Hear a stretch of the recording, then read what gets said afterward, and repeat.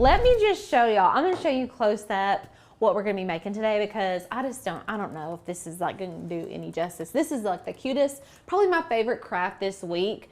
Can they see that, Sadie? Up? Good. Okay, so this is a Dollar Tree picture frame that we have turned into an ornament. We have also taken a photo off of our phone and turned it into a watercolor painting. So it looks like one of those, you guys know all over Etsy, like the little portrait paintings that are so popular, like for the last 3 or 4 years. I actually was doing them in Procreate and selling them for a hot minute. But I'm gonna show y'all how to do it without having any artistic talent. Okay, so this is this is a picture of my mom, my daughter Ruby, and my niece Emery, and it says Mimi's Girls 2024. She's gonna die when she sees this. I know, and like how cute. You can customize these to have whatever writing you want on it. You can change the fonts, but I'm gonna show you how to get this watercolor effect, how to remove the background, everything that you need to do to create this little ornament, okay? And y'all can get fancy with it. We've got our little frame. This color honestly is beautiful. Yeah. Like if you're into the rose golds and coppers on your Christmas tree, I don't know what theme y'all are doing, but you could totally match these to the theme of your tree and do like a whole little family tree. Yes. That would be a cute idea actually. Yes. So these are just $1.25 at the Dollar Tree. Honestly, just like one of those things where I'm like, could I find like a 10-pack for cheaper on Amazon? Maybe. So if y'all find any, let us know, but you can always just go get this at the Dollar Tree. That's what I like, the convenience part of it. And then we've got this really pretty folk art matte linen. Y'all, we use this color for literally everything. The color is linen, okay? It's the matte. That's our favorite color. You can, if you ask Lauren right now, our favorite color acrylic paint in the studio, we're both gonna give you this answer. So you need that, you need a paintbrush, you need some ribbon and a hot glue. I'm just using this like canvas ribbon right here. I think is really cute and matches our vibe. And I've got a hot glue. You will need a printer as well. Okay, so let's just start. And you're gonna need your picture. So I've got my phone. I've got my phone over here. Love it. And I've got Canva pulled up. Let me just, we can go to share screen. I'm just gonna go to our home screen. Let me get off some of these images. And so we are gonna be using a Maker's Gonna Learn font as well today. So if you became a member yesterday, now you can use all the files that we're using this week, which is really, really nice. The frame size, people are asking, this is a 2.5 by 3.5 inch frame. And honestly, it's like the perfect ornament size. Like, I don't know that I would go any bigger. You could go smaller, but it's gonna be like really tiny.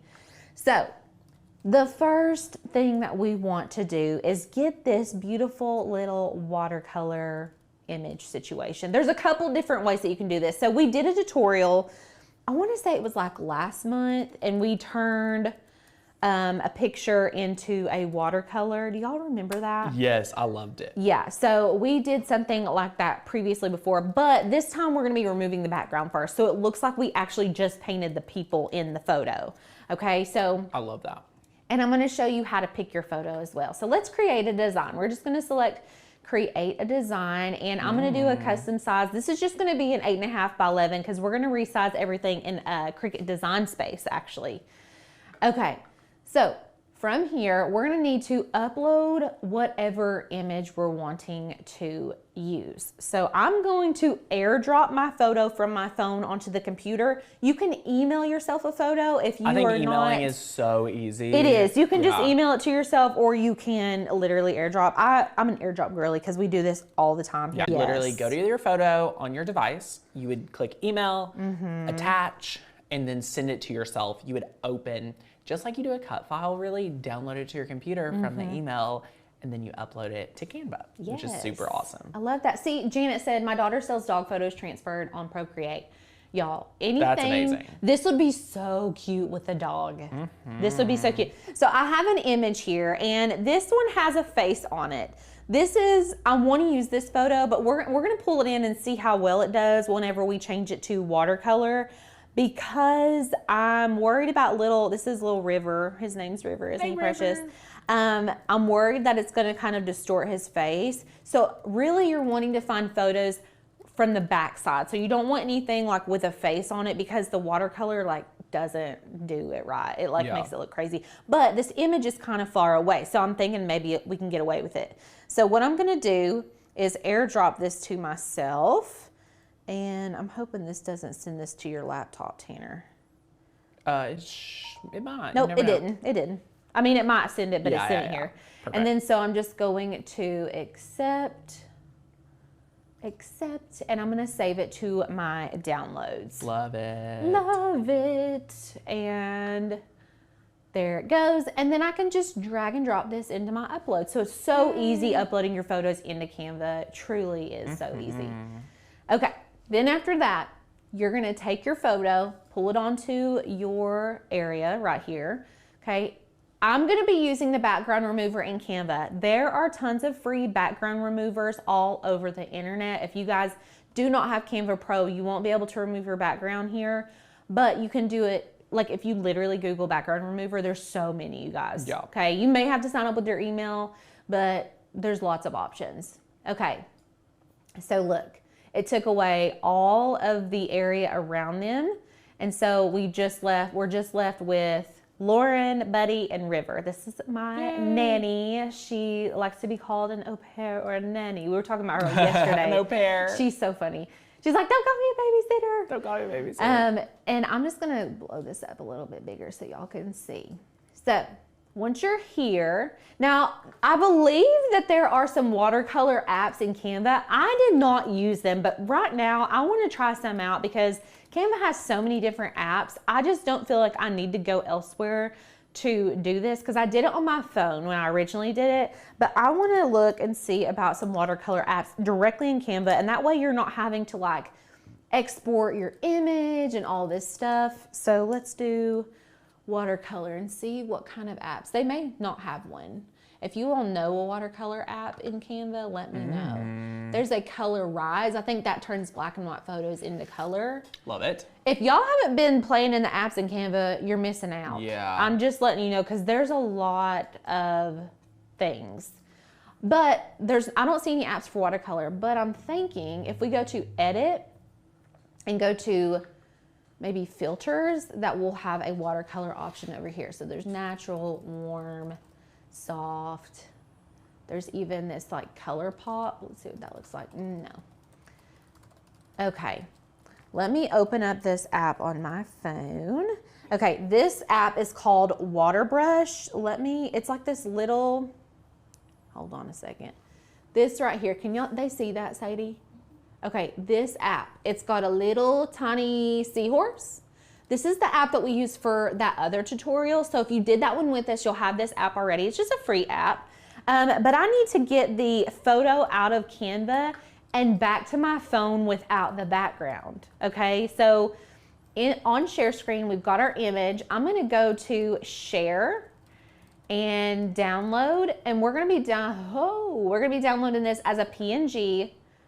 Y'all, we have the Auntie Tay in the house. Hello, my friend. Hi, so great to Auntie see Tay. you. She says you can use AI and tell it to turn it into a watercolor image thought right about on it. Canva. I know. Okay, I thought about it. Can we do this? Okay. Hold the phone. We'll use the Magic Morph app.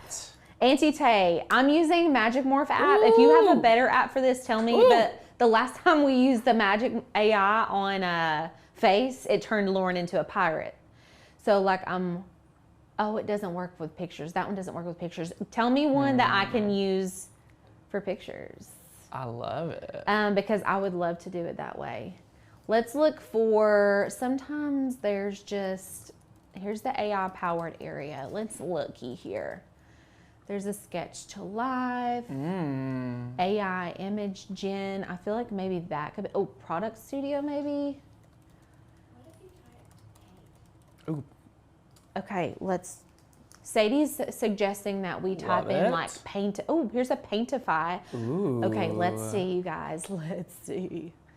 Upload an image or select one in your design to Paintify it. Let's try it. Here we go. Here we go. I get nervous with AI and faces. Honestly, it kind of excites me because I'm like, will they turn into something crazy? We don't know. Oh, y'all, Lauren's pregnant with a little girl in that photo, and it just automatically put a little girl in that photo. Isn't that weird? What? That's so cute, though. That's amazing. Okay. I mean, we could go with that, but y'all, it's like literally giving us a totally different image. That's really cute. Yeah. Like, won't lie, that's really cute, but I want like their actual image. Does that make sense? No, I get it. Okay. Andy Day says, yes, you have to use the magic brush, but it may be an issue with the face. Yeah. It was like not going to be letting me. Also, after we're done in Canva, I'm going to announce yesterday's giveaway winner and share with you what today's gift up for grabs is. Yes! So just hold on tight because we're getting there. Woohoo! Okay, so I'm going to show you all the way I originally did it. So we've removed the background. From here, we're going to download our image and I'm going to send it back to my phone. Okay, so we're going to go share, download. We're just downloading this as a PNG and I'm just going to select download. It's going to download onto my computer and I'm just going to send it right on back. Okay, so I'm going to open it up and we are going to airdrop it. Okay. Love it. You can also email it back to yourself. Okay. We're just taking the easy way out today. Airdrop. Where am I? There I am. Accept. So I'm going to accept it on my phone. All right. So here's our image. This is what it looks like on our phone, the same way that it looks like on our computer. I'm going to go to our app and we're going to load from photos. And I'm just going to, can they see this really well, Sadie? Okay, I'm just going to select that photo, okay? And then once you get into here, this is where the magic happens, okay? It already gave us a water brush. This looks cute, okay? I thought it was going to look scary, but like the first one is already cute. The name of the app is Water Brush, okay? And it's got like a little seahorse icon.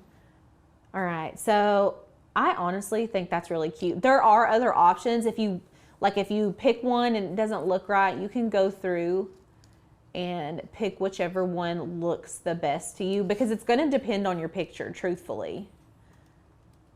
That one's actually really cute. That one's called Autumn. Let me go back. I think I liked Autumn the best. So that looks like that's the Autumn one. Do you guys love it? Okay, I'm going to hit finish. Love it. And then we're going to save it to our photos and I'm going to ship it right on back. I'm just going to put it back on my phone. I can even share it directly from the app. Let's see if it'll let me airdrop it. It sure will. Yay. Okay. We're sending it back. Now we're back to the computer. Okay. Accept. And I always save it to downloads. I don't open it in photos. I just save it to my downloads. Smart. Just because I know it'll be there, you know.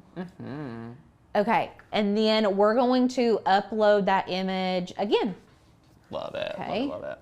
Let me get off of this app. We're going to go to our uploads. I thought it was going to open my photo. Let's go to our Finder. Recents. Here we go.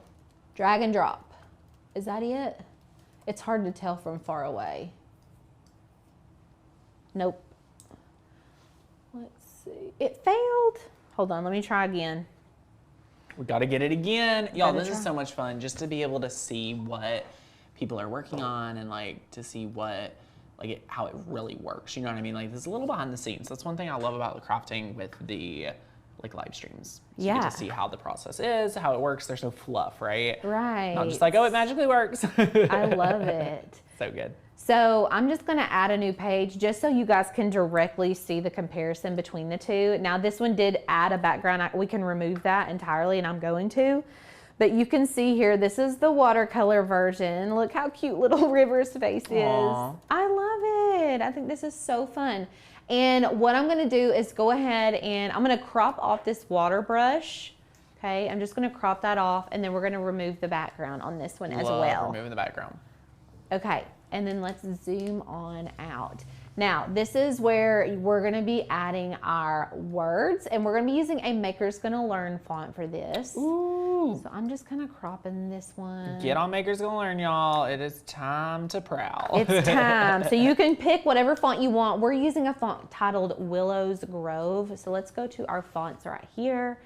And let me sign in first. That would be helpful. There are lots of different watercolor apps. If you all do not have an iPhone, I want to say the app's available for non-iPhone users, but if you don't see it, just search for watercolor photo editor or something along those lines, and I'm sure you'll find something. Love it.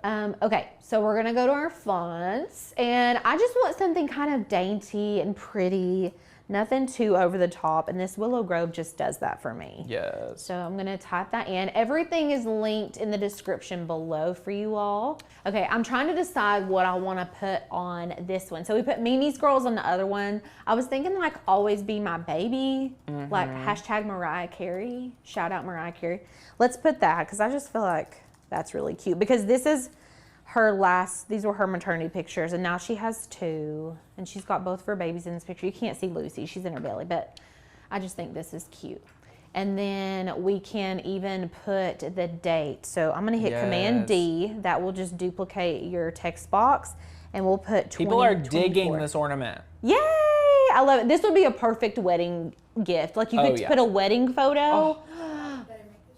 Oh, Sadie, I'll make it for you, girl. I'll make it. Okay, so I need to get this font into Canva. So you're gonna need to create a text box. Whenever you select that text box, you go to your fonts up here. You can see the upload a font option right beneath. So we're going to go to our downloads. Maybe, let's close this out. Hold on a second. Okay, it's in a zip folder, so I'm gonna open that up. I thought I did this already, but we're just gonna retry it, okay? Love it. Let's go back to Chrome, upload a font, recents, downloads. Let me just type it in. Sometimes it has issues finding it. I'm gonna type in Willow Grove. There she is. See, I knew she was in there. Yes, upload. Anyway, I want to show you all a little trick of the trade if you're in Canva. So we just selected the Willow Grove font in our fonts. I want my 2024 to be in the same exact font. So what I like to do a lot of times is I will hit Control click or right click depending on what kind of mouse you're using, and you can hit copy style. Okay, and then I can select the text box. It gives me this little roller icon, like paint roller icon. I'm gonna select 2024, and look, it makes it the exact same size and font of the other text box. Smart. So I am gonna shrink it down a little bit, but it did go ahead and adjust my font. So that is just super cute. Okay, I'm digging this, y'all. I love it. Now, this is exactly how I want my design. Let's zoom out, make sure it looks how we want it. And we are going to be pulling this into Design Space because we're gonna make a little print then cut, okay? Yay. You could technically, like, if you wanted to do a bunch of these, you could like create a bunch and cut out a bunch at one time, because this is gonna be so small. We could probably fit like 4 or 5 on one sheet of print then cut, or even just save it from Canva and cut out a bunch, because it's just literally a square. If you have a paper trimmer, you could do it yourself. Okay guys, so we've got our image exactly how we want it. Now we need to get it into Cricut Design Space. So what I do is go to Share up here. This is where you're gonna download your image.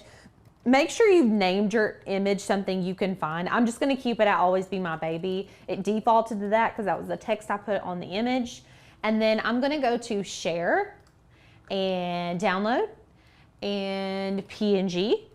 And we just need the one page. We just need page 2 because that's where we put all the artwork. The first page was just the image with the background removed. And then I'm gonna hit Done and Download, okay? Now, that's gonna download. Let's get Cricut Design Space opened. I think it was not opened previously. We were having issues with it yesterday, so I'm crossing my fingers that it's like ready and refreshed to go. Oh, it's wanting us to upgrade our operating system. Well, we're not doing that right now, okay? So funny. Okay, so I'm just going to go home, close that. Close that. Let's open up a new project, okay? So now we need to upload our image. So I'm just going to Uploads, select Upload Image, and then we're going to drag and drop what we just downloaded. So here's my Always Be My Baby file. Okay, Lori asked, to get your photos from Waterbrush, do you have to subscribe to Waterbrush? No. No. Perfect. Nope, I've never had to. Love it. And then select Continue. and we're gonna select apply and continue. Now when you get to this page, we're gonna be selecting the flat graphic and continue and then upload. Okay, now this is where it's gonna matter what size frame you got. So we got a 2.5 by 3.5. So you can go in here, make sure your image is locked so you don't distort the image on here. And we can go ahead and change the height to 2.5, and let's see what it does up here in the corner. So it makes it 3.23, which is pretty dang close. But what I'm gonna do instead to get a more precise size is create a shape and the exact dimensions that I need. So I'm gonna make a square, I'm gonna unlock it, and we're gonna make this 2.5 in width by 3.5 in height. And I'm gonna change this to a guide. So up here on this operations area, there's a drop down menu. Change it to guide. That's gonna give you a hollowed out square. And I can bring it over top of my image so I can see where I'm cropping it, okay? Because I'm about to crop this picture. So I'm gonna move it around till I get it where I want it. If you want, you can select both, like click and drag to select both. And we're gonna go to align and center. And now it's perfectly lined up. Let me zoom in.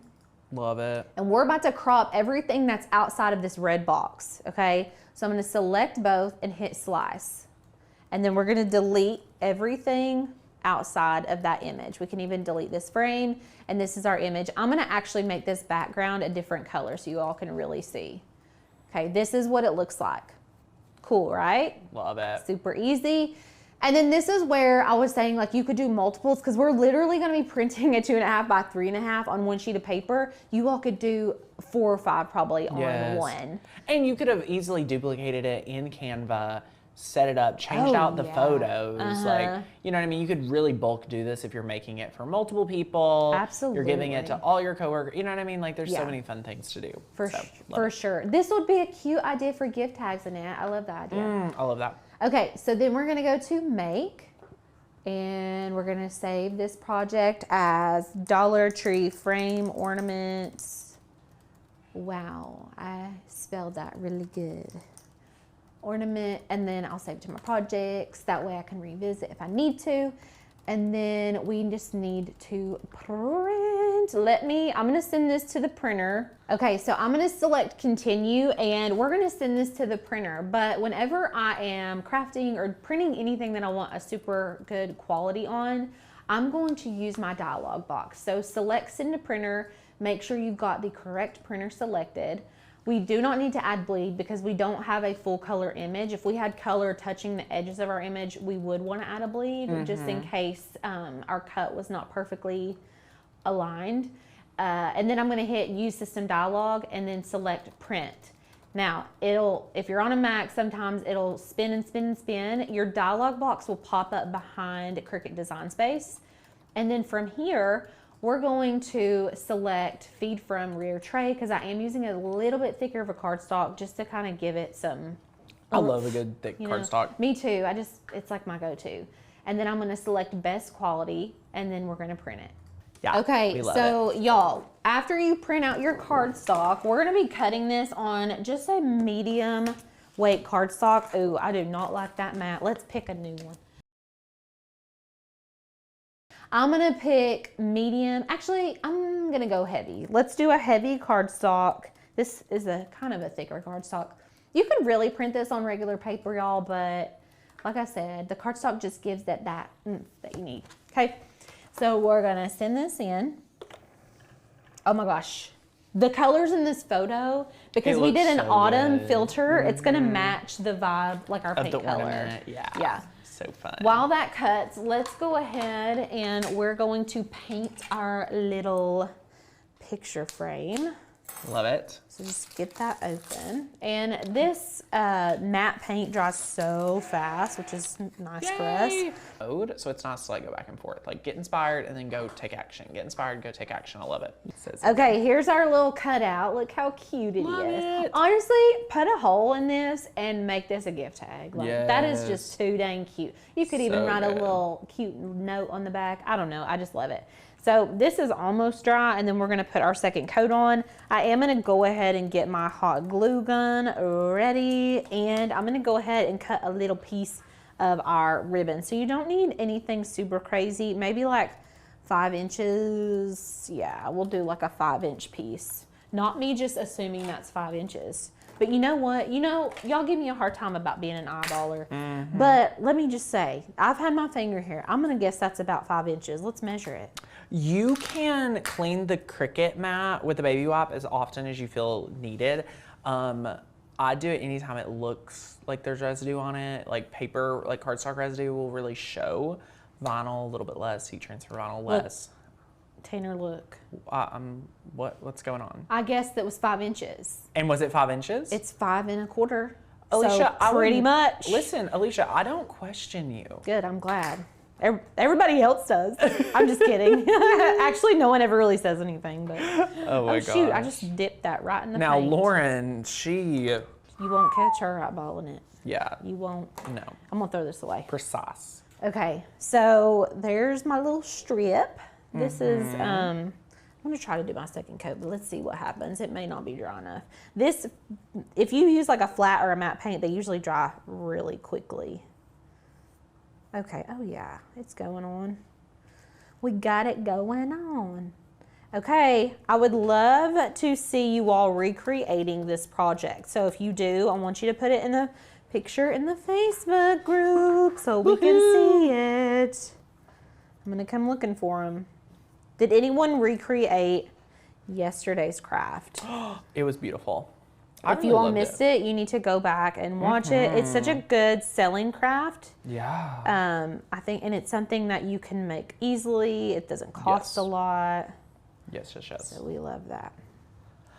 Grand Crafting Station, if you're stuck and have any questions, you are more than welcome to reach out to hi@makersgonnalearn.com, and we'll help you. Or you could put it in the chat and we'll see if we can help take some time to help you. So yay. Those scissors are the Tim Ferriss. Tim Holtz, yes. These are amazing craft scissors. Another great icon of the craft industry is Tim Holtz. He does a lot of mixed media, but like these scissors are really fun. These have been around since when I started, and they're still sharp. They're still good. Very, very sharp. Love it. Yay. Okay. Oh, people's ordering the basswood sheets. My basswood's ordered. Woo-hoo. Oh my gosh, y'all are just gonna love the crafts more and more as we go in this week. But this was my personal favorite of all the ones that we created for this week. This is my personal favorite. I love this project. I mean, me too. Because I think it's people who keep it forever. It's it looks like you bought it. It does. You know what I mean? Like, it does. So good. I'm gonna grab the heat gun to get that heat gun. Okay. Love it. One thing that's good about using a flat paint is it's dry when it's not shiny anymore. Yes. So good. Yes. Okay. So good. I've got our thing is pretty much dried. I'm going to pop my glass back in. I did tear off the stand on this. You don't have to do that, but just to get it out of the way. And then I'm gonna fold my little pieces down. So good. Let me not put the photo in here. Let me just not do that real quick. I don't know what I'm doing. That's not cute. Okay, let's put our photo in. We're just gonna pop it right in. Uh-oh, she's a little wide. Let me trim it down really quick. Just a little bit, like a hair too wide. But it is Dollar Tree, so what do you do,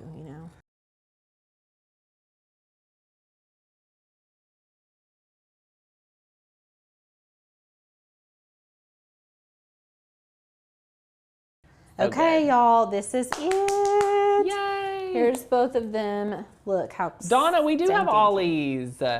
Oh yeah, we love ollies. Love it. Oh my gosh, ollies. bring one of these over to me. So good. I oh love my it. gosh. It's fresh. It's like you literally bought it. I know, it's so cute. And you can do all different colors. You can match it to your color theme. Mimi's girls. Mimi's girls. God. So fun. Let's talk about this amazing project that we're making today. It's adorbs. I am so obsessed with this. Like, I wish Asher was younger.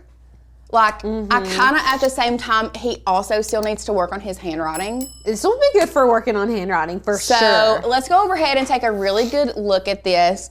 Look how flippin' cute this is. I love it. So what we're gonna do today is we are going to sublimate this onto these dry erase whiteboards. Now, these whiteboards we did get from Heat Press Nation.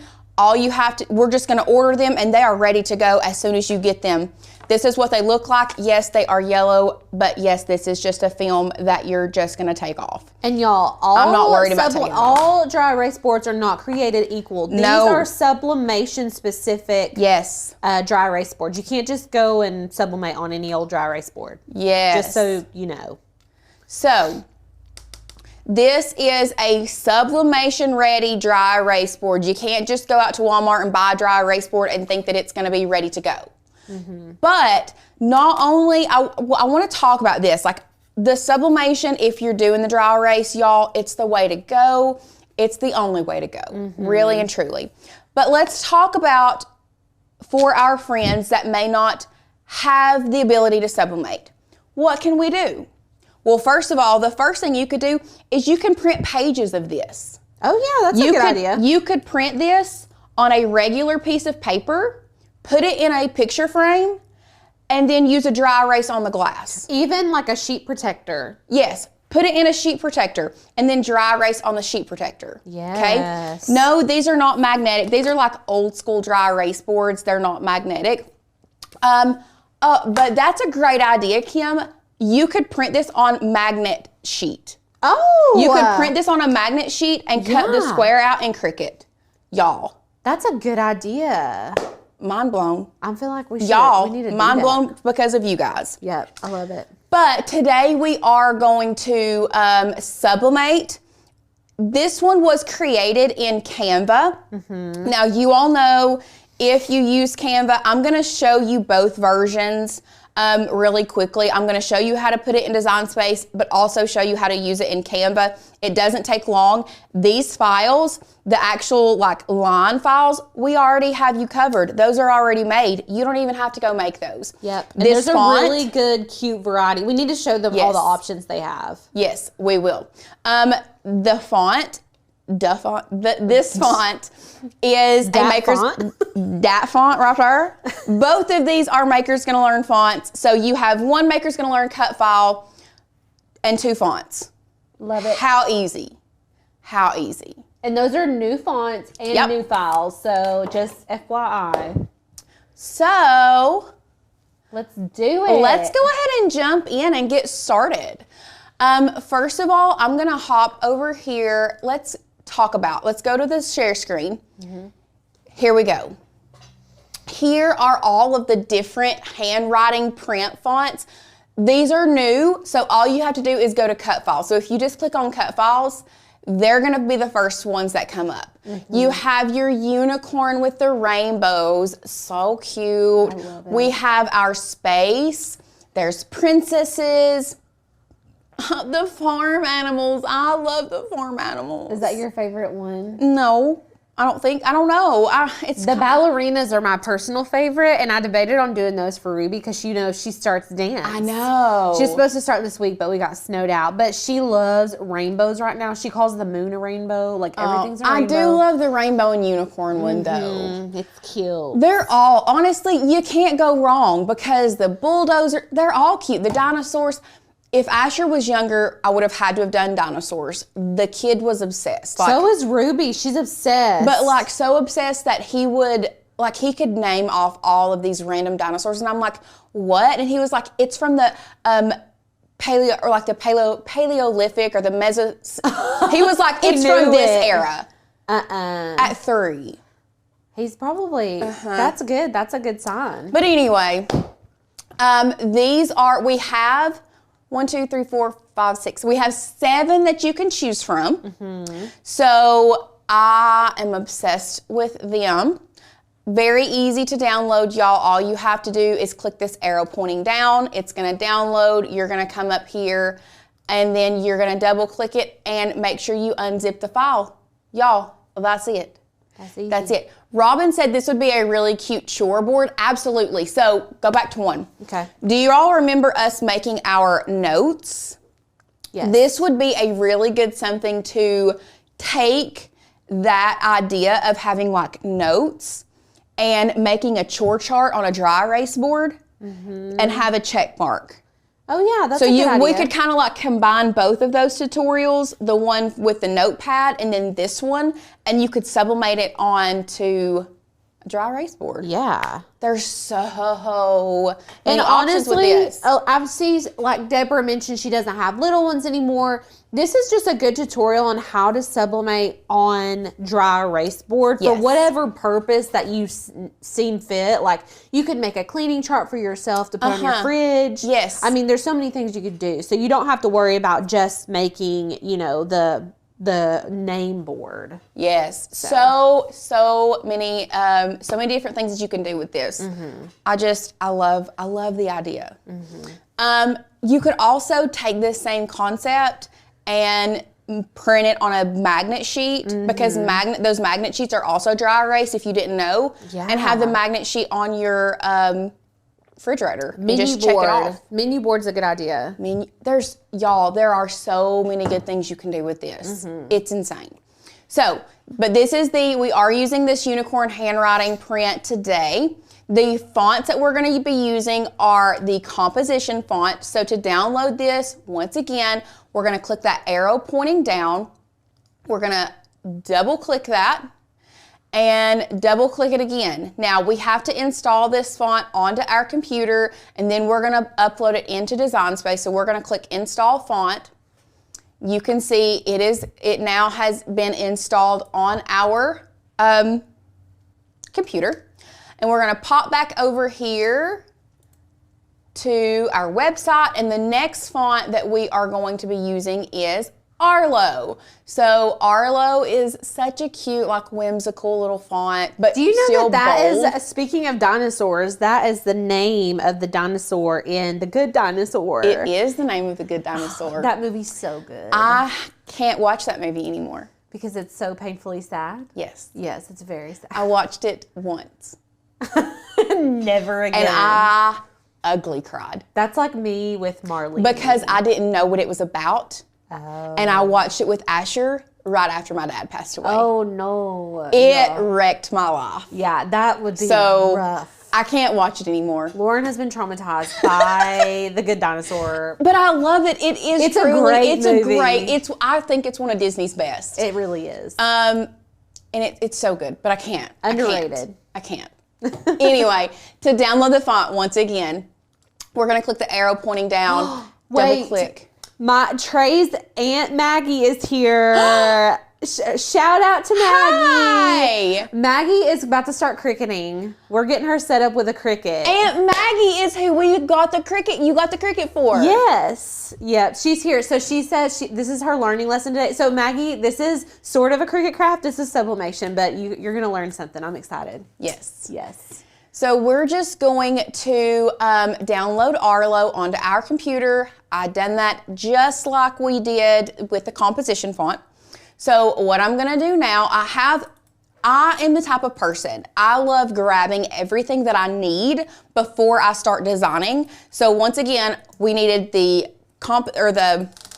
little handwriting cut file, composition and Arlo. We have downloaded those on our computer, and now we're ready to get them into Cricut Design Space. Yes. So we're gonna hop over to Design Space, and to get these fonts installed on Design Space, because Design Space is a cloud-based program. So what that means is we have downloaded the fonts onto our computer, but Cricut hasn't recognized that we have done that. So if we go up here to fonts and go to system, and let's say we think, oh, well, I just downloaded the composition font, it should be there. We go into type composition, it's not there. That's because we need to reload Design Space so that it can recognize all of the new fonts that we have installed on our computer. To do that, what we like to do is come up here to View and click Reload. Now, we don't want to save this. I just brought in a text, so we're just going to click Replace. If you are working on a project, you do need to save before you do this, because if you don't, it is going to completely delete it out, okay? So now when we go to text and go up here to our system fonts, we can search, I'll search Arlo this time. Here it is. Now let's try to search composition, because that was one we did last time. Composition is there. This is how that works, okay?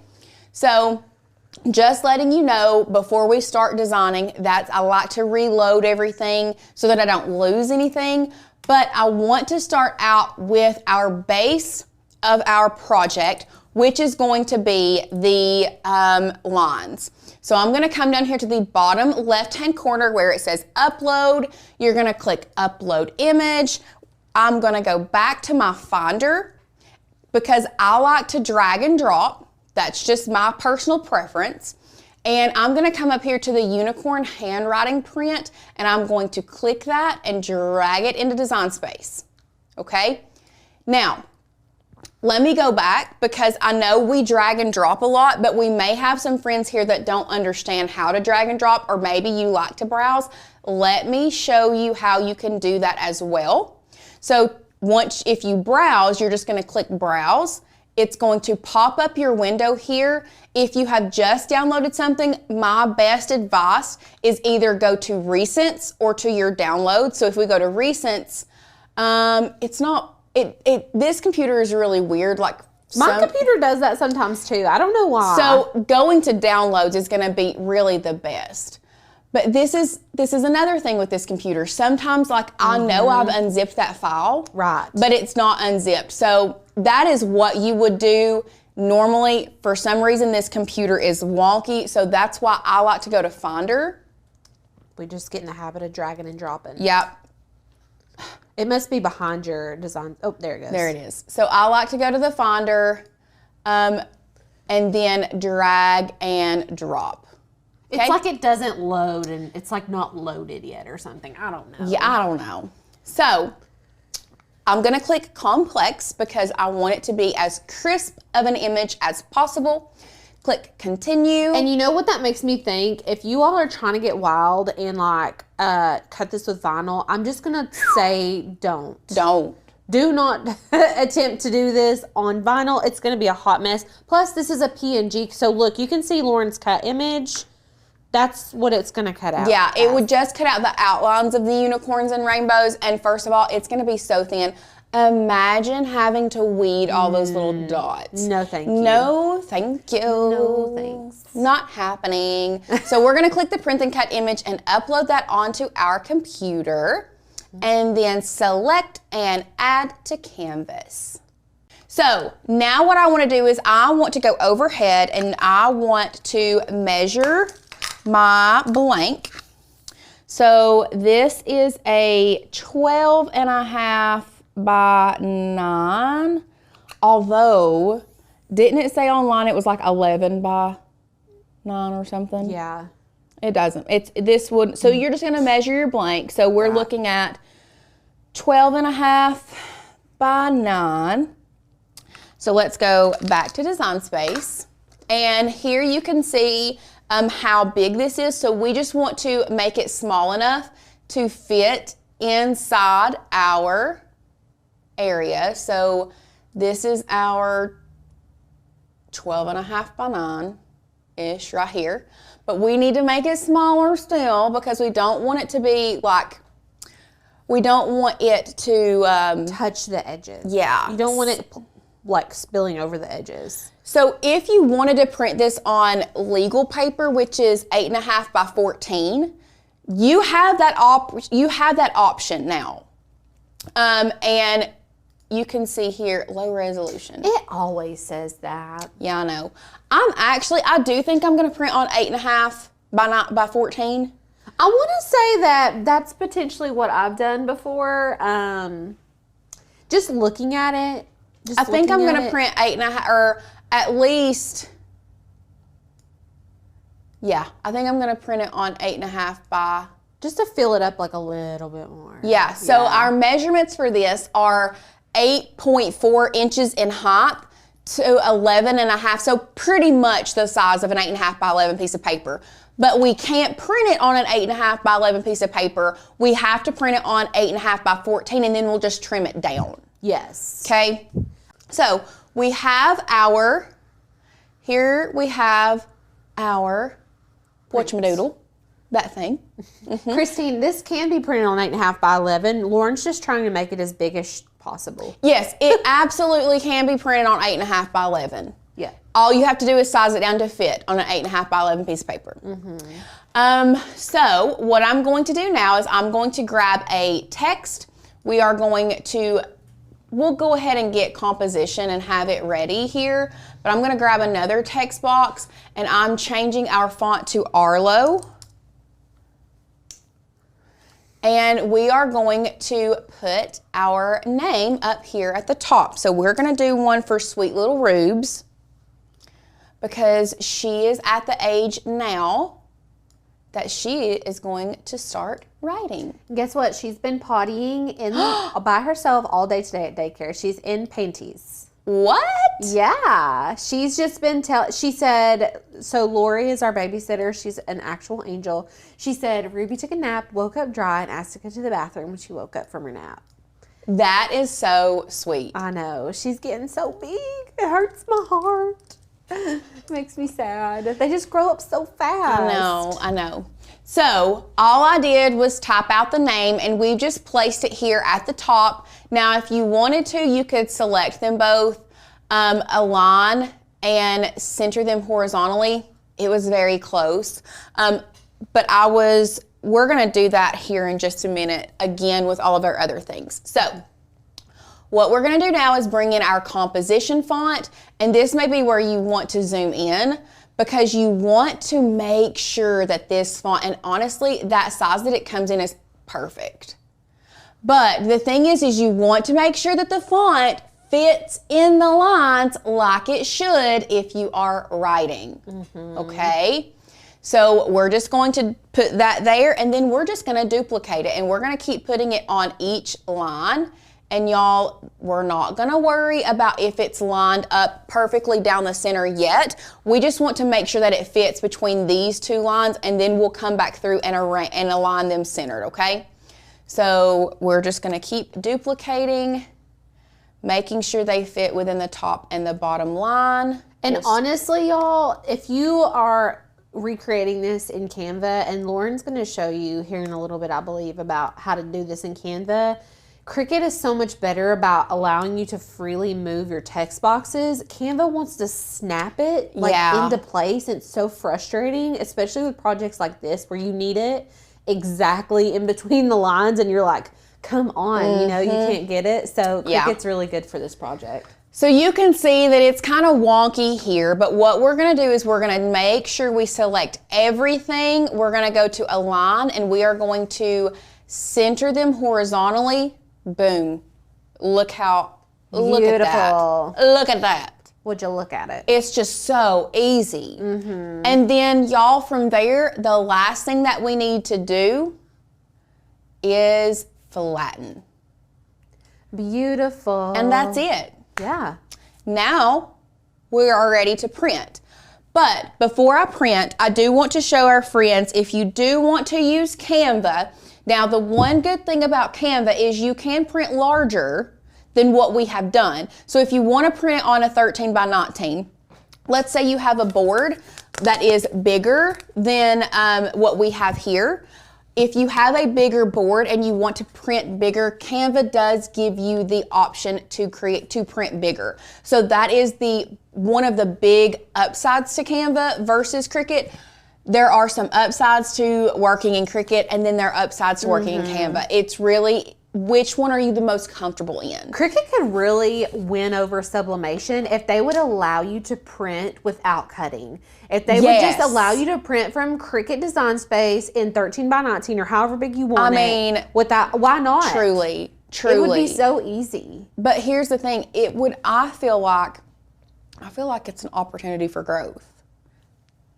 We're just saying. We're just Design saying. Space, Cricut We're Design just Space. saying. If we could design in Design Space and then print without cutting.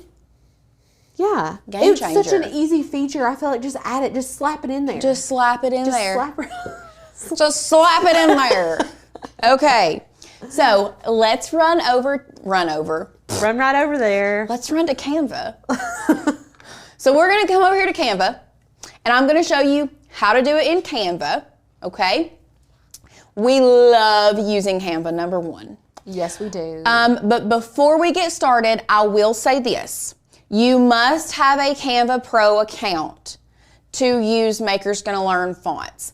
The cut files, fine. You can use those in the free account. But to use MGL fonts, you do have to have a Canva Pro account.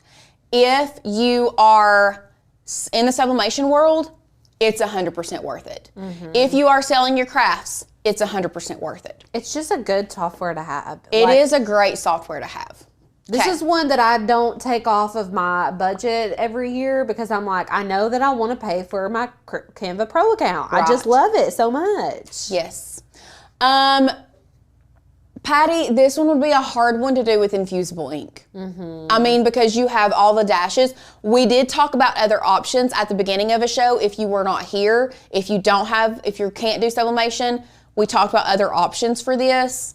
You can go back and rewatch that, but I would not with infusible ink on this. No. Okay, so what we're gonna do is we're gonna come up here to the top right-hand corner, click Create a Design, and we're gonna go to Custom Size. Now, this is my biggest tip when it comes to using Canva. First of all, change your metrics to inches, number one. I always suggest that you type your width with your custom size. You need to make it the same size as the piece of paper you are printing on. That way you always get the correct size, okay? So if we wanted to print on 8.5 by 14, because I want it landscape and I do not want it up and down, I'm actually gonna flip my dimensions. So my width is going to be 14 and my height is going to be 8.5. Now, if you wanted it portrait, it would be width 8.5, height 14.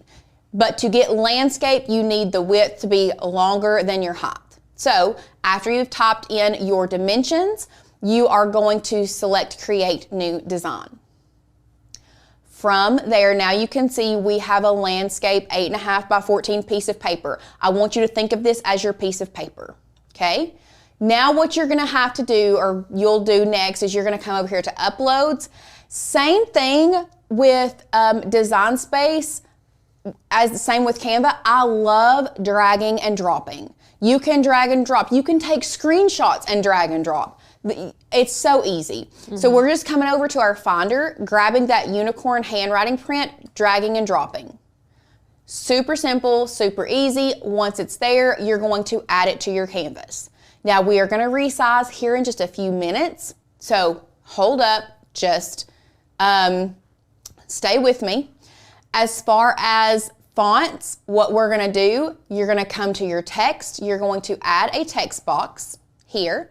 Now, if you want to upload fonts to Canva, how you're going to do that, it used to be really weird. It was like a workaway. Under the branding kit, it was very weird. Yeah, it was really weird. Now all you have to do is add your text to your page and then come up here to your actual font selection and then come down here to the bottom where it says upload a font. And then you can search. So we'll do Arlo first and select that, open it. It's going to say, please confirm the following. Yes, you have the authority. You, as a Maker's Gonna Learn member, if you are a current Maker's Gonna Learn member, you do acknowledge you own that OTF because you have commercial use license. Beautiful. And then we're going to upload it, okay? Deborah says, so am I understanding this right? You have to have Canva to sublimate. No, Deborah, you do not have to have Canva to sublimate. You can actually sublimate. You can print a picture off of your Finder. You can print anything off of your Finder and sublimate. You do not have to have Canva. Canva is great for sublimating, designing your stuff. Does that? And it's just, I really like it. But you do not have to have it to sublimate. So, same thing. We are typing in our name, Rubes. I don't know why this text box is so long. It does that sometimes. Bring it up here, make it big, pop it down here. Now, one thing that I'm not as much of a fan of as Canva is you cannot line them up. Wait, yeah, you can. You can't center, you can center that? Yeah, go to position at the top. Oh, select them both again, yeah. Position. Oh, duh. Heck. Heck, you can. Oh, we don't want the middle. Just the center, and then top. You can hit top or... Okay. There you go. So here, and then... It's centered. It's I centered. think you slid it right straight up the middle there. Okay, so I centered it. So same thing with the composition. We're just going to grab a text, add a text box. We have already, I said Arlo. We have already uploaded the composition text. Lord, this comes in so tiny. I know, it's weird that it's coming in that little. Ruby. And I am going to zoom in to make sure that we get the sizing right. Because you can see here it's a little small, actually. Mm-hmm. So we need to bump that up a little bit more. Beautiful. And then what we're going to do is we are going to do that there, duplicate, and we're just going to keep adding it here, making sure it is in between the two lines, just like we did. And the one thing about Canva that I like, if it sees you're in a pattern, watch. So we were duplicating these. Well, it was a while ago. If you like mess with it at all, it won't do it. You gotta like do it and then do it right away. Do it again. Don't click any. Oh. Well, but it's like it keeps going to the side. But anyway. Yeah. It's duplicating. But now what we're gonna do, we're gonna come back, select all of this, position, and center. Beautiful. Beautiful. Also, welcome, Dawn. So shocked, I caught it live. Hello, welcome. Hi. Glad to have you. So glad you're here. Now, the one thing we do need to do is we need to change the color of Ruby. So what we're gonna do is what I love about Canva, and there is a trick that I'm not gonna show you. You're gonna have to come back for, Alicia, I don't know what I almost called you. You're gonna have to come back and watch Alicia's Bet You Didn't Know You Could Do That in Canva video. I'm not gonna show you because I just learned it as I was producing for her. I did not know. I'm not gonna show you how to do that. But it's a really cool, there is a very, very cool trick where you could make all of this the same color. But we're not gonna do that. The photo colors where you're at right now is still a really good little tip. Yes, using the photo colors. If you want to make sure that you are using a coordinating color to the cut file that you're using, if you select your text, you can come down here to photo colors and look at all of this. You can choose which one you like. Do you like the muted? Do you like the bright? I don't want to do the black. I really like this darker one. Yeah, I like the dusty rose. Dusty rose. Dusty rose. And then from there, we're going to select everything. Also, did you guys know you could group everything together in Canva? I love that. I don't think they've had that feature for a long I time. love that. So, and then you can actually come back in here and like move it, ungroup it, and move things separately. But anyway, what we are going to do is we are going to make sure that we're just like that's a real small. We're just gonna fill up this bad boy on this 8.5 by 14 piece of paper. Okay? Beautiful, lovely. Mm-hmm. So, here is the thing with Canva. Look at oh. Uh-huh. Uh-huh. I was wondering what it was gonna do. I was like, is it gonna let you? I was keeping my mouth shut. So, if you all saw that, look, because I have grouped all of this together, and the text is grouped together, it looks like I can come up here and flip it horizontally, because if you know with sublimation, you have to flip things, you have to mirror your image, right? So I thought I was gonna be able to flip it all, but the text doesn't mirror because Canva will not mirror your text. So there's a couple different workarounds you can do when it comes to Canva. Number one, you can save this, open it back up as a new file, and then flip the whole thing, or you can just flip it From the dialog your box? dialog box on Yeah. your printer. So either way, it's super easy. No problem to do that. Canva does flip images, doesn't flip text. Okay. I think doing it when you print is really the easiest way to do it. Just my personal opinion. Yeah. So what we're gonna do now is we're just gonna go to share. We are going to download this. Now, if you are a Canva Pro user and you're doing sublimation, my best advice is I would download this as a PDF print, because it is best for printing. The biggest thing is you can do it for PDF print from the free version, and you can do RGB fine. If you have the Pro version, do it in CMYK. 100% do it in CMYK. It's a huge difference. If not, RGB will do, but if you have Pro, I'm telling you CMYK is so much better when it comes to printing. Okay? Yeah.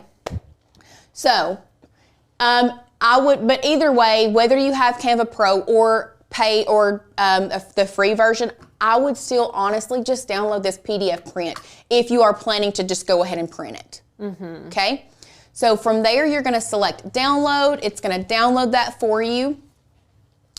And then you're going to double click that. I don't know. That was weird. Normally, I guess, because it was a PDF print. Okay.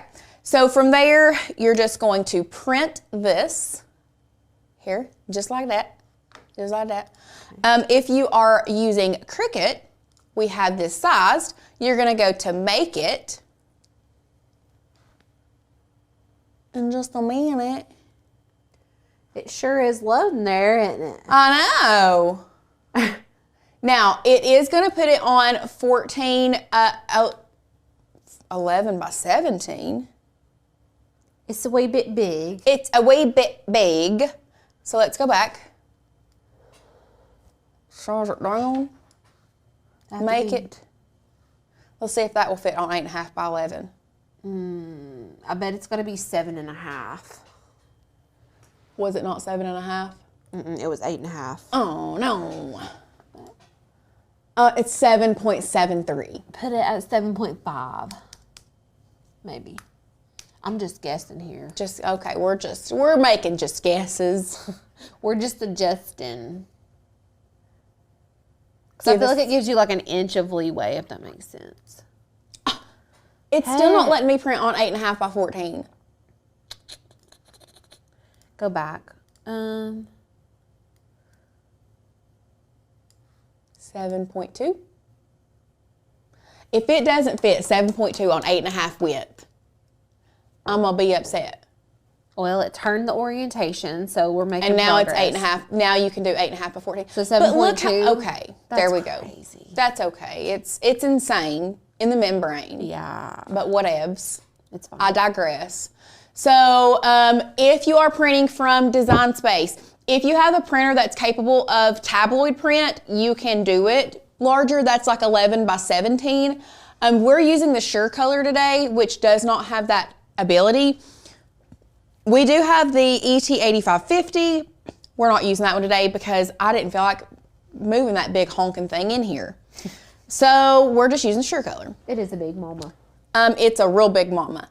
Do we want to print from Design Space or do we want to print from Canva? Print it from Canva, so it's bigger. Okay, Canva it is. We're back to Canva. We're going to print from Canva. We are using our Sure Color F100 series. I do not like how this option, Yeah, it's not cute. The dialog box. Wait, oh, never mind. we're just going to go back. I don't know why. it's doing this. We're just gonna download it as a PNG. I told y'all to do it for PDF print, but it's not allowing me to do what I want to do. You want to have your right print settings. Yes. So from here, I'm going to print. We're changing it to the SureColor F100. It's actually the SureColor F170. The cool thing about this printer is it does automatically mirror. Not a problem. Now, if you were using a converted, let me go back to, we'll do the ET2700. If you are doing a converted printer, if you're doing a converted EcoTank, I cannot speak right now. I'm so hungry and so thirsty, I can't hardly speak. So, a converted EcoTank, how you are going to mirror it is if you go to Layout and flip horizontally. That's going to mirror your image for you. Yes. I had to look at it from the side. But yeah, flip horizontally. That's all you're going to do. I'm going to go back to the SureColor because that's what we have in here. Make sure this bad boy is turned on. I am going to grab a piece of 8.5 by 14. You may have to run out. I stole it. Here, let me go get it real quick. Okay. I think we've only got one box of it. Alicia is going to grab me a piece of 8.5 by 14 paper. I'm going to put that in here. With the SureColor, a couple things with the print settings. So Epson color controls, if you have a SureColor and you sublimate a lot, you already know this. This printer is made for sublimation. So the cool thing about it is you don't have to go into like a lot of detail about changing your color profiles and everything else, which can be a pain in the butt. Ask Alicia. She's not a fan. I've been having printer pains. Like, it's like my printers will work so good for weeks and weeks and weeks, and then like I take a break from it and come back and like nothing will print correctly for me, and it's so frustrating. Yes. But I'm gonna get it. I'm working it out. So, the Epson color controls is going to give you a really deep color versus the color sync is going to be more of what you see on your screen. Okay, I will print both, show you both.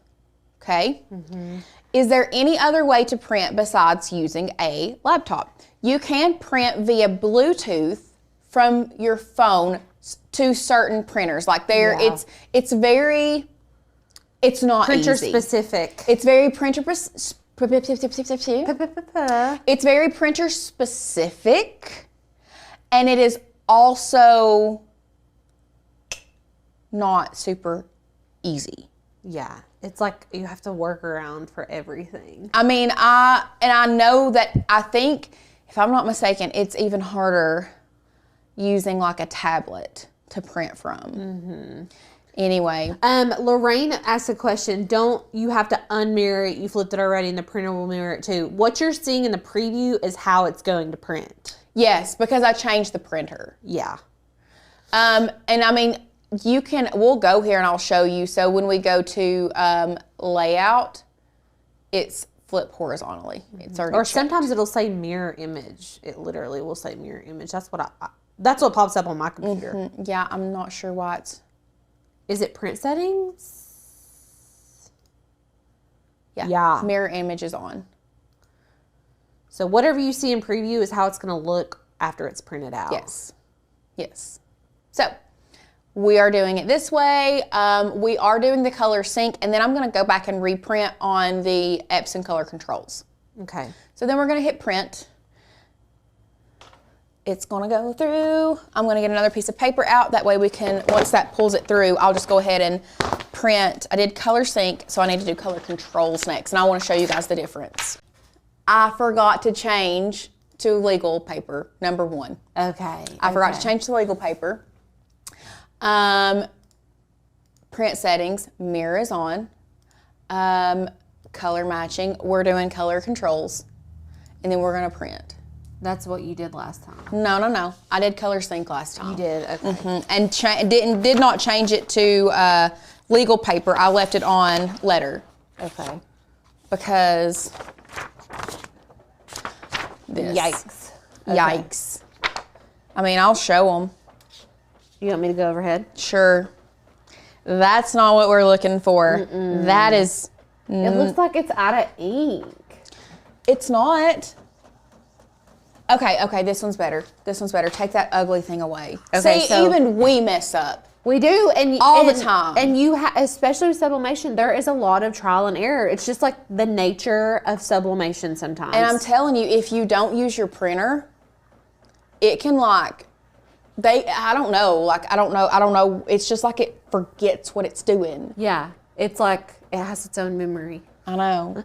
a mind of its own. Go overhead. Okay, this one's better. Oh yeah, she's cute. She's cute. She's gorgeous. She's gorgeous. Now, you don't have to trim these edges off if you don't want to, but guess what? I am. You can line it up better. Because I can line it up better. Is it necessary? No.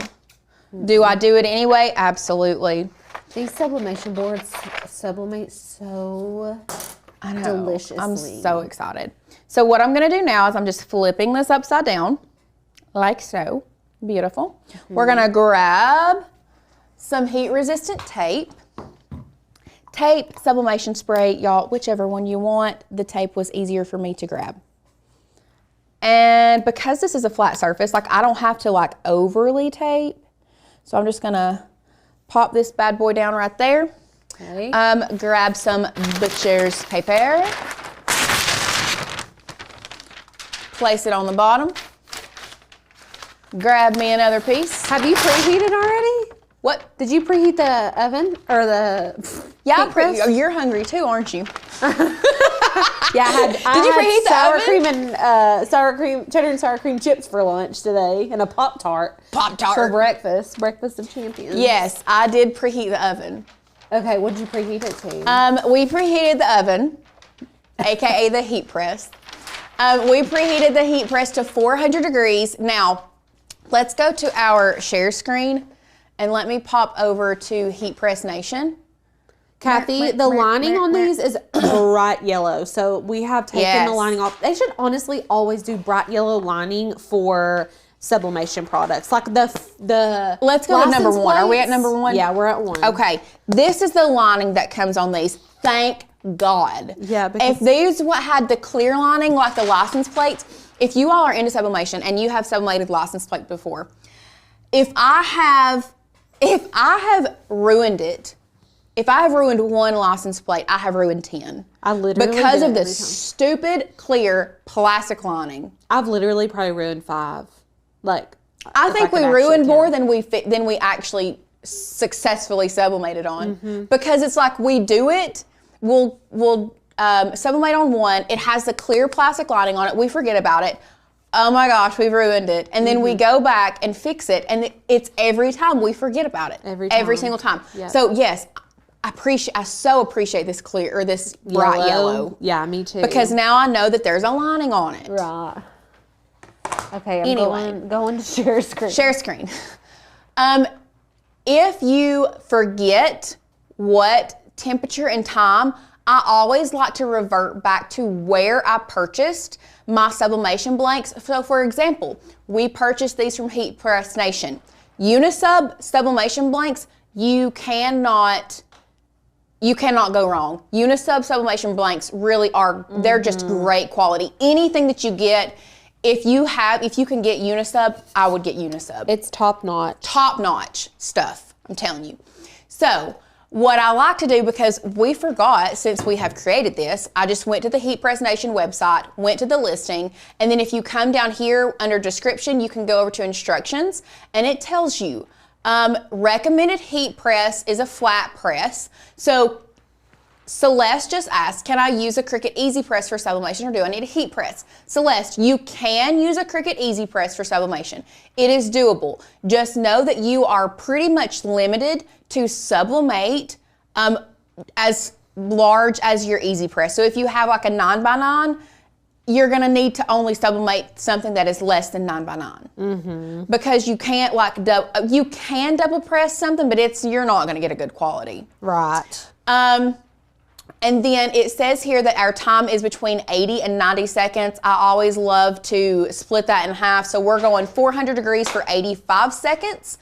Donnell asked, do you need to lint roll the dry erase boards? Should I have? Probably. Am I going to? Nope. But the cool thing about it is if you have this on it, I would suggest just like, boop, popping that off right before I add my print to the top of it. Yeah, we just peeled it off before the live stream. So do as I say, not as I do. Do as I say, not. Annette says I use alcohol and I seem to get a more vivid color. Oh. Now, Like clean it with alcohol? Now, if I saw that there was stuff on this board, actually, you know what? I've been telling you all, I am going to do this because I was just looking at this. You're right. There is a few like little lint marks. So I'll do that. Do it. I'll do it for you guys because I want the best quality and I want you guys to have the best quality too. So I'm going to go back on my word and I'm going to do what I should have done in the first place. Mm-hmm. We're going to lint. Oh, Jesus. Oh, okay. Okay. I think I'm also going to do what Annette said. I think I'm going to do some rubbing alcohol. do some rubbing alcohol. Is there any left in that? Yeah, we don't need much. Barely. So Annette says she used rubbing alcohol and gets a brighter color. So you know what? We're going to get these fingerprints off. Mm-hmm. Put this bad boy back on here. Taper back down. Because I did leave it under the heat press so long that the tape was not holding my print down. Because I like that sometimes. I talk too much. Okay. 400 degrees, 85 seconds. Oh, that's a tight press. Better. Trying to think of what was pressed. Even better. Sorry, guys. So the thing about this is when you're looking at pressure, my best advice is if it's so easy to press that you didn't have to use muscles, it's too loose. Yeah. If it's so hard to press that you almost have to like lean on it, it's too hard. You want a good medium. You want to have to use your muscles to close it, but you don't want to work them so hard that you're going to be sore the next day. Right. So. That's a good way to measure. What an accurate way to measure that. Are you using muscles or are you not using muscles is the question. Okay. Cheryl asks, so Canva Pro, do teachers get it for free? If you are, so first of all, a lot of school systems will get it for their school. Mm-hmm. So check with your school system if you are a teacher. If you do not work in a school system, but you are still a teacher. So for example, I don't work in a school system, but I'm still a certified teacher. I went to school. That's what my degree is in. I'm not lying, guys. I promise. I am a certified teacher. Certifiable. Certifiable. I am not a certified teacher. I am a certified nurse. So that would not help us at all in a Also, crafting I'm scenario. kind of might be a little certified crazy. Yeah, both certified and crazy. Both of us are certified crazy. But you will go through a process of getting Canva for free. I'm trying to find our heat gloves. You don't want to just raw dog it? I am. Oh, there you go. Grab the paper. I'm just going to grab the paper. Now, I will say, this does give off a funky smell. Does it? I don't remember. This did. I don't remember. Sublimation stuff can give off a weird smell, though, sometimes. Oh, she's Okay. cute. She's gorgeous. Oh my gosh, I wasn't even overhead. I'm awful. Oh, It's that's okay. cute. It's okay. Peachy. Look how cute. It is love hot. Is it? It is hot. I would not, 0 out of 10 advise touching the board after it comes out. Just let it cool down. So, but anyway, there we go. Love it. Easy. Like, how easy peasy is that? I wish that I had a dry erase marker so we could like write on it and show them, but I don't know that we have one. We do in the conference room, but it's not worth it to go get it. Okay. Well, y'all know it's dry erase. Y'all know, I was about to get a Sharpie. I was about to say, oh, there's one. No. Surely to the Lord, you would think that there would be something in here with all this junk. Well, you know, Ruby can sing her name, but I don't know that she doesn't know how to write it. So this is great. She can sing it because since she was a baby, we made up a song that spells her name. So she knows, and we practice writing, but she's like not got it yet. So this will be perfect. I love this. Precious. So precious and so easy to make. I know. Like It's still very hot. You could, is it? Yeah. You could whip these up so fast. I mean, we spread this tutorial out over a year, but a year. We spread this one tutorial out over a full year.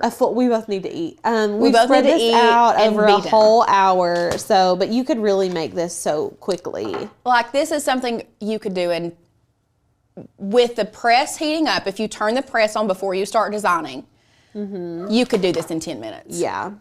And honestly, the Carson one is like showing up a lot better on screen because the Ruby one is like very boho muted peaches. Yeah. Carson is very like. Oh, and I just noticed you Super changed saturated. Carson's name, the color of Carson's name, to blue.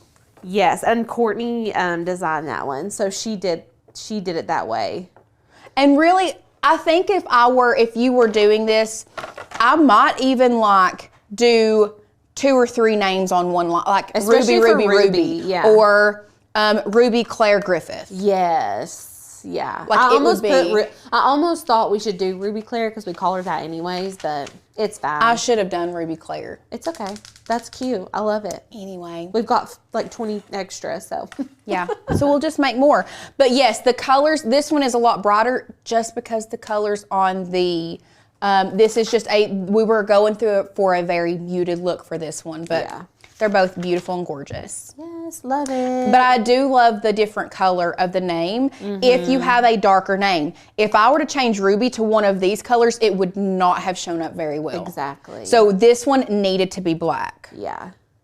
And you can decide if you want to do all uppercase or some upper and lower. It's totally, You could even do, discretion. this would be a great, I just had a good idea. We're making another one for Ruby at some time. Okay. This would be a perfect thing to do full name, mom and dad phone number, address. Oh, because they have to know those things. Today, this project is more very detailed in the technique. I'm really excited to teach this because when it comes to Design Space, when it comes to the software, there's not a lot to do, okay? I'm going to break it down like you're a complete beginner, okay? If you are a brand new beginner, I'm gonna break it down for you. If you are more advanced and you're like, Tanner, pick up the pace, what you'll want to stay around for is when we get to past cutting and the actual weeding. Yes. The weeding part is the challenge, is the technique, is the process that you'll want to go through and master with me today. Let's go ahead and talk about what we need to do supply-wise for our project. Let's go overhead. You're gonna need 1 sheet of heat transfer vinyl. This heat transfer vinyl is so fun. This is our favorite one. It's Caesar Easy Weed, so we love that. You'll just need like a 12 by 12 sheet or less. I've pre-cut this, but we'll cut some more together. Of course we will. Love it, so we'll do that. This is supposed to have our... Is it stuck on the wrong way? Yeah.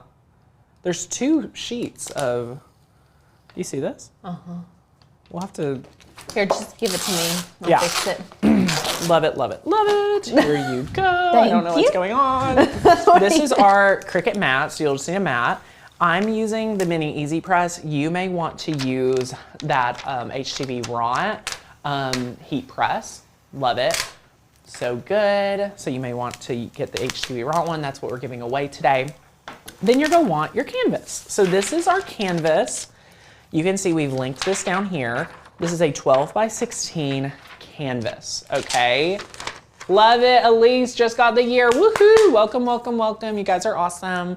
And we're using a pen tool today. I wanna say, if you're looking for an excuse to buy any tool and you're a beginner, this tool right here, it's from 143 Vinyl, and we are a partner with them, we love them. This is a pen tool. This is not a regular pen. This is a weeding tool, but it's a weeding pen. That's why it's called a pen. And I just want to show you guys the difference. So I have the Maker's Gonna Learn weeding tool. I almost would say a pen tool is necessary for delicate or for intricate to get the best weeding. success. Yeah. So I'm just going to show you a couple of these. You guys have been wanting us to figure out a way to zoom in and things like that.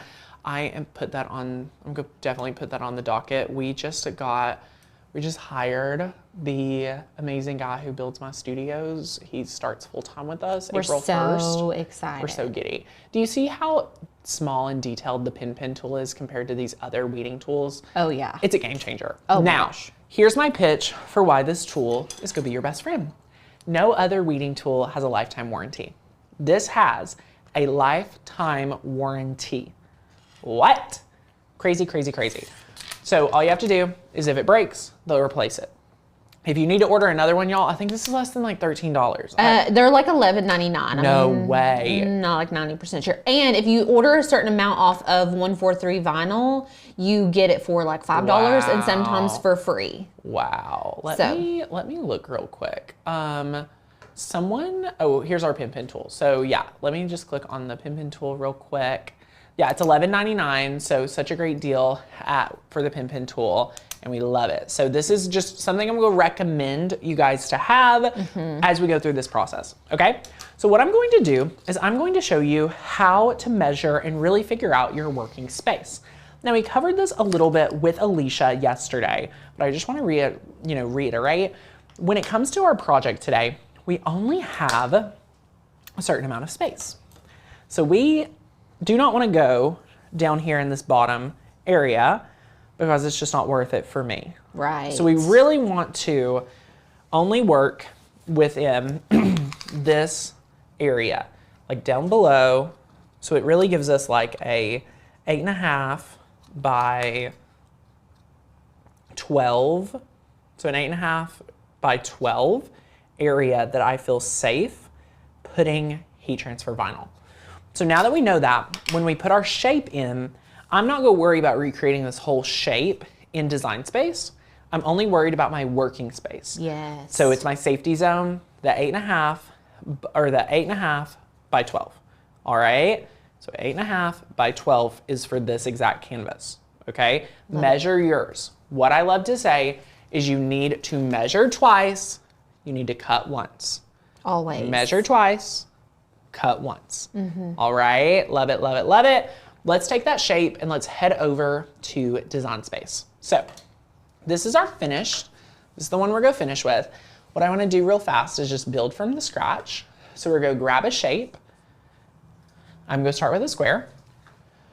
I'm going to unlock it and we're gonna type in those dimensions. So it's 8.5 by 12.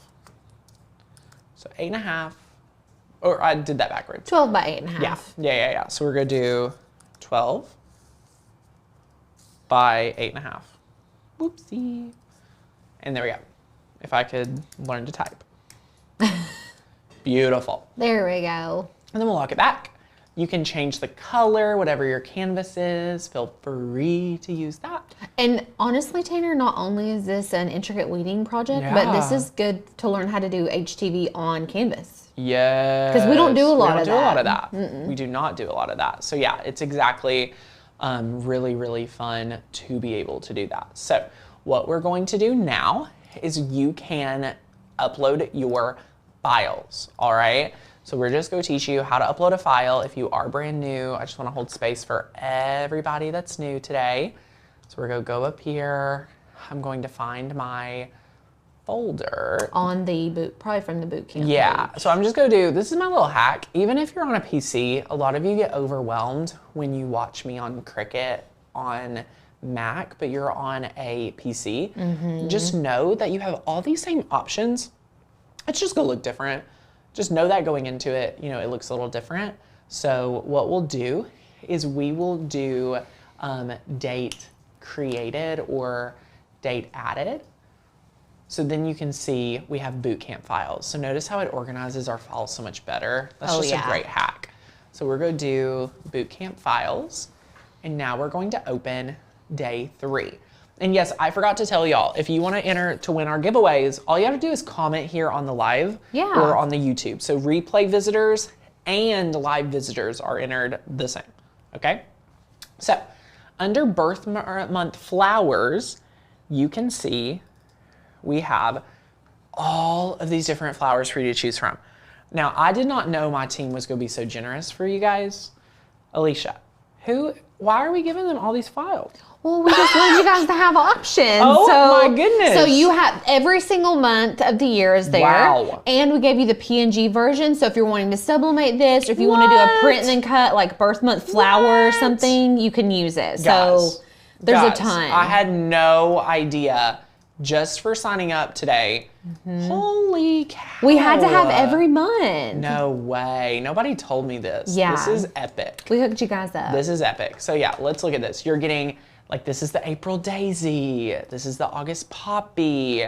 Oh, the December holly. The holly, I love it. The February violet. Aww. Aw, the January. What's the September look like? Ooh, this is May, lily. Ooh, I love that. This is the daffodil. They're blooming. Yeah, March. My tulips bloomed The yesterday, rose too. in June. Oh, my mammal had a big rose bush she loved. Oh my God. I've been in my feels, y'all. Anyway, the July water lily, love that. Oh? November. Oh, that's Rubes. Oh, the October. Okay, Love that's it. Tanner's. Love it. And September. Morning Ooh, Glories. Morning Glories. Yes. So, this is crazy. I did not know we were hooking you guys up so much. Yeah. So again, when you register, you're getting all of these goodies just for signing up for free because you entered your email and you got the list of supplies. Or and if this. you're already a member. If Yeah, you're already a member, you already also have get this. these, Yeah, right? you get these. You get all these. So these are so lovely, right? Right, Brenda? I love Crazy. it. Here's the fonts you'll need. You'll just want to, upload a font, and you'll just click install, and then you double click on your next font and you click install, and then boom, we'll teach you what to do next. So we're just going to upload the files. Let's see which ones we should upload. We have a lot of friends commenting their different birth months. Like August is the best. Let's grab August flower. August is the poppy. I love the poppy. Oh, the So poppy's one of my favorites. I'm using the SVG, guys. If you're not print and cutting, or if you're not, sublimating, use the SVG. If you're cutting, SVG, okay? So we're gonna upload that one. So then click on it and click add to canvas. And then again, remember we only uploaded what's our safety zone, okay? So there's that one. And then I'm just gonna borrow 2 flowers from over on the other side. I looked up our birthdays for our people we said that we should do our birthdays for. Did you? Okay. If you're curious, it's April. It's April, June, and October. April, June, and October. Which one did I just upload? For August. Kim, Courtney, and Chloe. Right. Let me see which one. So we have March. We have the daffodil. Are any of these the ones we need? No. Tell me. Okay, so tell me them again. We're going to build this April. for 3 very special people. So we need April. Okay. You guys are going to get to see us upload this. All right. So the April one is, where is it at? Where is she? April Daisy. Oh, this is a good one. Yes, and you want to make sure to get the SVG, you guys. Oh, 1,000%. So we're doing the April. Now, who is this one? This one is Courtney. Courtney. With a K. Okay. Love it, love it, love it, love it. So, we got our first one. Let's just go ahead and do our, like their name while we're going through it. So everyone can do this for their friends, their grandkids, whichever. And what I want to show you guys before we move forward is we need to refresh Design Space. Are you guys ready? Why do we need to refresh Design Space? Because our fonts will not load into Design Space if we don't. Right. So we've got to save it and then reload it. Easy peasy. So let's go ahead and click Save, and then Save. So it's going to be Birth Month Flower, which is our project name. If you didn't name your project, you'll need to do that. And then what you'll do is you'll go up here to View, and you could do either button. Oh, Teresa just donated $10. Thank Teresa, you. that's our coffee run budget. Thank my you so gosh, much. We'll have to go on a thank little you. coffee run. Yeah. Thank you. Well, you'll want to click Reload or Force Reload. So we'll just reload it. So good. Happy early birthday, Becky. Yay! Happy early birthday. There's lots of Aprils. So many good Aprils. Okay, so we now have both of our fonts available to us. All right. And what we'll do you see this loading? It like took a second. Like Sometimes it do be like that sometimes. It do be like that sometimes. So this is Courtney with a K, right? Courtney. Yes, perfect. And this is the automatic font. This is very ugly. It's still the default. We don't want to use that. It's the default. We're not using that. So we're using a system font today. And what you'll do, Loretta, yay! So glad you're here live with me. We're going to system. This is all of our fonts you get when you're a member. They'll all be right here. And then what's the font name? Do you remember? Carlos. Carlos. Such a great name. All right. I love this font. Love this font. Ooh, look Isn't at that. Cute? I look love at it. that. So good. So we have Courtney. And I think the script will go in between the flowers and the small name. Yes. So good. So I'm just gonna make space for that. Love it. Okay. Maria's asking, how do you know the size of the flower? Well, we have the template. So the template Tina's working on is the size we measured of our flag. We measured. So if you're just tuning in, we measured how much space we had to work with. Yeah. So love it. Okay, what's my next flower? Okay, June. June. So let's go over here to upload. You guys are getting a full training. A lot of you are like always nervous about working with fonts and cut files. We're just doing it real slow today. And it's fun for this project because you're like repeating. And so the more often you all do this stuff, the more comfortable you're going to get with it. Yes, Belinda wants to remind everyone, you get a commercial license when you're a member. So you can make money with our files, which is so good. Love it. Love it. Love it. Ooh. Ooh, boom. Now, who is this? That is Chloe with a K. Chloe so it's Khloe. Okay. So cute. That one down. That's an intricate cut right there. That is an intricate cut right there. Yeah. Okay. This is Chloe with a K. Khloe. Yeah, beautiful. Beautiful. We'll just move this down. I'm going to scale that down just a tad bit. I like to just look at the size I picked for the other one. Oh, yeah. You want them to be the same. Right. 52.18. And then 52.18. Press enter. Beautiful. Beautiful. So good. And then what's my third one? October. Oh, Your October! October is just good energy, y'all. Like, I just can't. It really is, You can't argue with it. It really Wait, is. It's a cosmos? Oh, okay. Yes. Love it. Okay. I feel like you paint these flowers a lot. Oh, yeah. I paint flowers a lot. I just love flowers. Yeah. You know, I painted wedding bouquets for a hot minute. No way. Like, I would do paintings of women's wedding bouquets. Yeah. You could also do the same sizing with the flowers like you did with the words to an extent. So like 2.74. Right. And then let me go up here and let me take the height. Wait, what was the height? 2.74 with width. But I want to do the height, so 4.7. Beautiful. So 4.7. Beautiful. And this is 4.6, and this is 4.7. So yeah, look at that. So we've got the flowers, and you can just kind of move them around where you want them. We're got a script font right in the middle. And then this is... That's Kim. Y'all. Alicia gave me this idea right before we went live, and somebody already commented this. We are making this as a special order for our good friends, the Kardashians. I love it. Me and Sadie have been trying not to laugh this whole time. Y'all are too fun. We're just having a great time today. And then I want to give them the cool little Lauren hack that she uses align. If I want to do align Courtney, Chloe, and Kim all like aligned equally, what would I do? You're Tell gonna me. so click Courtney, hold your shift key down. I'm holding shift. Select Chloe. Keep your shift key down. Select Holding Kim, it. and then you're gonna go to align We're gonna go to align. and distribute horizontally. I love horizontally or vertically? Horizontally. Boom. But it's weird because the names are not proportional. You could change it to Kimberly and it would make it better, or you could put Courtney in the middle to make it so like. Do you see what I'm saying? Let's see what that looks like. ERLY. Yeah. Oh, this looks better. I feel like that's just gonna look better. Yeah. But see, look at that. Is that not funny? When I click on the text box, it won't even highlight the whole text box.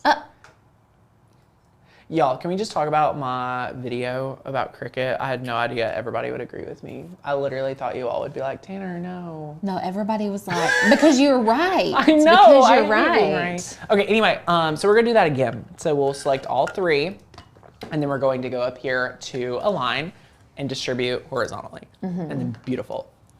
And then what we can do, can we select all 3 again? Yeah. And click align, distribute vertically, or no? Nope. No. But you can center vertically. That's what I want to do. Yes. So center vertically, because it's go center between all 3. That's what I was Yes. looking to do. So center vertically. There we go. You almost had it on the money without even doing know. it. Look at that. Look at that. Okay, that's so much better. So good. So now we're going to add our script font to talk about the family, just like we did in our sample. And this font is such a good one. It's Celine. So you're just going to want to get a new text box. And this is, we're using Carlos and Celine today, 2C font. We used Celine yesterday, so obviously we're really liking that font. Really like that font. And this Snazzle is, Dazzle says, what about Scott the 4th Kardashian? okay, how do you spell the Kardashian? Kardashian. H. Dash. Kardashian. Kardashian. Wow. I feel like without the H, it's Kardashian. That's how I read it. I feel you. This could be the Kardashian family. We don't know these I people. love that. I love that. This is a custom order, guys. Okay. First custom from the Kardashians. Beautiful. And then you just can manually position this. I love that Cricut does like pretty much current your font pretty much instantly for you now, which is a huge benefit. They used to. Honestly, Honestly, it was not that long ago. It was They were not that long doing ago. it. It was not that long ago. So it's so fun. Love it, love it, love it. But yeah, look at how good this looks. We've been able to do the words. We've been able, I would make Courtney, Chloe, and Kimberly a little bit smaller. Me too. I Mine feel like was very large, but sometimes you have to zoom out, which is I think Yeah. why Alicia works really zoomed out. Yes. Because you would have caught that a lot sooner. you've got to see it from far. And honestly, if you all are Yes. ever working on something, like stand up from your computer and walk Yeah. about 6 feet away from your computer and like look at your design and be like, does that visually look appealing how I want it to? What? You see, what's it's like I happening? had 2 extra, like extra text box, but I don't. That is That's weird. strange. Like y'all watched this whole thing. I did Yeah, not I have saw. 2 text boxes. Just delete the big one, What? I guess. That's weird. Yeah, it's strange. Okay, I did not do that, but again, bless you, Cricut. Honestly, once you get them spaced how you want, if you group them together, you don't have to keep clicking each name. It'll make it easier for you all. Oh, this is so much better. I might even make it a little bit smaller. I'm Yeah. obsessed with This the is smaller intricate look. cuts. Yeah. We're getting intricate, people. Yeah. Okay, let me zoom out. and just This see. would look so good on a wood round April.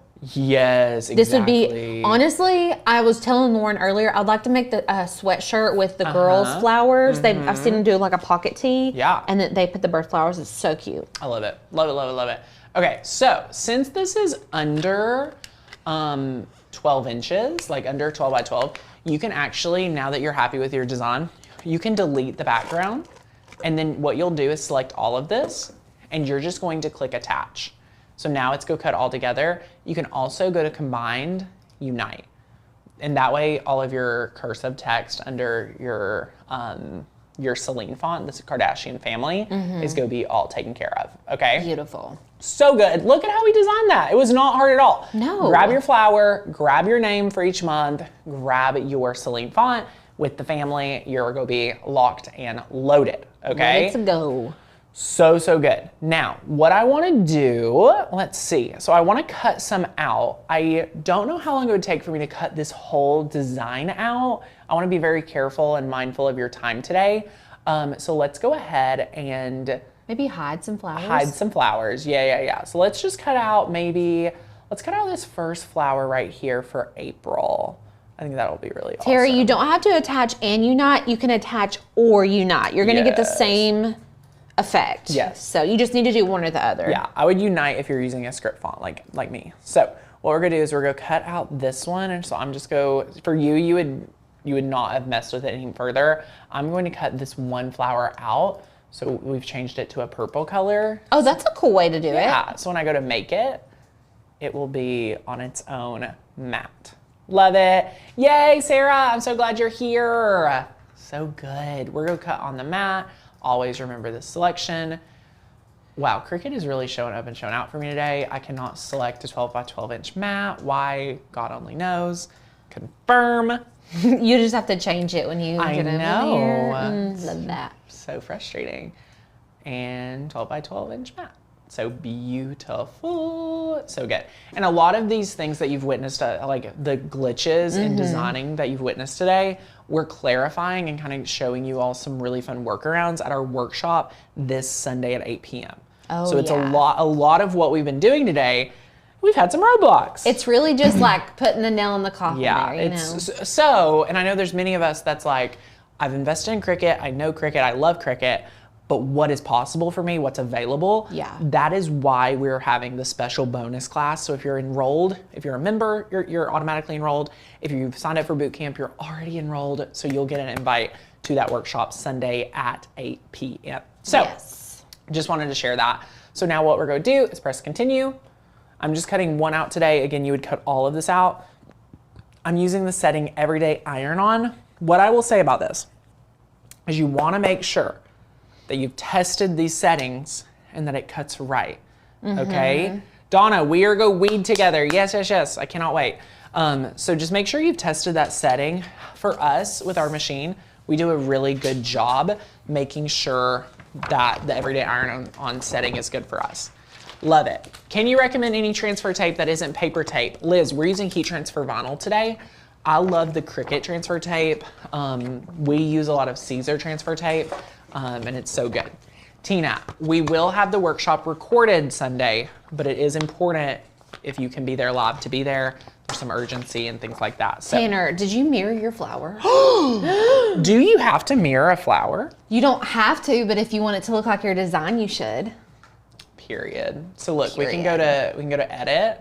Hold on, I'm gonna slow down. So look, I'm selecting my iron on. I'm at this setting and I'm like, dang, mirror is off. Yeah. So it'll tell you in the bottom left. So It even has like a little red exclamation. It's like, hello. yeah, it's like, hey, make sure it's turned on. So go ahead and click edit and click mirror. Beautiful. Yep. Press done. Awesome, awesome, awesome. So now we're going to lay our material shiny side down onto our mat. Love it. Love it, love it, And love this it. is something that's different from adhesive vinyl. So you all saw me lay the Yeah. adhesive vinyl with the vinyl up. Yep.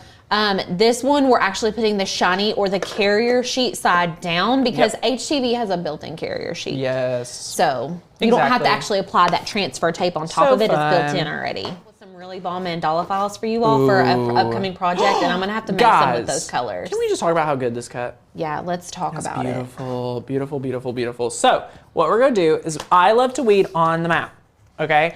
Always. Intricate cutting on the mat, you take your design, you twist it over. Why do I twist it over? Why? Alicia, do you have any idea why I do this? Do you know? Why you twist it over? So the first thing I do is this is very important. I don't teach this a lot, but since this class is all about intricate cuts and things like that, Yeah. I'm going to grab my tool right here. Okay. And I'm going to, after twisting it around, I'm going to cut off the excess. Oh, I didn't see you do that. That's why I was like, what do you mean? Oh, okay, yeah. So now, No, it makes so let me show you. So after we peel off this extra, and again, we're just gonna weed one flower today because you'll get the gist. Right. If we weed like this, I am damaging the life of the mat because your hand is gonna be in the mat. Yes. Right? That is not my arm. I mean, obviously, most of you are ladies. You probably don't have a hairy arms like mine. mean- But any of our hands, arms, things like that will damage your mat. Got it body oils Yes, and- it'll just make the lifespan not last as long. Twist it around. This is your third hand. This on the mat is your third hand. Now I can weed with ease. I think when intricate projects are, you pulled it out, you can pretty much weed with just the pin tool. I don't think you need any other weeding tool. Not Other for people- anything this small. Yeah, I mean, you could pretty much just use the weeding tool, the pin tool. You do not have to have a pin tool to do an intricate designs, but it will save you a ton, and I'm gonna show you why it is. I like to find an edge, and I just like to start peeling in a corner, and we're gonna do all our outer edges first. Always start with the outer edge. Tanner, why do you start with the outer edge? If you're anything like me, you need to feel a quick win, right? Anytime you can get a quick win, I'm like, dang, I'm almost done. Like, Yeah. shoot, Moving the geez. needle. Like, woo, look at that. Beautiful, moving the needle. Now you're gonna grab your little pen tool. Now, if you do not have great eyesight, I highly recommend having some type of magnifier or things like that so you can weed easily, okay? I had LASIK eye surgery a couple years ago. Knock on wood, it's been going great. So good. I can see well. I'm also, if you do feel like you have good vision, you also, the second part of this is to make sure it's in a well-lit area. You need to be able to see all the designs. This could be go in front of a window. This could be go in your kitchen. This could be go outside to weed, okay? Especially with those mandalas. Those are crazy. Oh my gosh. Whew. We've got a hack for you though. We do, get ready. Get ready. So then look at how easy that was. Like that was so flawless. And the reason why was because I had great eyesight, I had great lighting, I had my pen tool, and I just picked it up and moved it. Beautiful. Right? So look at this. We're just gonna grab this other one. I like to poke it and then peel it up. Look, that one's not even going. Poke it and peel it up. Sometimes it takes a second and it gets better. I used to do more cutting live and like doing, I don't know, I used to make more mistakes on air, I feel like. So there would be times that I would be doing a live show and I would like weed a project incorrectly and then dig through the trash. And like, if you've been a fan and a friend of mine since times that I've had to do that, like just comment below. Those live streams, I would always surprise myself because I have too much pride to recut.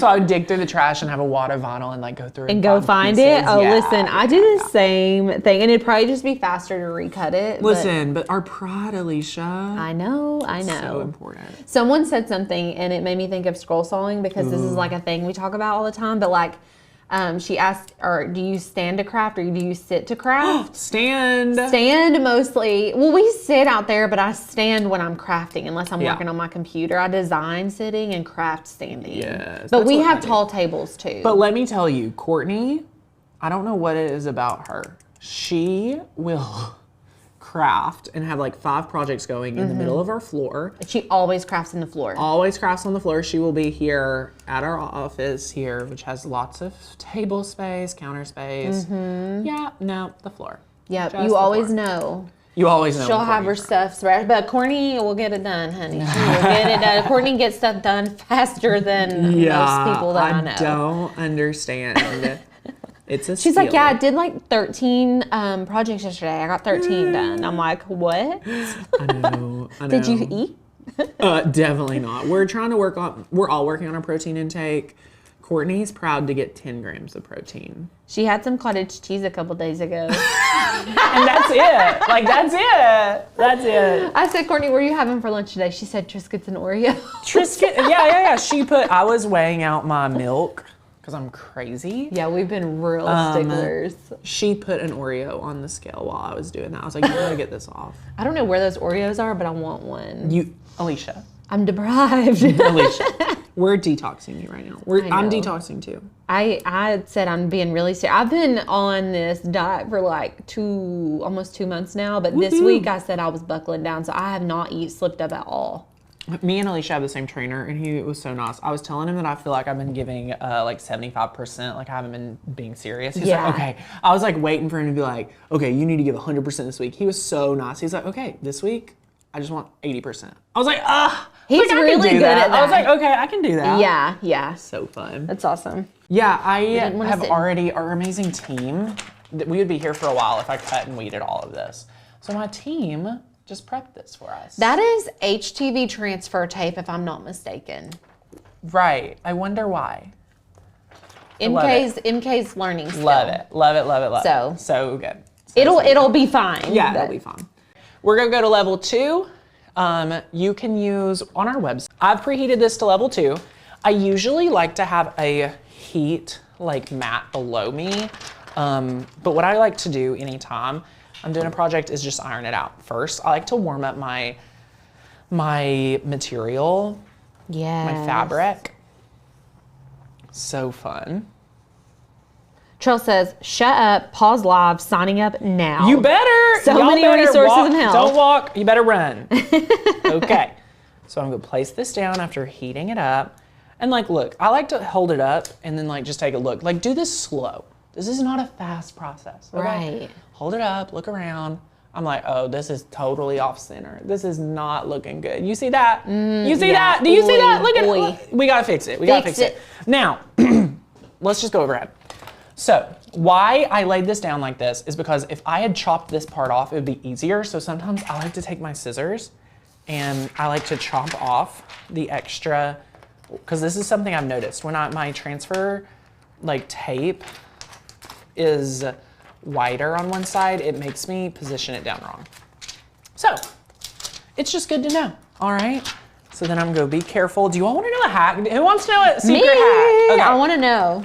To avoid lining this up wrong, you would pull it this way, line up edge to edge, pinch the top, and pinch the bottom.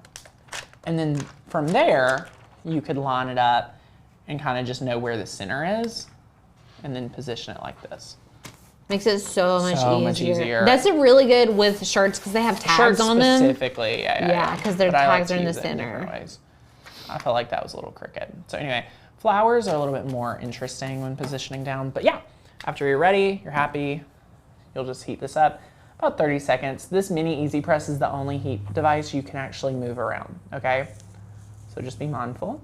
And we love the mini Easy Press. If you don't have a heat source, y'all, like this if is you've the been lowest using investment. Oh my gosh, so cheap and just so we always, and y'all will hear us preach it, we will die on this hill. Yep. The mini Easy Press is our favorite crafting tool. Which is so funny because when it first came out, like we kind of dogged it. We're like, what has Cricut done? Like why? Why would we ever want something this small? It's my favorite. Wow. I We tell were wrong. everybody to get We were totally wrong. Totally wrong. It's just because you're not making huge projects all the time. Like you're usually making small stuff like this. You don't need anything that takes up a lot of space. Yeah, it's just very handy. Exactly. So fun. You can use a normal iron on HTV. Just make sure that your heat settings are not too high. Sometimes I recommend putting, like, depending on the. Is that not coming off? So let me explain to you what happened. I know I know exactly what happened. Me too. So what happened was we had an amazing team member prep this project for us. That was not me or Alicia. And what happened was they added a piece of transfer tape to the project. And then Alicia fixed it, but it was the opposite side. Because it peeled, it wouldn't go to the other side. So the adhesive is actually stuck to this transfer tape. But here's what we're gonna do. We're gonna flip it over because we're all learning crafts, right? And we So weeded funny. one already. We weeded this one together. This is the one we actually weeded. This is what you would do. This is how easy it can be. Let's just lay this first flower down and we're just gonna forget about that. We're not even gonna talk about the other one, all right? Look, because look at how easy it should be. This is how easy it should be. Yes, so We're this just is, gonna heat this up. Yep. So fun.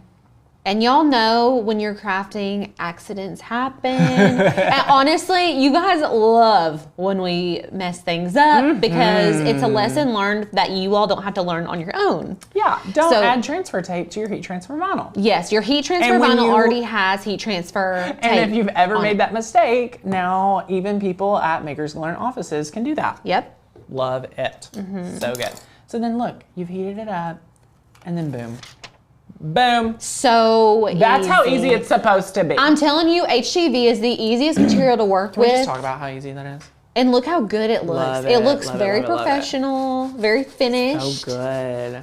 I love it. Love it. Oh, Vera says, that's not what I'm concerned about. It's more about, do I have time to watch the videos or are they... Can we take a minute to appreciate this sweatshirt? The color, the pattern, the Everything. green. Everything. Everything about it. Let's go overhead and let's look at it close up. Y'all, look how stinking adorable. I'm obsessed with these colors. First of all, we're gonna talk about the pattern. You all get the pattern. You get it for free. As long as you've signed up, you get this pattern for free. And there are so many things you can do with this pattern. I'm obsessed with it. I think the colors are very in style. I think it's not too much. It's busy, but it's not too much. I just love it. I love everything about this.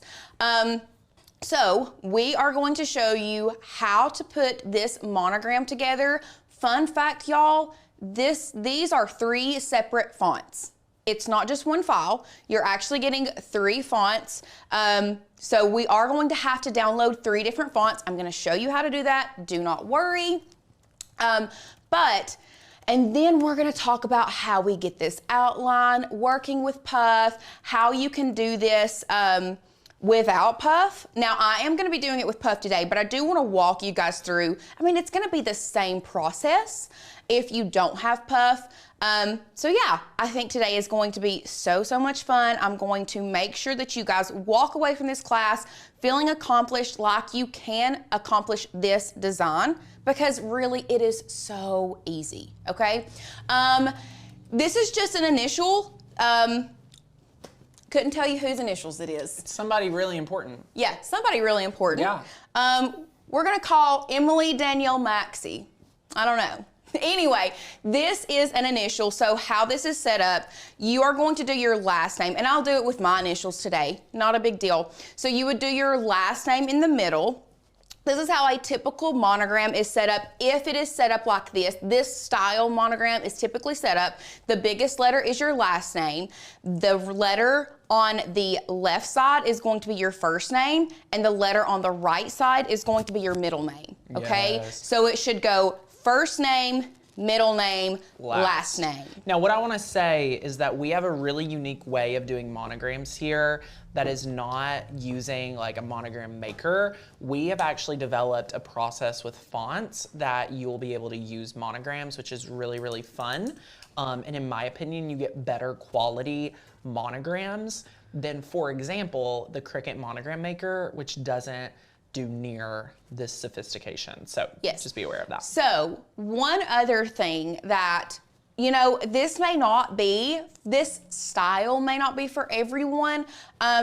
If we're being completely honest, I love a good monogram, but like right now it's not fitting my vibe, but Yeah. you can take the techniques that we are teaching you today and put it on so Y'all could do many a different word, things. you could do a word, Yes. you could do, and then what I would do You here, could do a shape with the pattern. yes, what I would do here is if you're like, I'm not in my monogram mood, like you could take, like people love saying like the word like era, like my mom era, my auntie era. Pick a Yes. maker's gonna learn really chunky font. Yes. And we could look at some of those too. Absolutely. And do that, all right? So don't feel like you have to do a monogram. This is the technique, and we're just showing you features with a monogram. So Yes. just be aware. Yes. Love it, love it, So love it. first thing I want to do is we're gonna hop over to our share screen, and we are going to go to the supply list. Now, let's just say today is the first day that you've been able to join us for boot camp, and you're thinking, Lauren, where do I find these files and fonts?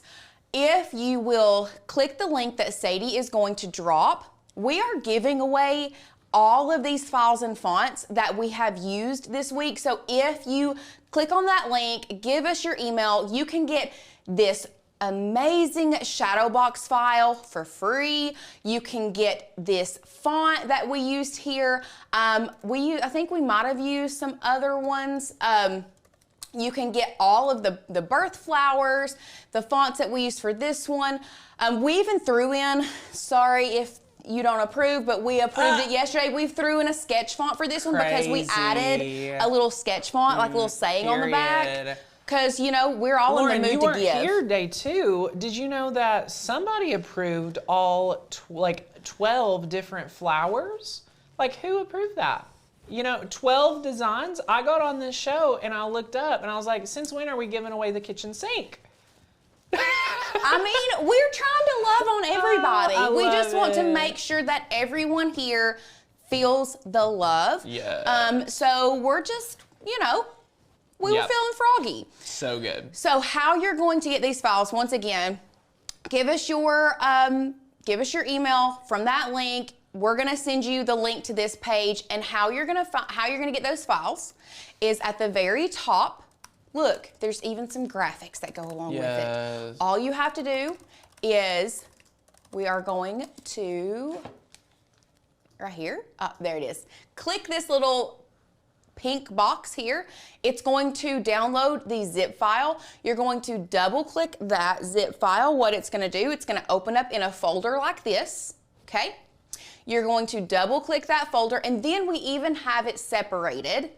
Day 1, day 2, day 3, day 4, day 5. I mean, it's that simple.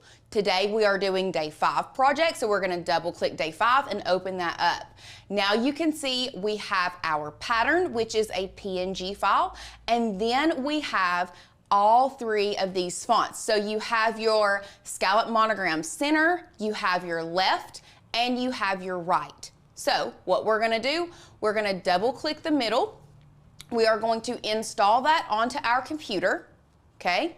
Then we're gonna go back to our Finder.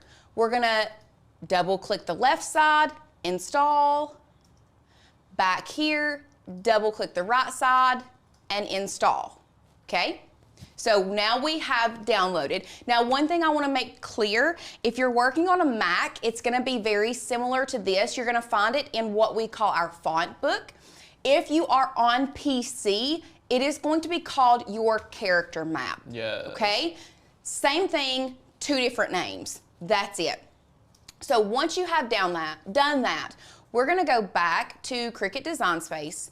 We're gonna cancel this cut, cancel. We are gonna go to My Stuff, and we are going to find our project. I had to think there for a minute. We're gonna replace this. Okay, so now we have our project pulled up. One thing I want to make sure you guys know and understand is once you have downloaded a font, okay, I'm gonna try to go as slow as possible because I know we have a lot of friends on here. Once you have downloaded your font onto your computer, if you have already opened up Cricut Design Space, you must go to View and reload Cricut Design Space. What that is going to do is it is then going to recognize all of the new fonts that you have downloaded on your computer, and it is going to put it into going to load it into the program, the Cricut Design Space program, okay? Yes. So if you are working on something, you need to make sure that you save your project before you reload, because if you don't, you are going to lose it. So I have reloaded Design Space now. What we're gonna start doing is we're gonna start building our monogram, okay? So the first thing that I lied. We're gonna go back to our Finder real quick. We're going to upload first, and because I did see someone ask this question, I want to make sure that I answer it. Yes, we are uploading the pattern as a print and cut or a PNG, a portable network graphic, okay? So we're gonna go to upload on the left-hand side of your toolbar over here at the bottom. You're gonna see upload. You're gonna go to upload image. Now, what I'm going to do, you can browse if you want to. Personally, I like to bring my Finder back into view right here, and I like to grab this, and this is just because I already have all of this pulled up on my Finder where I need it, okay? So I like to highlight my PNG or my floral pattern that I have here, and we're gonna drag. And do you see how that turns green? I take it away, it's not green. I put it over, it's green. Ooh. Green is a go. So we're gonna let it go. Now, it says that the image is very large, so it may take it a few minutes. However, once we have done that, we do want to use complex. The reason being is because this is a very detailed image and we want to make sure that it has all of the detail and we can't miss it, okay? Trish asks, can we use pattern HTV? Trish, absolutely. If you do not have printable HTV, 100%. Use pattern HTV. That is an amazing workaround. And I mean, you're sharing what you're coming up with our friends here. I love that. I love you all sharing your ideas because like I said before we got started, there are so many workarounds to what we are doing and you can still recreate this in your own way. I just want you guys to learn the basics of what we're teaching, okay? Love it. So we're using complex image. We're gonna go to continue. We are applying continue. We don't need to do anything there. We don't want the cut image because the cut image is just gonna give us a big old square, okay? Don't need the big old square. We want the print and cut image, so we're gonna select that, upload that to our canvas, and then once that is uploaded, once again, you all know Cricut's been a little funny here recently. It may take it a few minutes, but once that is uploaded, we're just going to select that and add it to our canvas, okay? Love it. So, comes in pretty large. We're just gonna size it down just a little bit. We'll size it down a little bit more right now, and we're just gonna keep that right here on the side, okay? So we have downloaded the 3 fonts that we need, our left, middle, and right, and we have downloaded and added to our canvas the print that we are using. Once again, if this print is not for you and you are a Makers Gonna Learn member, we have so many cute patterns and prints that you can choose from. Woohoo. So, once you have done all of that, what we are going to do now is grab a text box, okay? So, whoop, pull it over here where we can see it. Once we have grabbed our text box, we are going to change our font. We are gonna go over to System Fonts, and we are going to type in, look, there it is, 2-letter circle left, 2-letter circle right, and I don't know where the middle is. Mark's asking, do we have a more masculine pattern? Yeah, Mark, check the website. There's a lot of patterns over there that you can play around with. Do not feel like you have to use the floral one. No, you do not have to use the floral one. Let's so just fun. go here right now. And I just wanna show you guys, and this is for if you aren't a member and you're thinking, I don't know, let's go to our cut files, and all you have to do once you go to cut files, let's just type in pattern. Literally, we're just gonna type in pattern. So good. And we have all kinds of patterns that you can find here. We have seasonal ones, we have other ones, we have swatches, we even have a section. If pattern is not in the name, we can even go to the category and we can scroll down to pattern here in our category. And I don't know why the paper dolls come up. You just never know sometimes. We've been working on our search functionality so much. We have been working on our search, but we have plenty of other patterns. Yes. And a little secret for those that have Makers Gonna Sublimate, we have even more patterns in the sublimation course that you can still use for this. Yes, okay? I love that. So now we're gonna go back, sorry for the side tangent, we're gonna go back to building our monogram. I don't want to get too far off task. Catherine, if you are having trouble finding these beautiful free files, my dear friend Sadie is going to drop you the bootcamp link. Click that bootcamp link with the little camping tent, drop you an email, and then boom, you're going to be emailed your amazing supply list. What? You're going to have all of these files. Wow. There's like probably 40 files between files and fonts because our team just has been going overboard. Yep. So what I just did, back to share screen, what I just did is I selected the circle left. So we're starting from the left side and then we're gonna move to the right side, okay? So circle left, and here it is. We're just gonna type in the letter L. Now, it's very small right now, guys. No fears. We're gonna size them all together in just a minute, okay? That way they're all the same size. So we have our L. Is that the scallop? That's not the scallop. What is it? Hold on. Are you That's not the scallop. Nope, circle left. Let's just type in scallop. Yes. I thought it was scallop. I couldn't really see it from where I was. Right. There it is. Right. Scallop, monogram, left. That's what I needed. Although that L looks very dumb. Why don't we use like Meredith or Sarah's monogram? Let's see what an S looks like. Yeah. Ooh. Okay. S Can we looks talk good. about that? Let's zoom into that real quick and let's have a conversation. Because like, what you want to look for, in my opinion, a lot of people love to ask questions about like, what if I don't have a middle name? Personally, if I do not have a full monogram, which is 3, first, middle, last, I would not do this project. Right? Yeah. Or you could do first and last name. It's just gonna look a lot different, and you just have to be okay with it and just like own that. If I only had 2 letters, I would probably just use a regular font. All right. Yeah. And some names just won't look good in a monogram. And some names don't look good in certain things. Like, we'll go back and look at that L. Like, let me delete that S. That looks dumb to me. That looks like a shape that is not fully filled in. That I would never. I would never do my monogram in that. But I also wouldn't even consider that a letter. No, that's not a letter. I mean, now I would have to pick a different monogram font from our website. Yes. So, I mean, you just have to play around with it. Exactly. Tanya, we do have monogram letters without the scallop. We use the scallop for this project, so that's what we gave you guys for free. If you remember, we have plenty of monogram fonts on our website. Good. Okay? But like, let's see, random H. Yeah. No. I mean, S looks really good. Love it. Okay, so we're gonna go with Sarah's monogram today. So we have the left side, and we've got the S here. I don't know why this bounding box is so large, but it is getting on my nerves. Right. Anyway, now we're gonna go back, grab another text box.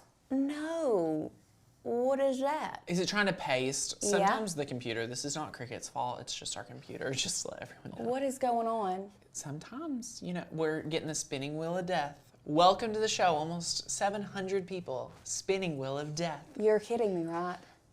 You see the spinning wheel of death? I see I it. see the spinning wheel of death. There's no kidding here, but we do have, let's take a moment to thank 638 beautiful souls being here live at the Makers Gonna Learn Studios. Hello, thank you for being here for boot camp. Okay, there it went away. Woohoo! Yes.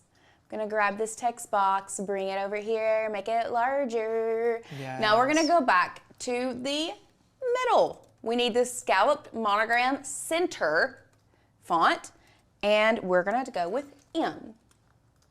The M looks good. I like the M. Love it. Love the M. Love the M. Okay? So we're building, we're going, we're going. See? Beautiful. Okay? So now we have to have our right side. So we're gonna grab our text box again. I'm going to pull it over here, make it a little larger so you guys can see. Go to our fonts, and now we need this scallop monogram right. Click that. Beautiful. And then we're gonna type in our G. Love it. Now this Hers is a looks so really good good. monogram. So this is Lauren's sister. This is for my little sister, Sarah Grace. Yes. So her monogram always looks good. Always. Literally in anything, Yeah. hers always looks good. Yeah, and it's just her letters are full. She has a lot of, it's even. The M really balances it. What a great last name, McCoy. I mean, you can't beat it. The S and the G are even too. I mean, there's a lot of benefits to this name, y'all. A lot of benefits. So we're gonna zoom in because I want to show you guys what I like to do to make sure that they're even. Okay. I want to grab the G, so I have the G selected over here. Deborah says my D is in mirror image. Why is that? It might be because, so let's do this. G, that looks the same. Oh, it is backwards. Huh. Yeah, I don't know. We'll look into it. So sorry about that. We'll look into it. We'll look into that. Okay, so back to what we're doing. We want to make sure that these two are the same size, okay? So this one, if you look at your font size, this one says 299.08. So we're gonna change this one to 299 as well, and make sure that they are the same size on both sides. Now it looks like after doing that, the M needs to be just a smidgen larger. However, before I do that, what I want to do is I want to make sure the G is selected, okay? G is selected. Come down here to the first one, our one on the left, so it would be the S for us. I'm going to make sure those are both selected so you can see I have my S selected and my G. Now it looks like if you're looking on the canvas, it looks like the M is selected as well. Y'all, it is not. I highly suggest to start working from your layers panel for stuff like this. okay? I love working from here because it allows me to choose things, but like not accidentally click on something else that I don't want to move. So with your first letter and your last letter selected, we're gonna come up here to align, and we are going to center them vertically. Do you all see what that just did? Let's go back. You can't really tell it, like it looks pretty good if you're just looking at it, if you're eyeballing it right here, but selecting the G, coming down here to the S, holding our shift key down, selecting the S. Once again, still looks fairly even, okay? But we need to go to align and center them vertically. Did you all see how that one little movement made it so much better? So while they are both selected, okay, keep those both selected. Do not click anything else. I want to come down here and I want to come down here and I want to attach them together. Love it. Now my S and my G. Real quick, let's take a little simple training real quick. Lauren, why did you attach versus all the other functions?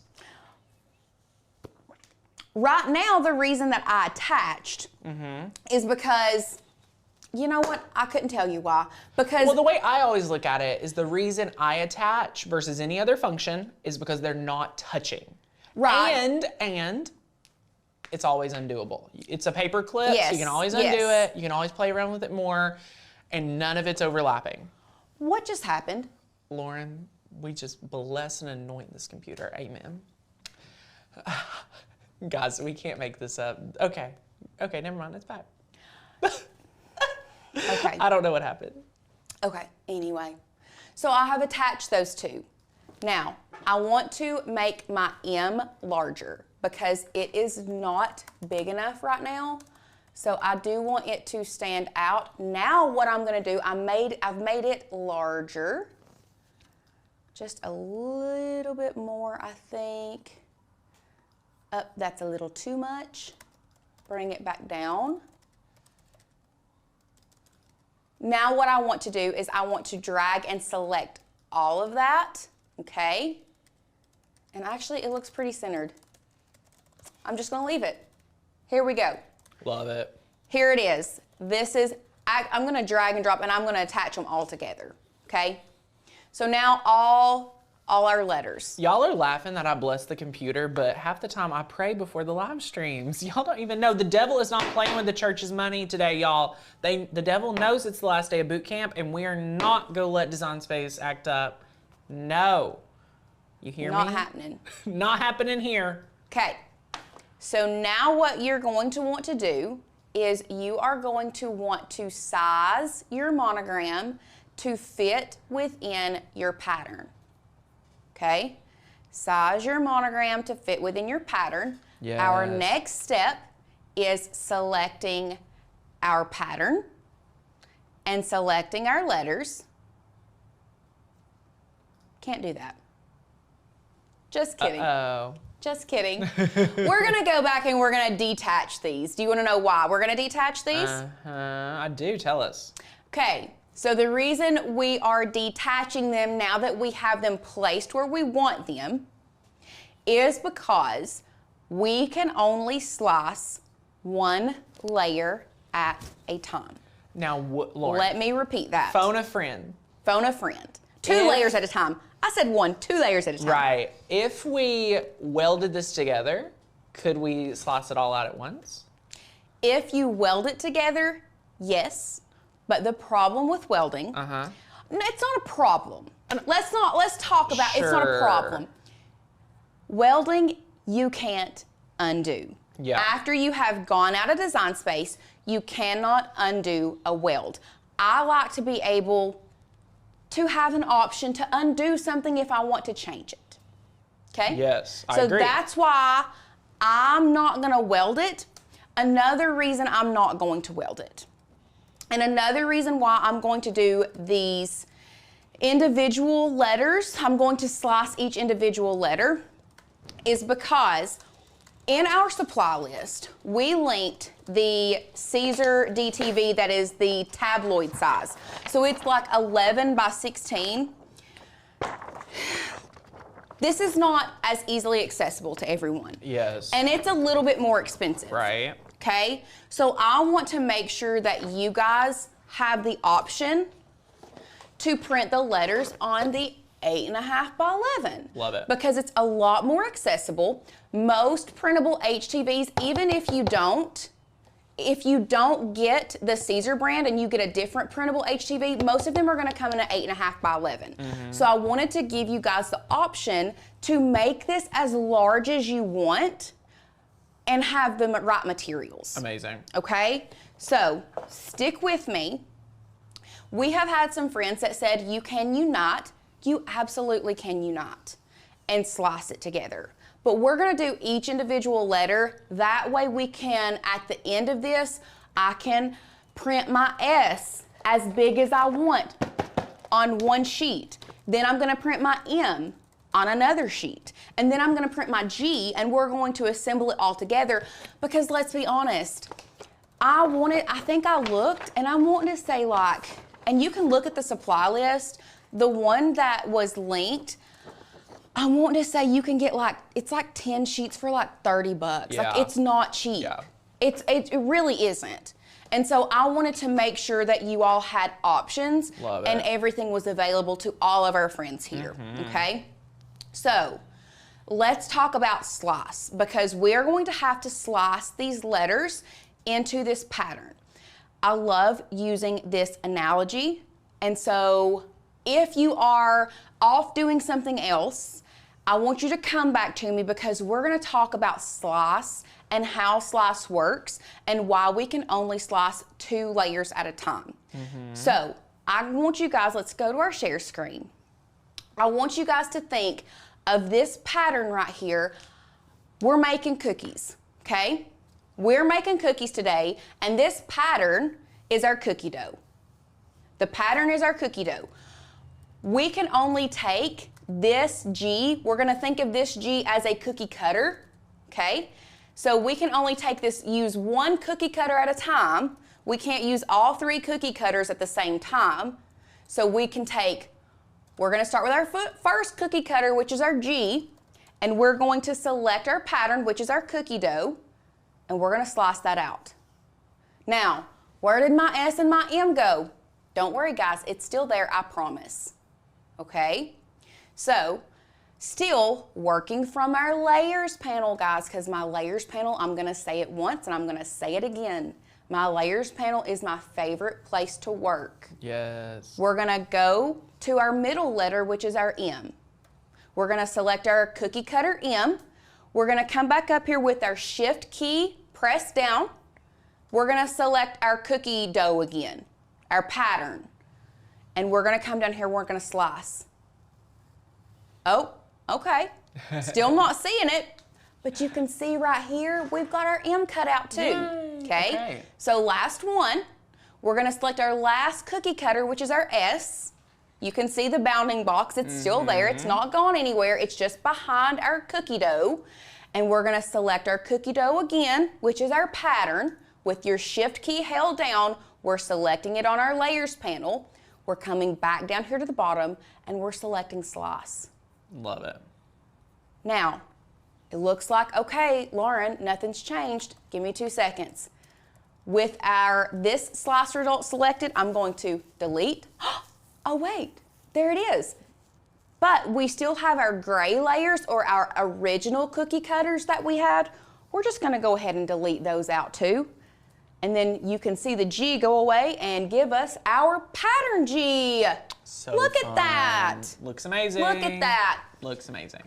So now what we're gonna do, we're not done.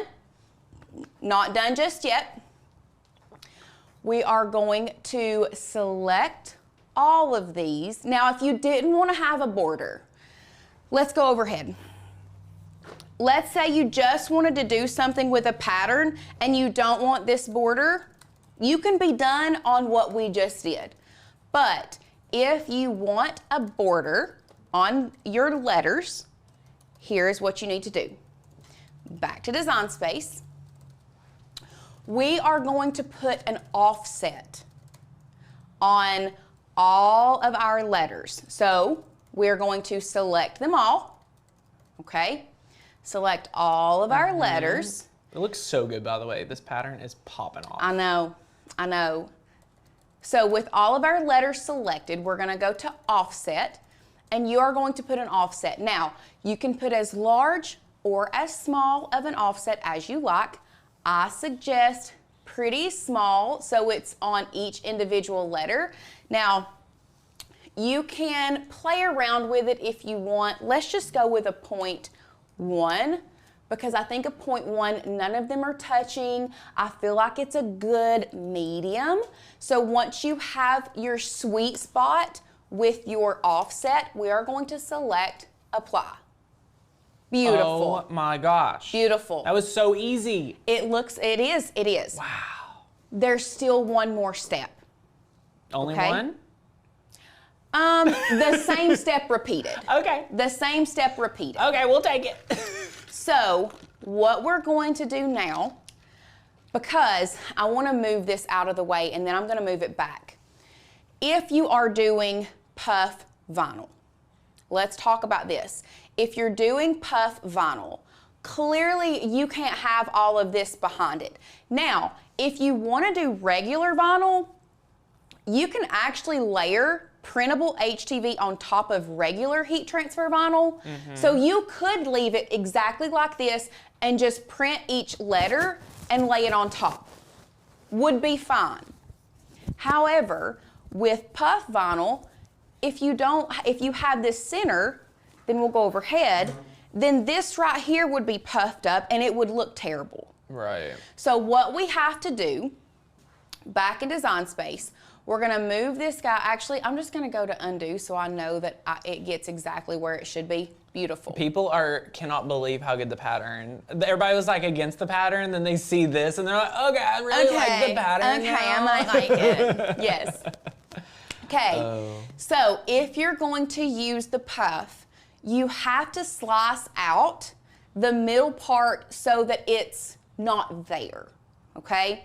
So what I mean by that is we have to take our offset, and once again, with each of these individual layers, we have to offset.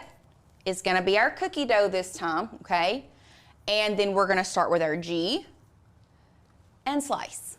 So we've sliced the G, so we're gonna grab our cookie dough again, which is the black layer or our offset layer. And did you guys know that you can rename these layers if you start getting confused? Look, all you have to do is double click that, and we're gonna call this puff layer. This is gonna be our puff layer. So our team looked further into that D issue. It's the way the D was set up, because a D is usually rounded on the left side, or rounded on the right side. It's just how it was set up. Like, that's how the D looks. So I think the D on the left side, just as a follow-up for earlier, that's just a great example of why we wouldn't use a D if that's your first initial, all right? Because you can see, like, it doesn't look great. Yeah. Anyway. So, oh no, come on. Are you serious? It'll come back. Are you serial right now? Okay, so we're gonna take our puff layer again, although you literally can't see it. Design Space, why are you doing this to us? Dear Lord, bless the Design Space. We've done our G, let's do, oh, there it goes. It's okay, back. It's back. We're gonna do, so we have our puff layer selected with our M, slice. People's minds are blown. Now, once you slice, can I remind you, it is then going to turn into a slice result. So it's going to rename itself as slice result. So if you plan on slicing something, I wouldn't necessarily rename it, because you're gonna have to rename it every single time. Right. But anyway, so let's just go ahead and get rid of our, or let's just keep going. So we have our cookie dough selected, and we're gonna come down here to our S, that's our last letter, select it, slice it. So good. Okay, so now all we have to do is get rid of that black letter, the black M, and the black G. Select this, we'll rename this our puff layer. And I can select it. And look, guys, look at that. Love it. It's all done. So that's our puff layer. Yay. Look how amazing. So this is gonna be our puff layer, remind you. So this one, we are keeping it together. The reason that we're keeping this one together is because puff comes in 12 by 12, 12 by 24. It's large enough that when you purchase puff, it can stay the same. Yeah. Like I said, it's the printable HTV that a lot of times just comes in the 8.5 by 11. So I wanted to make sure that we all could do this project together. Yes, okay? so good. So the last thing you're gonna wanna do is we're gonna move our puff back over here, our puff layer back over, center it on our design. Beautiful. Okay? And we are going to size it. Lauren, people are obsessed with this training, by the way. Just to let you know, like, Good. people are vibing. Good. It's my inner teacher coming out. I can't help it. So we're going to size, see about how big we can make our design. So if you're working with, it has to be 11.5 if you've got 12 by 12 puff, because as most of you guys know, yes, there is Cricut, the Cricut mats are 12 by 12, 12 by 24. However, you do have to have that 1/2 inch as a kind of buffer zone. So it can only be 11.5 inches in width. Okay, so we're gonna go back to design space. So right now we're sitting at about a 7 by 7. So we're gonna make sure that all layers are selected so you can drag and drop. You can also see over here on our layers panel that all 4 layers that we need are selected. Love okay? it. Now what we're gonna do, we're just gonna size it. And I am pretty zoomed in, so let me zoom out just a little bit. So fun.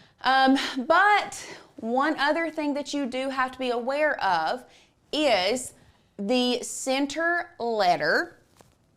The center letter does have to remain under 11 inches, okay? So Smart. our M, we're still looking at 9.5. So we're actually good.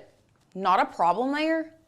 I don't know why this, we do have to change our puff layer. If you look at, once again, I'm preaching the layers panel today, guys. Because, did you guys notice our little red exclamation mark right here? Mm-hmm. What that means is that there's something wrong. And I found out, if you look, it says print and cut. Guys, that we're not doing our puff is not gonna be print and cut. So we need to come over here to our operations and change it to basic cut. So good. Now, looking at the M, we're sitting at 3.25 by close to 10. That's about as big as you're gonna get. You're not gonna get any bigger to fit on an 8.5 by 11 piece of printable HTV, okay? That's all you're gonna do. So I'm gonna hide my other initial. And once you have sized it, you're ready to go. We're ready to start making. So what we're gonna do now, we're gonna click Make It. What this is going to do is it's going to put each, actually look, our S and our G, you don't even have to have 3 sheets of 8.5 by 11, only 2. Amazing. And Mary, you can totally renew now and add it, so it's so good. And this went to a 12 by 24 for some reason. We're just gonna put it on a 12 by 12. Okay, so we're gonna go back to our first letter. And from there, we are going to put our DTV in our printer. Now, it prints, if you've ever worked with printable vinyl, or this is the Caesar DTV. We truly do love this. It's very thin. You do, if you work with printable HTV, whether it's Caesar DTV or any other brand, you do have to have heat transfer tape. Now, I know that we had this issue the other day. Come back to one. The only time, or I'm not gonna say the only time, but the majority of the time, you're only gonna need heat transfer masking tape like this is when you work with a printable material, guys, because it prints on this side, so there is no built-in carrier sheet. So you have to have your own. Now, if you're working with regular HTV has a built-in carrier sheet. So you don't have to have this for regular HTV, okay? I'm not gonna have to use this for puff because it already has its own carrier sheet. It's just for printable materials. So good. So, just wanted to clear that up for everybody. Amazing. What I'm doing now, turn on my printer, and I'm going to put both of my sheets. I like putting it in my rear tray. If you don't have a rear tray on your printer, you can put it in the bottom tray. Just remember, if you put it on the bottom tray, it needs to be, most printers do it face down because it pulls it up through the printer, and it's like here, and pulls it this way and prints. Now, Lauren, Bethany asked, so is DTV just printable heat transfer vinyl? Yes, DTV, I don't know where the D came from. Okay. I don't know what the either. D stands for.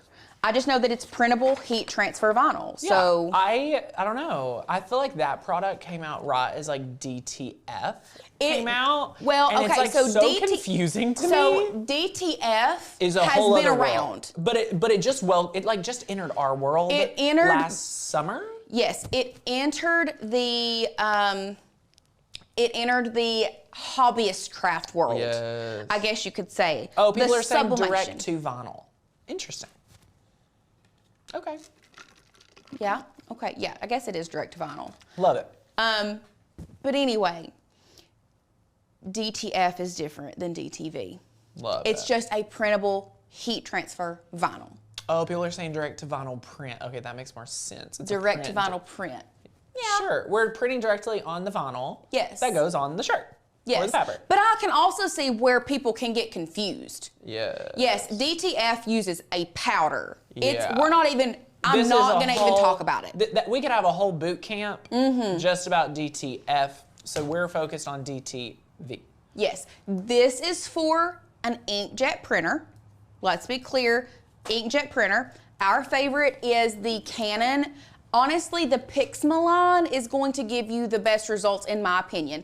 The Pixma line of inkjet printers is made to like print professional pictures at home. It's not like truly professional, but it's going to be the most professional that you can get printer-wise, like for pictures and things like that at home. So I don't think you can go wrong with any Canon Pixma inkjet printer. We are using the TS9500 today. It is a larger printer, but you can get some of the Canon Pixma printers pretty cheap.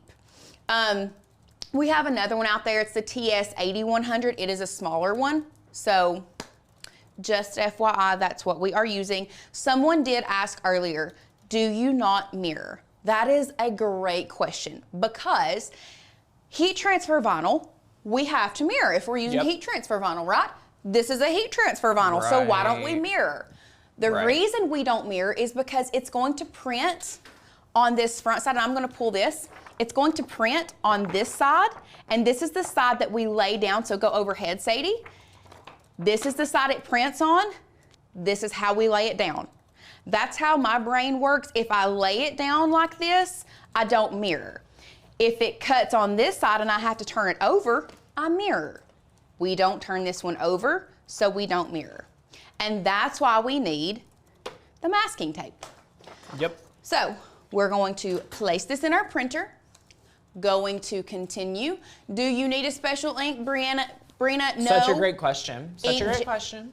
Inkjet, just an inkjet printer. Inkjet. Regular. Do not accidentally print this in your Sublimation printer. Nope. So we're going to send this to printer. For this one, this is a great instance where we are using bleed because we want to give our Cricut enough wiggle room that we have no white on the outside. So we're turning on bleed and we're using our system dialog, okay? I always use my system dialog. That way I can get the best print quality possible, okay? So once you, for this one, like I said, we're adding bleed. we're using our system dialog, and we're going to hit print.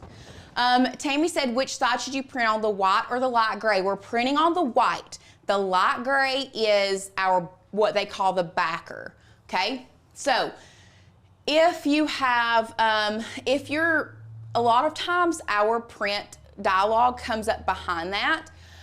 So we just kind of pull Design Space down and it's there. Now, I'm feeding this from rear tray, so I need to put feed from rear tray, media type. Now, I'm gonna let you guys know, this is not photo paper, but I'm turning the media type to photo. Why do I do this? Is because I get a better color payout when I change it to photo. One thing I need to be clear on, if you change your media type to photo every single time, you're gonna use more ink. That's just how it is, because the saturation of the colors are a lot more when you change your media type to photo. Last thing you wanna do is change your quality from normal to best. And that's it. We're gonna print. Look at how fast that technology is. Look at that. Instantly. Look at that. Instant. Woohoo. I know. So, awesome. Yes, make sure the Cricut's calibrated if you have been having issues. A lot of people have been dogging Cricut's print and cut capability. I personally have been using it fairly often, and our Cricut hasn't been too terribly bad, but let us know in the comments how yours has been going. Do you need me to grab you a mat? I need a mat. Yeah, I'll grab you one. I mean, there's one right here that's a strong grip, Lauren, and I don't need a strong grip. I'd just be honored to grab Lauren's mat today. Thank you so much. You know. Thank you so much. I'm just here to serve today. What can I say? Okay, Amy says, I never use bleed. You know what, Amy? A lot of times we don't use bleed either. However, if there is an instance where I want to make sure that there is no white at all on the edge, and I'm like, I don't know how long it's been since I've calibrated, I'm gonna turn bleed on just to be on the safe side. Now listen, when you are not using your bleed section, you are just risking it. All right, y'all. Bleed is not gonna cost you anything. It's gonna save you. The only time you need bleed is when you should have after you should have turned it on. Now, I will say this. If I'm making stickers or something and I have like a white offset around my stickers and I'm printing it on white sticker paper, I normally don't I just turn it off. Yeah. Just because but even if I left it on, there would not be a bleed because we have a white layer. That's gonna be what's on the edge. Okay, so now that that's printed, we are going to place this down on our, dang it, our brayer's out there too. And that's not, I might need a strong grip mat because that ain't sticking at all. It's right here though. I looked quite around for you a stronger one. That's why I brought you two. Okay, well, you know what? Strong mat it is. Strong grip mat, I just had you go out there for nothing. No worries. I ordered a bunch of mats during... They're in the closet. Oh, they're in the closet. I was like, I knew I ordered them. They're in the closet. We just kind of keep them in there. Hidden. Yep. Makes us Okay. use what we got. So the reason I changed to a strong grip mat is because, and you know what I realized? I didn't go over materials before I started. We're so far in. What are you talking about? I know. Okay. So the reason I'm using a strong grip mat is because this light grip mat, I don't know if it's like the backer of this, it just was not sticking. So I put this on a strong grip mat. Going back to Design Space. I'm just use Everyday Iron On for this. And then we are going to, I'm gonna move my Celsius out of the way. And we're going to send this through our Cricut. Speaking of print and cut, I use glossy paper and it never cuts the glossy. What did I do wrong? Ooh. Deborah, you did nothing wrong. Check your lights, number one, because a lot of times it seems like lights will distort our registration marks, especially on shiny paper. First thing I want you to try is some Scotch tape over top of those registration marks. It will dull it down enough, but still be able to see through it, so your Cricut's gonna register. If for some reason that doesn't work and you see a white crayon laying around somewhere, take that white crayon and rub over, and then that should help the shininess so that your sensor on your Cricut can pick that up. Love okay. that. So now we're going to send our next layer to the printer, system dialog. Once again, we're doing the same thing we just did. Where did it go? Y'all, we have our bougie heat press. Everyone asks questions about this. This is the clamshell. It is worth the splurge, but here's the dealio.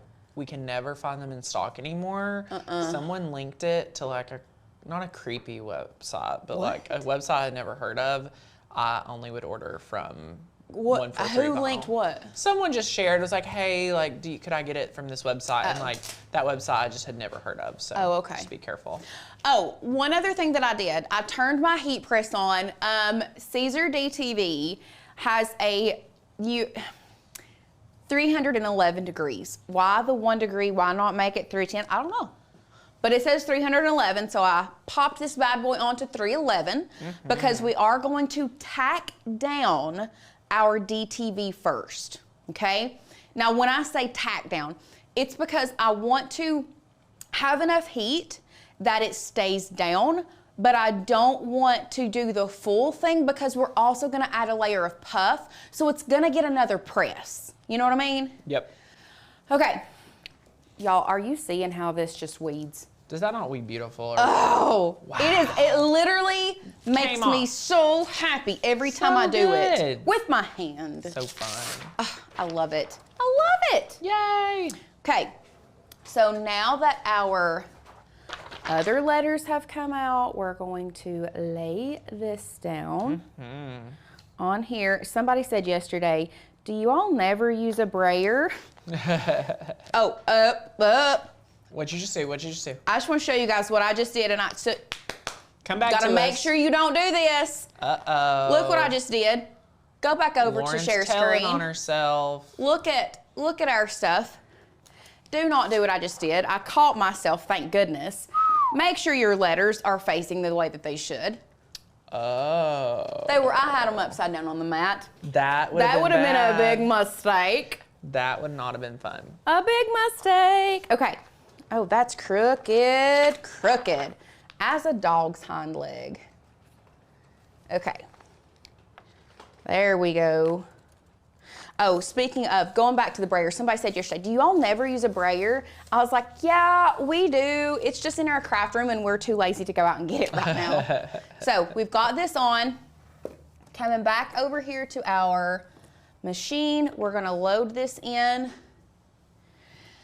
And everyday iron on, default pressure, it's going to,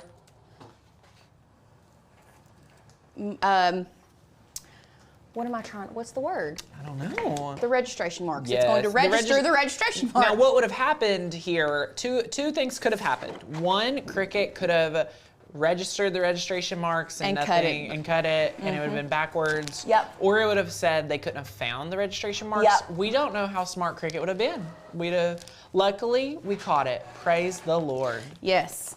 So what I'm doing while that's cutting, I'm gonna get my heat transfer tape, and I'm just gonna cut some of this off and get it ready. And I'm gonna cut a big enough sheet that I can get all three of these letters on one thing, so I lay them all down together. Love it. So this is a good example that Cricut doesn't know what it doesn't know. Yes. And you have to tell it. So you have to lay it down the exact way Cricut is expecting you to lay it down, because it doesn't know that you put it upside down, right? Yep. So there are some machines out there that have cameras and not like the scanners like Cricut does, but I really don't think that would change that much for this type of print and cut. So Jen anyway. says she's never heard the phrase Cricut as a dog's hind leg. Did you just say it? Yeah, I said it earlier. I My said it when I dog's front legs are crooked.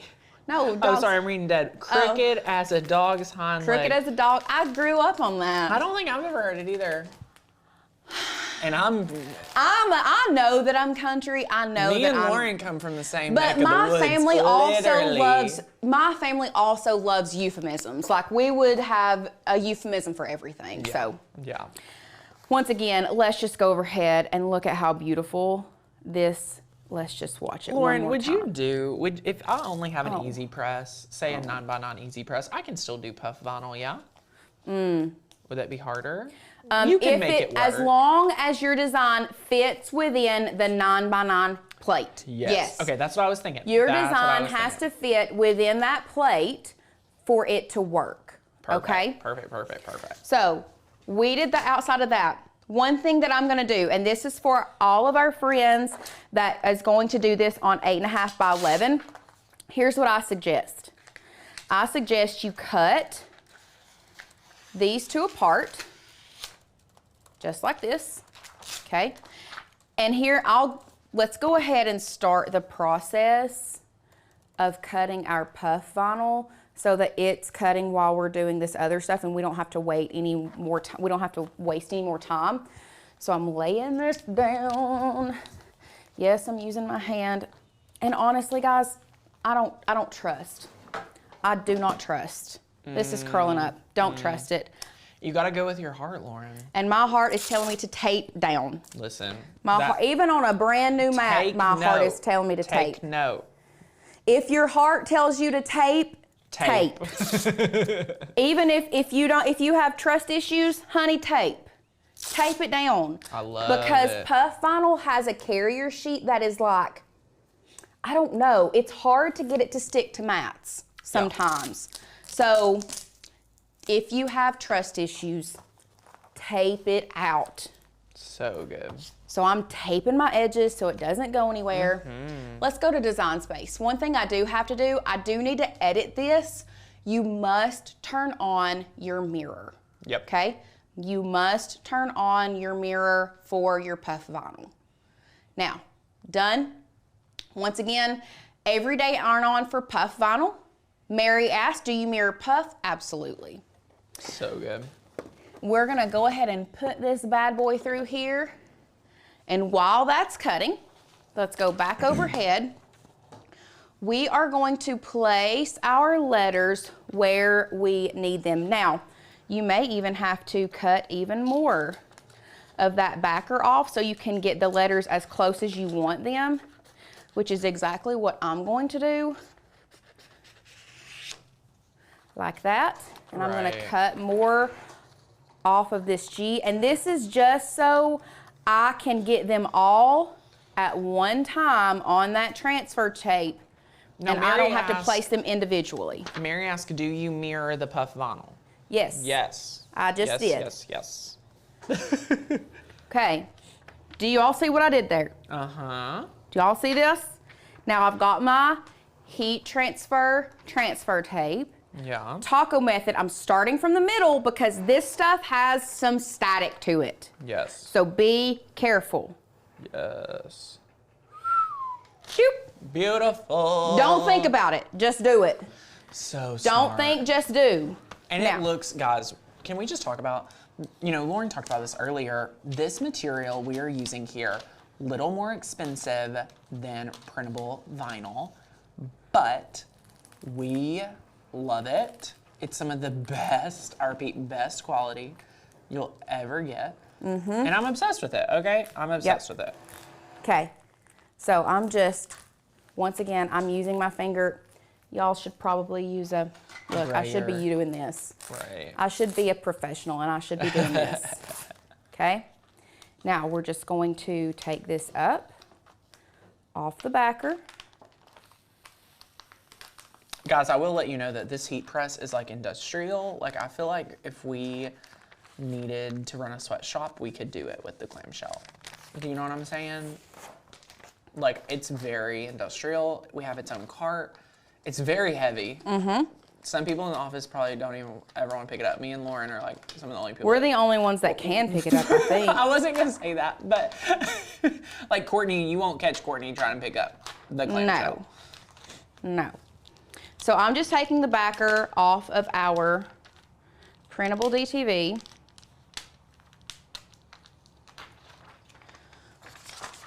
Okay. Taking this up. Somebody did ask, is this the same material we used for Make-a-thon? Yes, it is. Yep. So what I'm gonna do now, I've got my design here. I'm bringing my sweatshirt over to my heat press. We have a piece of butcher's paper on here. Guys, y'all don't have to have that. Now, I am gonna put it over top of this garment just because we do sublimate with this heat press. And if you guys know what sublimation is and you've been around here, then you know that sometimes the ink will get on the top of the plate and will transfer to other garments. And we don't want that. So this is not necessary if you don't use sublimation, if you don't sublimate with your heat press. Yeah. This is just for me and my peace of mind to make sure there's nothing on this press that's going to go on my garment. But if your crafters like us, multi-faceted, passionate crafters, you definitely will want to do that. I'm just giving this a quick press because what a quick press does is, first of all, it irons out any wrinkles, but it's also going to absorb the moisture, okay? So all of that moisture is now out of that garment and will allow our design to stick so much better. So now what I'm gonna do is I'm laying down my monogram. And if you want to, you can grab a, we're just eyeballing it. You can grab a t-shirt ruler. I wouldn't try to be doing that close to that. We're eyeballing. Really hot heat plate. We're eyeballing. Remember, 311, and we're gonna do this for about 10 seconds. Yes. Because we're doing another press with our puff, okay? Good. Now, this heat press is an investment. You do not have to buy this one. You could buy a heat press similar to this for probably like 200-ish range. This one, I wanna say, I mean, it hurt my heart, y'all. It was I wanna say $450.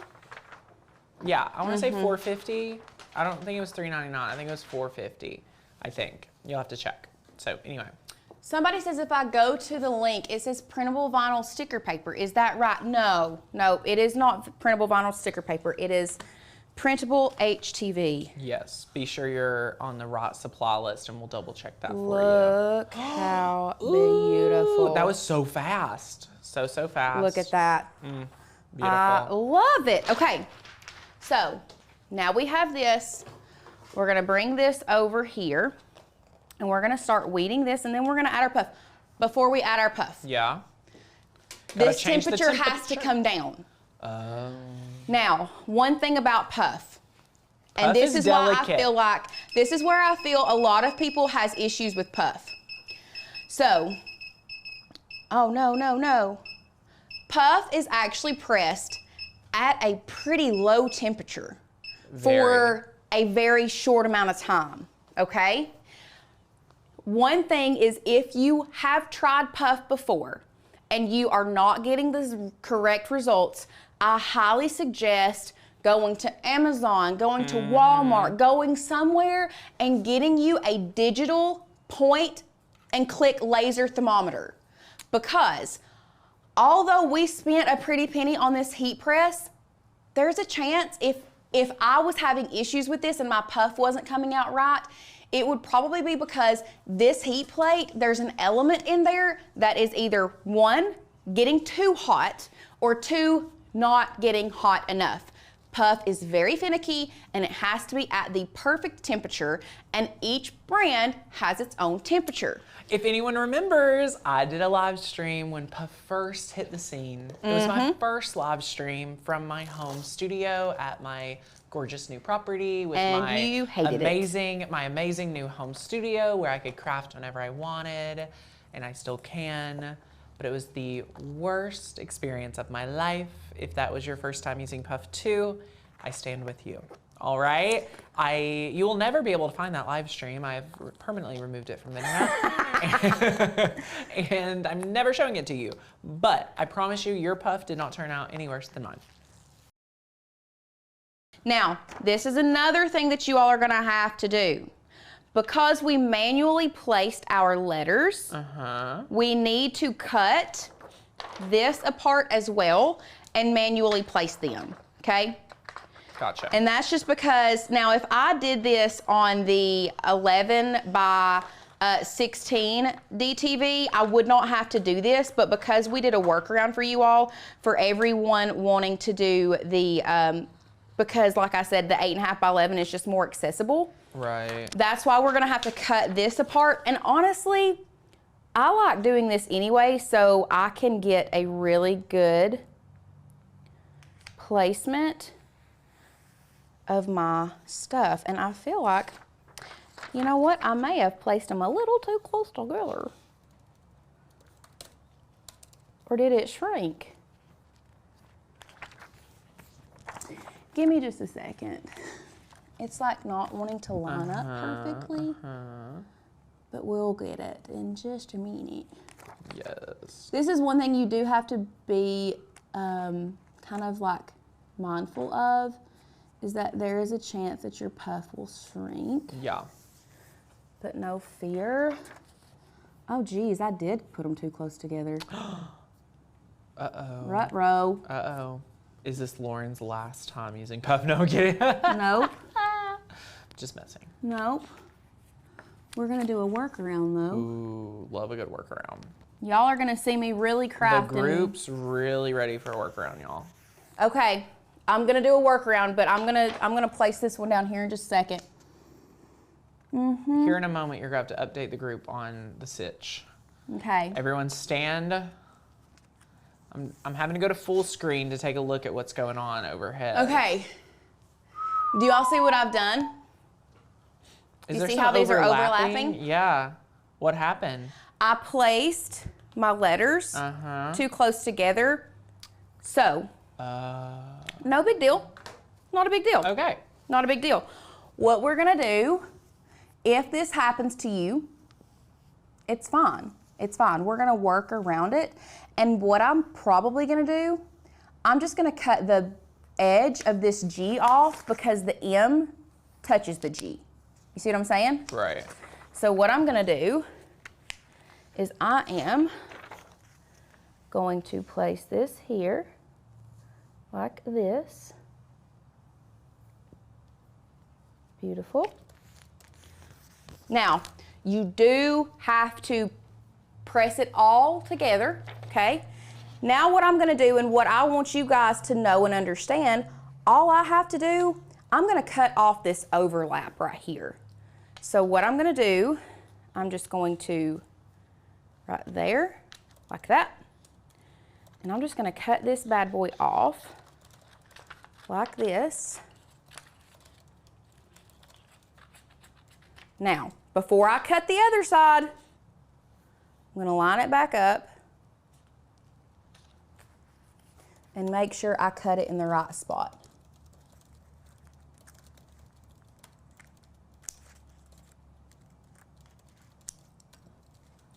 Look, y'all see that? Now, I am going to grab, where's our heat tape? It should be on our cart. Is it in the drawer? Maybe. No. No, there's some right here. I'll just use this. We'll just cut it off ourselves. How's that? Yeah. So I am gonna tack this down with some heat tape. Okay. That's really small heat tape. That's like tiny. Tiny. Here's some thicker stuff. Okay. Give me just a second.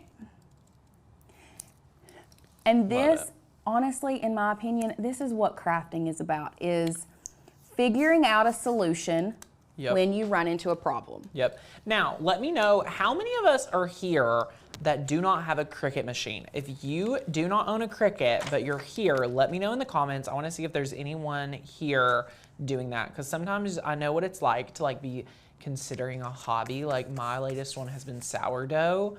Okay, are y'all seeing what I'm doing? Yeah, sorry, is there anything, you're just taping it all down, getting And it I all was ready. cutting it off. I did cut off the overlay because I got my letters too close.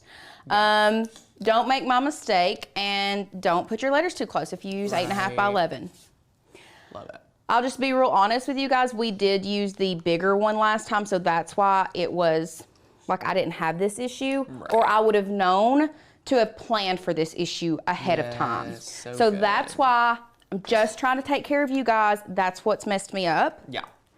So we're just taping her down. Now, someone said if you did not cut the overlap off, what would happen? What would have happened is the overlap would have pressed onto the transfer sheet of the other and it would have just not been good. So anyway, we've cut off the overlap. We've taped it all together. Work around, guys, because we're crafters. And we solve for issues like this. Yes. So we are pressing at 280. Once again, this is Caesar puff. You need to press at the right temperature for the right time. Too much heat is going to burn it. Too little heat, it's not gonna puff up as much. I just realized it's 313, holy crap. 280, 10 seconds. Let's go. Love it. So fun. I love seeing everyone talk about this. I will say, you have to use your intuition. Remember how Lauren was like taping down the mat? That's the same way you gotta be on the Facebook Marketplace, y'all. You gotta use your intuition. You have to know when it's a scam, and you have to do some, oh, you did it! Yay! Love it. I love when this happens. Love it. So good. Okay. So good. Look how pretty. Woo! Woohoo! Also, whoever doesn't have a Cricut, I totally forgot. We're giving away a Cricut Maker 3 today. So, super fun. Super, super fun. And there you go. No way. Look how cute. Ooh! Ooh! Yay! That's so pretty. So fun. So So fun. if you wanted to do this and you don't want to do puff, the same process, you're just going to use regular HTV. Yep. Okay, so this is what we're gonna be creating. Now you can make these for whoever. River is my babysitter's son. He's so cute. So we're gonna be able to customize this entirely. These are all MGL files and fonts. Is this not the cutest font ever? This is our font Kinder, and then our font Bouncin', and then there's this little robot guy. And then I've got all of these in here. Look, so this is all matching. But what I'm going to be teaching you all is how to cut these shapes out and still have this sealed laminated edge around it, okay? And you can do this with any print and cut image. Now these are super basic images, these shapes right here, but we get way more intricate. So we go into the seasons. I've got rainbow, storm, snow, and sun. You can customize these any way you wanted. If you wanted to do letters for them to like spell their name, that would be cute. And then I'm gonna use these animals as our prime example today. So we're gonna be doing that. And then what you're gonna need is obviously an inkjet printer. And then I've got these little key rings. Oh shoot, it keeps getting stuck. These little key rings are so cute. You can just use like a circular one. The dollar store has these, I believe. Yes, they do. But look how cute the star ones are. I just love these. I think these are, you can just clip it to your like car seat or, you know, something where they can just always have it. And then I even added a little zipper pouch so all these pieces fit in this little zipper pouch. So y'all know I secretly, not secretly, but like low-key love making kid crafts. It's just like a low-key passion of mine. So any kind of craft I can make for my kids to use, I just love it. So you're gonna need inkjet printer, you're gonna need your Cricut, you're gonna need some heavy cardstock, okay? So like, I mean, you could do like 60 pound. I think 60 pound would be fine because we are laminating them. So you're gonna need some laminating sheets, which I've got here. I have a laminator. This laminator is from Walmart. Did you link one on Amazon? No, that one is from Amazon and I linked the exact one. Oh, cool. How much was it? Give me a second and We I bought will it tell you. so long ago, y'all. Yeah, because it said purchase like however many years ago. Yeah. I want to say it's like $30. Oh, see, that's not bad. So now if you are like a teacher, it's you probably... $30 right now. Oh, that's not bad at all. I love laminating things. I don't know about y'all, but I love a good laminated something. Yes. And then I've got a light grip mat, but this is a really good light grip mat. I recommend a standard grip mat, a sticky, well-stickied standard grip mat. So that is all we're gonna be needing for today. All right, so let me get into Cricut Design Space. We're gonna get our fonts and kind of get everything set up, and then we'll jump into the depths of the tutorial. Y'all know how yesterday I said that yesterday's project was literally 0 in Cricut Design Space? I feel like today's is like the other like end. The other end of the spectrum. Yeah. Yesterday's was download it and then upload it, and it's the perfect size for what if you got that specific shadow box. Yeah. Today is very heavy in Design Space. Yeah. Okay, so let's see here. Alrighty.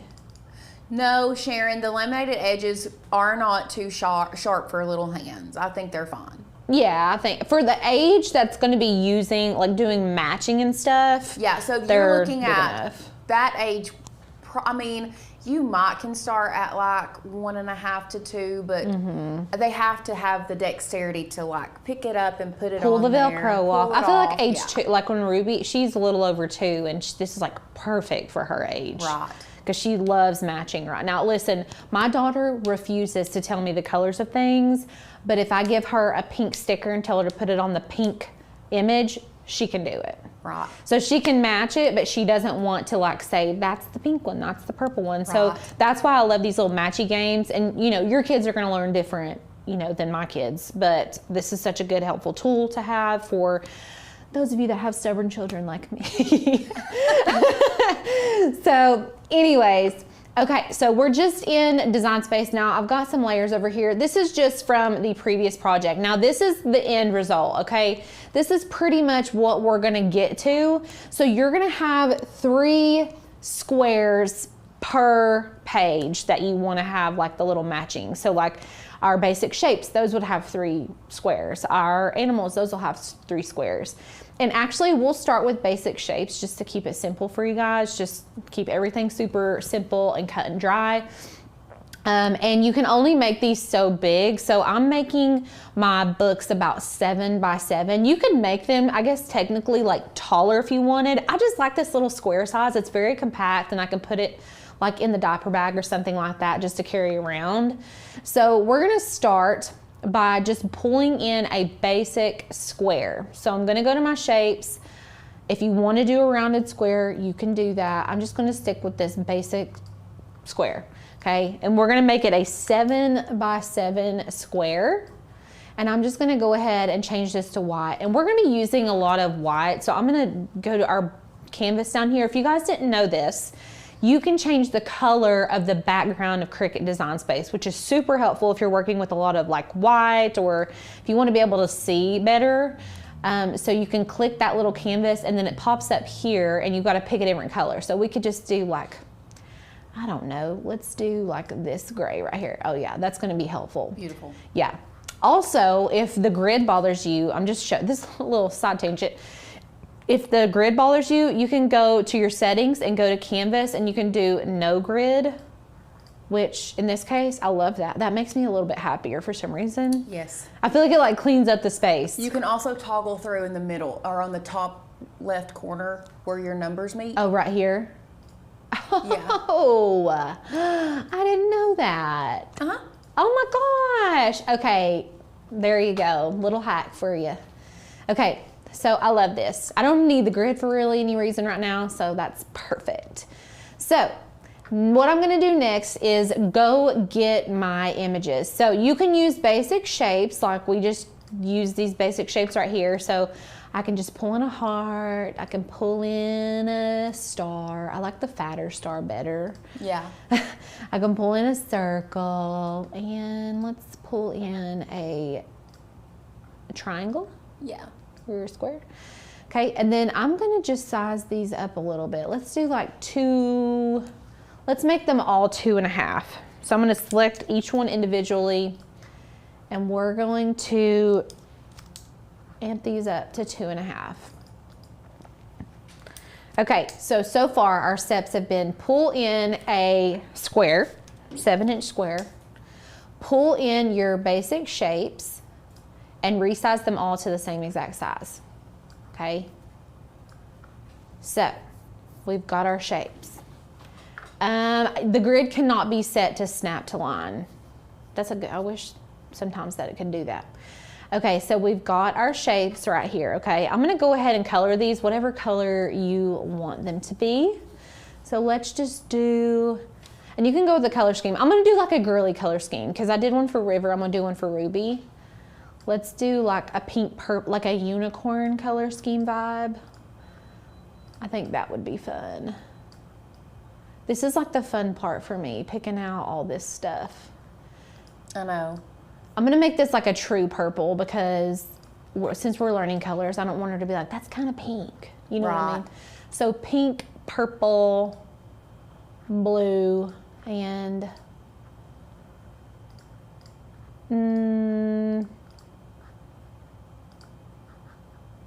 I like this green. That's giving like kind of unicorn vibes. Yeah, the blue needs to be a little bit more muted though. I know. In my opinion. It's a little too.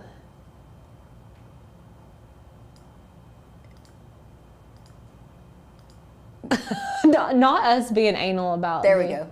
Down, right there. That's cute. it. Okay, that's cute. That's cute. That's cute. Okay.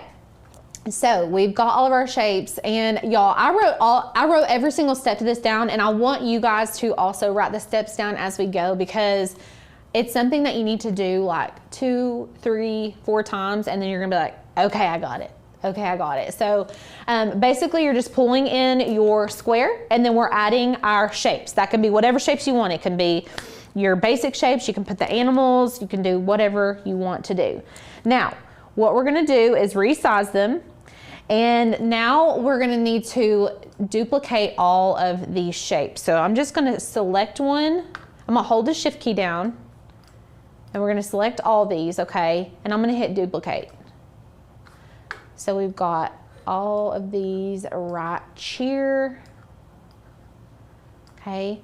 And these are gonna be the silhouettes that we match them up to. You can keep them the same color, or you can make them black, but I think it's good. And listen, I'm not a teacher, Lauren, you can tell me. It's probably better to have them to match the color to the color. So you can say match the purple heart to the purple heart, rather than find the heart and it's just black. Right, it's. I think having the color is good. That way it's like you're matching both shape and color. Yes, it's like getting 2 birds with 1 stone. This for younger children. Now, if you're doing it for an older kid, once they get past that, Yeah. if you want to just do shape and shape, and then do like Sin even said in the comments, write out the word, the color of the word. Okay, so we can do that. they recognize Right. the written word. Yes, I think that is also good. So let's do that right now before we go on to anything else. So we've duplicated our shapes, and I'm gonna zoom in here. So this is gonna be what it's gonna look like printed, basically. So I wanna add in what Lauren is saying, we should add in the names of the shapes. So let's go ahead and add another square. I'm gonna send this to the back. And before I put the names, I'm gonna make sure all these shapes are lined up pretty evenly. So I'm gonna select 2. This is how I do it. Select 2, oops, center vertically. Select 2, center vertically. Okay, we're gonna line, center vertically. And then I'm gonna do these 2 and center vertically. If this were Canva, we could tidy them up. I'm gonna select these 2, center horizontally. And then these 2 and center horizontally. Okay, so now everything is like perfectly lined up. So the next thing we're gonna wanna do is type out what we want the names of the shapes to be. So I'm gonna put heart, and I'm gonna make this that bouncing font. You can use whatever font that you want. Let me see if we've even got that downloaded in here. We don't. So let's go to the Makers Gonna Learn website, and we are going to download one of the fonts off of our website, okay? And all of these are linked below if you guys are looking for the links to them. So we're gonna go to fonts and bouncing, just like this. Okay, so you just search for the font you need, and then hit this little download icon, and it's gonna pop up here into a zip folder. I'm gonna open that, and then we're gonna double click on it, and then we're gonna hit install. Now, if that was way too fast, if you're new to Cricketing and you're like, whoa, can you slow back and go back and redo that? You can always rewind us, or you can get into our 30 days to master your Cricut, and we have a whole slowed down tutorial on how to download fonts, so, and images and everything. It's a whole detailed area. And then we're gonna go back to Cricut. So save what you've done. I'm gonna hit save. It's probably gonna have me name my project. Oh, I already have. And then we're gonna hit view and reload. Okay?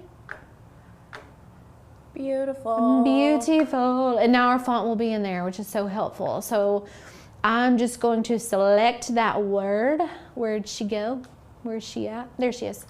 I'm gonna select it, open my fonts. All of my downloaded fonts live under System Fonts. And I'm just gonna type in the name of it, and there it is. And this is like an all caps font. So stinking cute. Okay, so we're just gonna lower that down. I'm duplicating it so all the size and everything's the same. And then we'll line them up here in just a second. I wish when I duplicated it wouldn't pop up here to the corner. I know. Let's see, circle, and then duplicate. You can also Command C to copy, Command V to paste. Command D to duplicate. Command D to duplicate, yep. Triangle. Okay, now what I'm noticing is these shapes are a little bit big. So we're wanting to have a slight offset on our shapes. I'm gonna show you guys again what it looks like. So overhead, I want it to have that slight offset for the lamination. So we need to consider that whenever we're making the shapes to their proportional sizes on the canvas. So we're gonna need to make these just a little bit smaller. So right now they're like 2.5. So I'm just gonna go through and shrink these down a little bit. I wanna have room for that edge on the laminating sheet. While that seems really meticulous, I promise you're gonna be glad that you did that. Otherwise it's gonna look weird. Now you can go through and make these exactly the same size if you wanna do that. I'm just shrinking them all down a hair. And then I'm gonna go back through and line everything up, okay? This is gonna make it look professional. If this is something you wanted to sell, I feel like these would sell. I don't know how much you'd sell them for, but I feel like this is something you could definitely sell. Okay, so I'm selecting them all, center horizontally, and I'm actually gonna scoot them up a little bit. Okay, beautiful, beautiful. And since I did change the size, I wanna keep all of these the same size, okay, the whole time. They always need to be the same size. I'm gonna hold the shift key down and duplicate. So now these are all the same size as those. Before we go on, does anybody have any questions? We haven't really got that into it yet. Nope, nope. Kelly, you can totally make the words the same color as your images if you want to do that. So, okay, back in Design Space. So we've got our first one. This is our, we're gonna call this our actual image square. Would that make sense to everybody if I call That's the one that it stays on the ring. Yes, this is the one that you see. This layer with the names is this one. We can call it the name layer if we want. Okay. But we are gonna that needs to just be flattened. So everything's gonna be printed out and cut all together, okay? It's very easy. It's just like if you were doing a sticker or something like that, you would just flatten everything together. So you wanna make sure everything is selected so you can click and drag, select it, and then flatten it. Note number one. Note number one. Base layer, we'll call it our base layer. Base layer. Base layer needs to all be flattened together. Everything on your base layer needs to be flattened together. All of it. Number one. Yes. So that's the easiest layer. And then what you're gonna do is we're gonna select these little guys right here. So we're just leaving our flattened layer over here. Forget about it, okay? It's just gonna sit over there. We're gonna go, hold your shift key down, and we're going to select all of these. If you need to, come to your layers panel and hold the shift key and click them. Sometimes it's easier, especially where they're in a square. It like doesn't want to let you click it. And we're going to select them all. Actually, rewind. We're gonna select each individual one and we're gonna add an offset. Now, I did like a 0.13 offset. 0.25 is a little big in my opinion.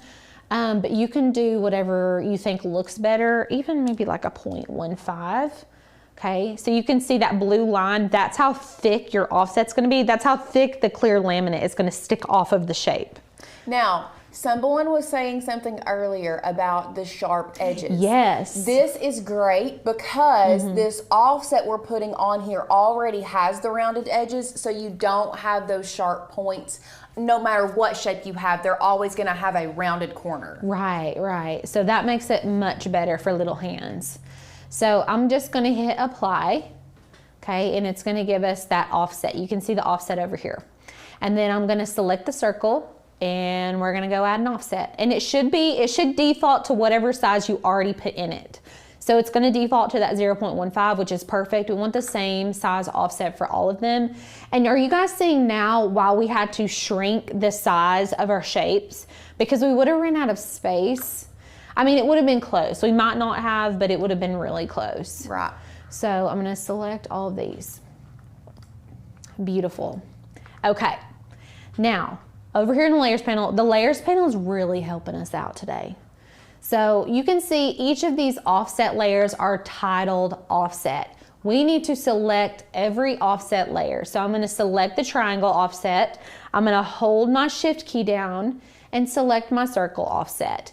Keep the shift key held down. We're going to select the star, keep it held down and hit the heart, and then they're all selected. Then I can come over here, click one time, hold it down, and bring it over. Okay, let's take a pause.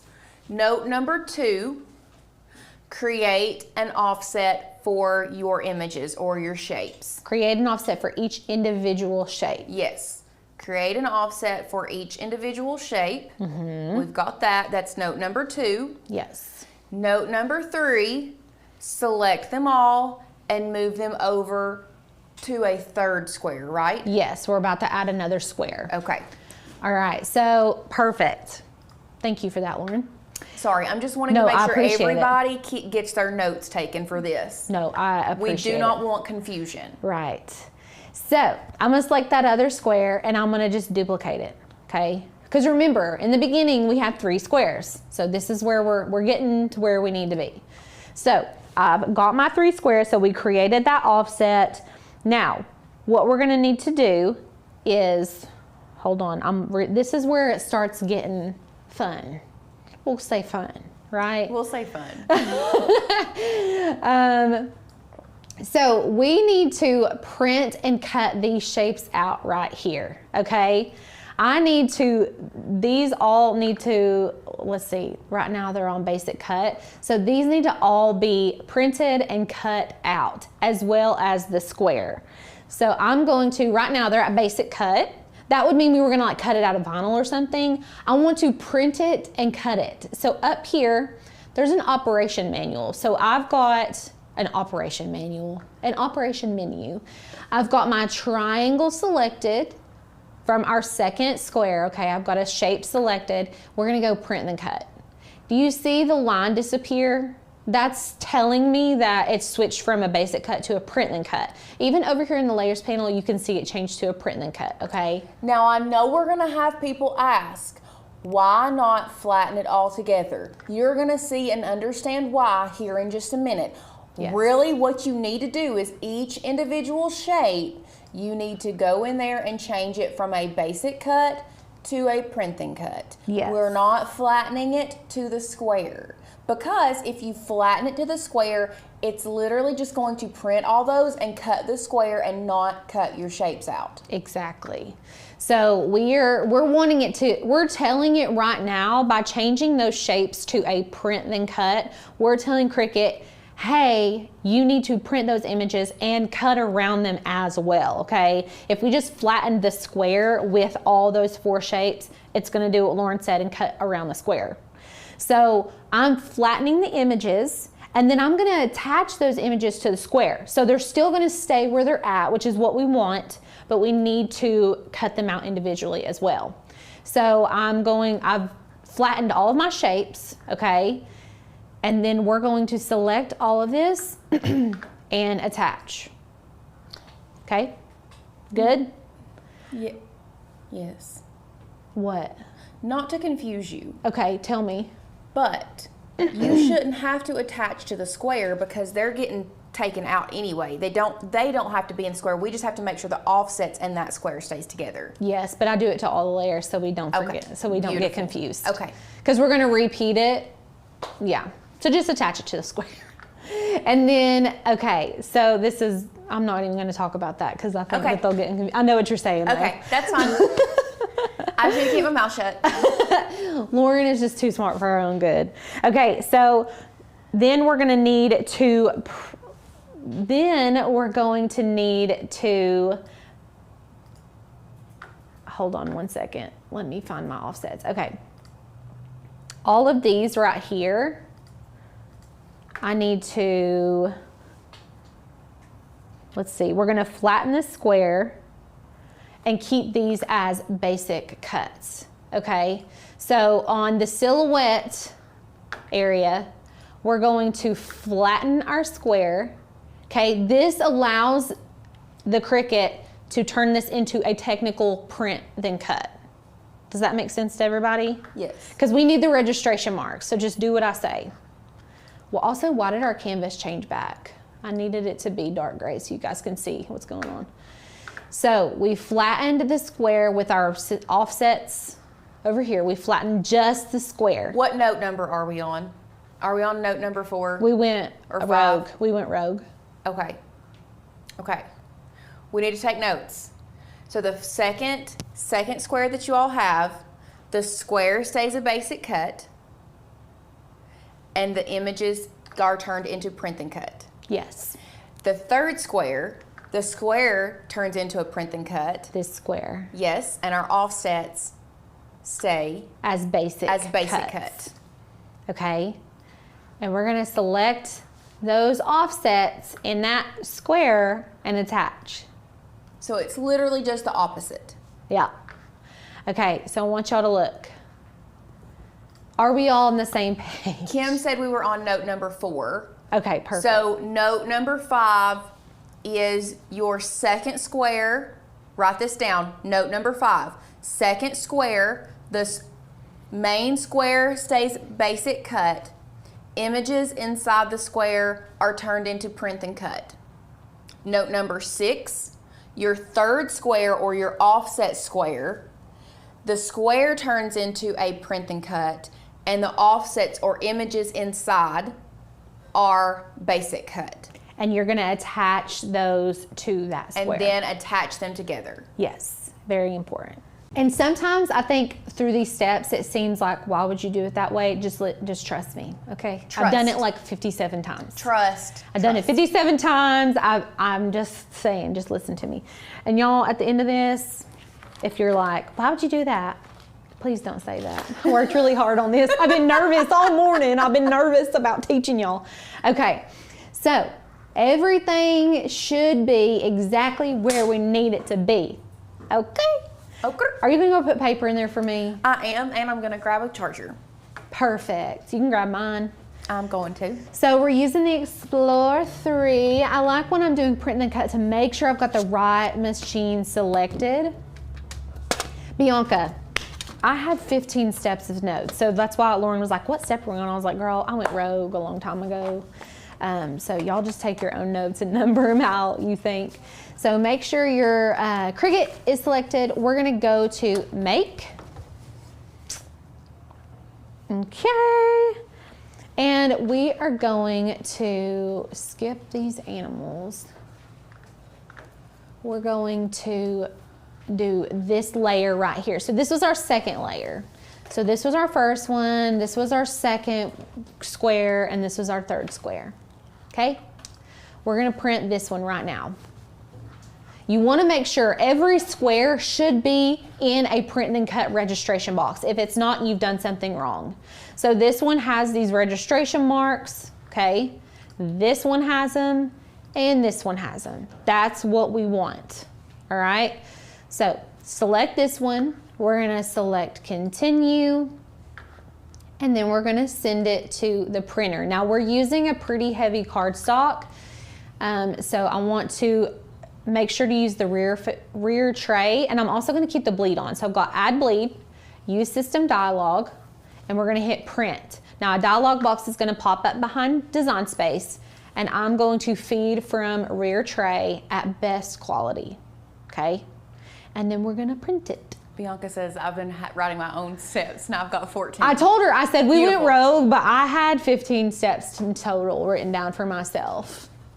In totality, though. In totality. In totality. Okay. Every time I hear the word totality now, I think of path of totality. What is that? The eclipse. Everybody was talking about the path of who's in the path of totality. Oh, yeah, that's hilarious. Oh, we were not in the path of totality. We were not. We didn't even see it. Me and Sadie were here. We didn't even see it. It was so rainy and foggy. Oh, I didn't see crap that day either. Oh, yeah, you were in Knoxville. I was in Knoxville and there was nothing. Sad day. Sad day. Okay, this is the time for questions. We're waiting for it to print. Pop them in the chat. I know y'all got questions. Also, I just now thought, this cardstock that we do, you need to cut it on craft board. That's where you get your good cuts. Or glitter cardstock. Craft board. That real thick stuff. I've always cut this heavy cardstock on craft board. Okay. By the way, FYI, everyone, we are using, this is 120 pound cardstock. That's why, because I That's thought it why. was 80 pound. We don't No. have it labeled because we bought No. like 50 bags It's of 120. paper. So that's why I That's cut it why. on, because even on heavy cardstock is 110. Okay. So it's like doesn't give it enough doesn't- pressure. Yeah, So because cutting this it on- morning I was cutting it and I was like, why is it not? I just now thought of that. Yeah, that's why. I was trying to cut it on glitter cardstock, which is normally my go-to, but we're gonna cut it on craft board. So this is 120 pound cardstock. Okay, so you're gonna take your print and then cut, and we're going to burnish this down. Okay, and then we're gonna go back into Design Space, and I'm gonna browse all materials, and I'm gonna type in a crafts board. Okay, craft with a K, K-R-A-F-T board. And then we're gonna hit done. And do you use more pressure normally? No? Okay. No, ma'am. All right, so we're just gonna send this in. Full send. Full send, everybody, full send. Okay. I'm so Now, excited. Lorraine did ask earlier that we missed, can you select all of the shapes together and then change them all to print and cut? I think you can, but we wanted to do, the reason that we taught it this way is just because it's a repetition, and you all know that when you're, or if you don't know, when you are teaching something and you are trying to teach something, repetition is what gets everybody to understand where you're going. So like repeating ourselves and doing them individually was a very strategic plan. Yes. So, but to answer your question, yes, you can go to your layers panel, select all 4 shapes, and change them all from basic shape to print and cut at one time if you want to. Yes. I just wanted to make sure like nobody missed anything. So I'm trying to be like super, super thorough. Kelly, we are fixing. We do all the time. We're cutting 120 pound cardstock on Explorer. Yeah, we do it We all do the time. all the time. And where I had a bleed on this, thank God I did, because you can tell It's off just a little bit. it's just a little off. But adding the bleed to full color shapes helps so much, because if your calibration, like if your machine's not perfectly calibrated, it really like gets it all in there. Also, you all don't have to use 120 pound cardstock. This is just what we have. Yes. So that's honestly, what like we're using. 60 or 80 would be 80 would perfectly be fine. perfect for this because you are laminating it, so it's going to give it that extra oomph, the extra support that it needs. This is just, if I had, honestly, we're probably just trying to, I'm just trying to use this cardstock up because it's very thick. Gosh, and we've had it forever. I know, we've had it so long. So it's like we're trying to use it up so we can order like actual heavy cardstock, like Like the weight that we want, the you know? exact weight that we want, yes. Yeah. Okay, I am just... Christine says she sees your notes. Yeah. Listen, we have to have notes ourselves. Oh yeah. And this is like something that I don't do all the time. You know, like most of the stuff that we teach you guys, we do on a regular basis. So like I don't need to have notes. Like, but this is a special skill. It is a special skill, and Yeah. Alicia spent a lot of time figuring this out herself. So she had to take notes as she was making this. Yes.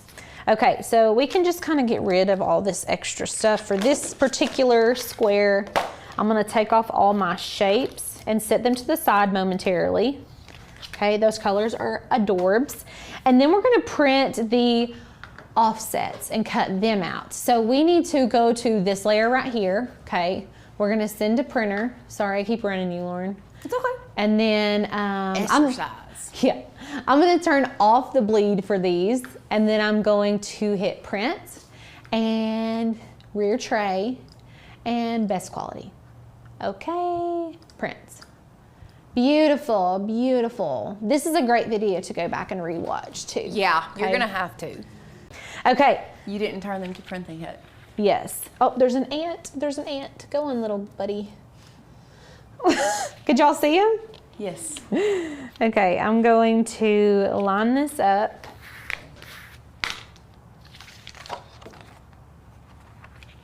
I just want it to be like as perfectly lined up as I can be. Like I said, if you've got a standard grit mat, I would use that. This is like a really sticky light grit mat.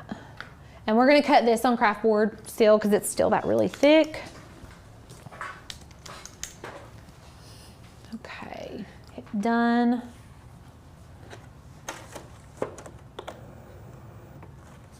All right, beautiful. Now, if we did it right, it'll cut our shapes out. Okay, it cut our shapes. We did it right. We did it right, you guys. Lorinda, so it came out all white. I'm gonna show you guys. Let me make sure this cut. Oh, yeah. Okay, look. So we printed it. It came out all white because we flattened the square and then we made the shapes into just basic cuts.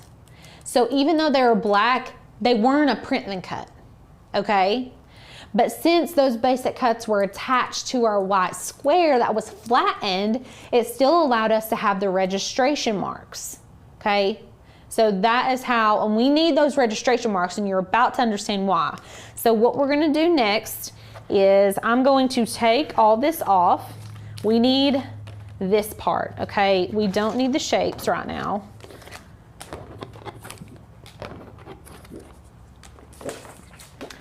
Then you're gonna get your lamination sheet. So you're gonna get one lamination sheet and we're gonna open it up. This is where the magic happens. Yeah, this is where the trick is, okay? This is why we cut the offset. So we're tricking our Cricut. We're hacking our Cricut, basically, which is like my favorite thing to do. So I'm gonna slide this little registration box up into my lamination sheet, okay? So we're gonna slide it right there. I'm gonna lay this in here because it cut it out so I know exactly where to lay it. And then I'm gonna get my shapes and place them inside. Now you're kind of eyeballing this. You just wanna make sure the area around the shapes is even, okay? Just wanna kind of make sure it looks good all the way around.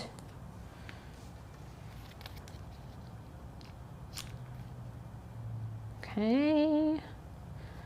All right. Do you see how there's like a little edge around all of them? Okay. Now the next step is very important. Yes. This is to just kind of to ensure, like, anyway, I'll just hush. And then I'm gonna close this over top of it.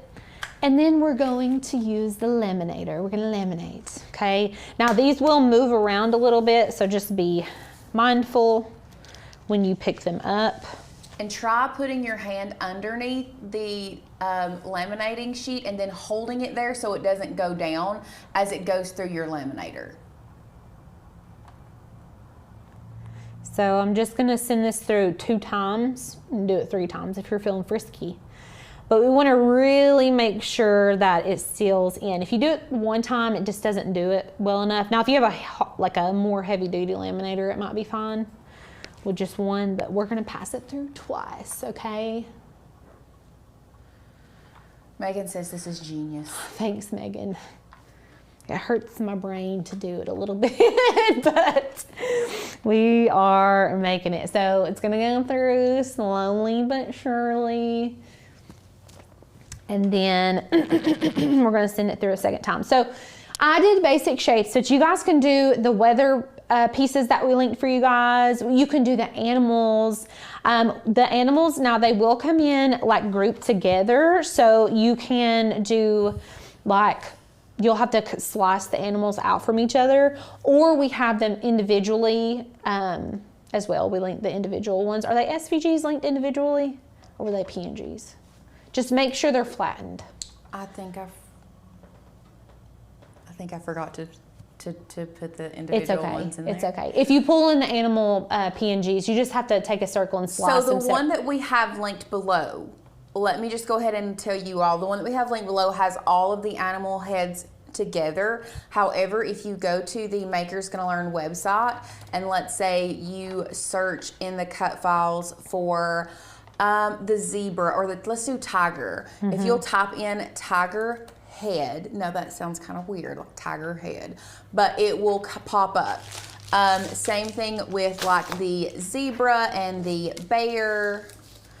Let me try that again, because BERA is not, it's not gonna come up for there. Do we have a bear? Is there a bear? There should be one of each of them. Okay, so we laminated it, we're putting it back on the mat, and you need to line the paper up to the edge of your grid on your mat. Do not line it up with your laminating sheet, right? You need to line it up with the paper with the edge of the grid, okay? And I'm just gonna burnish this down really good. Now, if your mat's not sticky, make sure you got a sticky mat, or these will slide everywhere. Honestly, I'm gonna tape it. Tape it. One thing about me, I'm gonna tape it. Oh, also, what the F was talking about, decorate the front of your notebook, not the actual what we're doing today. Oh, I don't decorate them because they're so full of like busy notes that, oh, here's the tape.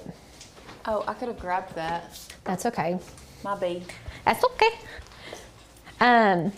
I don't decorate the front of my notebook because it's so busy on the inside. I just need some good, clean, organizational, you know what I'm saying? Mm-hmm. So I'm gonna just put a couple pieces of tape around here. You just don't want this moving. After all that work, we don't wanna sacrifice any of our hard work. Yep. Okay, beautiful. It's taped down. Now let's go back into design space. Which layer do I cut? Right now, it's wanting to do this. That is not what we want to do. We're going to cut that offset layer again, okay? So the one that we just printed and cut, we're doing it again, all right? Cricut doesn't know that we put in our shapes. They don't know that we put a laminating sheet on it. Right. But what we're going to do is change our material to Mylar. And then, let me bring this over here. We're going to switch it to Mylar. Hit done. I'm going to do more pressure. And then we're gonna send this back through the Cricut. Okie dokie. Yes, Jennifer, when in doubt, tape it out, always. Period. We tape everything. My trust issues don't allow me to not tape half the time. I know. You're getting better though. I am getting better. Okay, and then I'm just gonna hit go. I'm just gonna hit go. I'm gonna let this see itself all the way through, and then we'll go back into design space and do a cover. Yeah. Got to see it through, my boy. Got to see it through. Got to see it through. Oh, love it. Jennifer said, okay, so I thought you were gonna do something like this. I was thinking if I did it, I would do it a little different, but after seeing what you did, I like this way too. I'd be curious to see how y'all would do it. I would love to know. If you have an easier way to do it, please tell me. Because I like making these, but golly bun. So the only thing that I was thinking about personally is with the with the shapes that you cut out. Yeah. The only thing I would do different myself would be I would just leave the shapes and not attach them to a square. So like if the print and cut like the original one, if it had like the 4 little shapes on the bottom, I would just waste one less piece of paper. Oh. That's all I was thinking. Okay, fair enough. Let's see if this cut through before I pull them off. Not enough for my liking. but it's wanting to come up. Hold on. Hold the phone, everybody. Yeah, that needs to cut. Let's just send it through one more time. I'm hoping they don't move.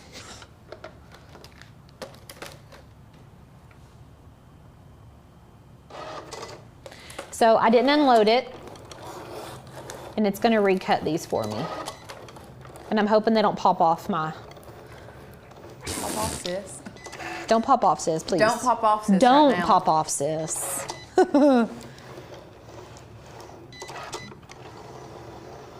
Cool, cool, cool, cool, cool. Cuckoo. I wonder what the pressure settings for Mylar and craftboard is. Because craftboard, you have 2 passes anyway. Right. Like you think it would just work better to just cut it. I don't know. I would just like to know you know what I mean? Yeah, it's very possible, honestly. Look how good. Look, now I'm gonna send these back through the laminator before I show them to you guys because they're a little, like, they're not laminated well enough for me, for my liking. What setting do you have it on? What 3 setting? mLs. Move it up to 5. Okay. Wouldn't that put more space in between it? No, so it's how thick your laminating sheets are. Is I know. what they're talking about. You need to pull those out the back. So the thicker it is, the hotter it gets. Okay. That's what it is. Beautiful. Listen, send them through as many times as you want until they're nice and crispy. There's my star. I'm gonna go overhead. Jennifer was saying, I was circle. thinking of cutting the offset out of the laminate sheet. The only problem with Whoop. that is before it's laminated, it's 2 separate ones. So like when it goes to cut it, like moves the top piece around. Mm-hmm. But I see where you're going at as cutting the laminate and then laminating it together. But it's just, Yeah. I don't know. Like maybe that would work. Maybe, yeah. Okay, now let's go back into Design Space. I did unload them out. Okay, and then we're going to print this layer right here, and it should just cut around Wait, everything. I think I need to put another piece of paper. I think Okay. we only had 2. Give me just a second. Okay, and I just put 2 pieces because I'll print the cover too. Yes, ma'am. Okay, so we're going to turn off the bleed, use the system dialog, and hit print. And then I'm gonna hit rear tray, best quality, and then I'm gonna print when Lauren tells me to. Would moving the white star wheels to where they go right over the shapes maybe help keep them in place for the second cut? Yeah, you could definitely try that. Okay, go. Okay, I'm gonna print it. And this should just cut all the way around what we've designed. I'm gonna go ahead and we're gonna hit Mylar because I'm going to laminate it and then cut it. Beautiful. Lauren is dancing over here. I'm just honestly glad that we made it through this together, everybody. We made it together. I was like, I'm gonna forget how to do this.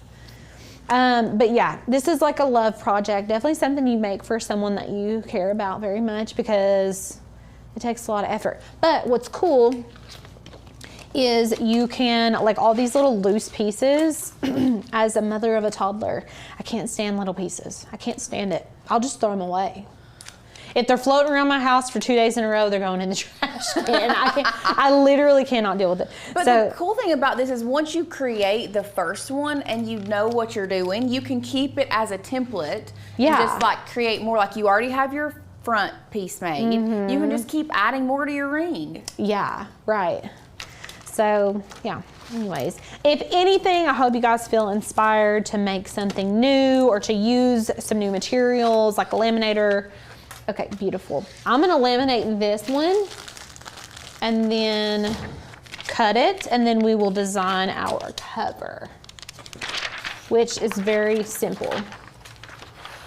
And the good thing about using laminated sheets is these are dry erase, so our front cover, even though it's really cute, it also doubles as, like if you had a dry erase marker, they can practice writing their name. And we also have those Kinder dots It's like the Kinder font that we have. Yes. We also have it in dot form that they can trace. Like trace it, yeah.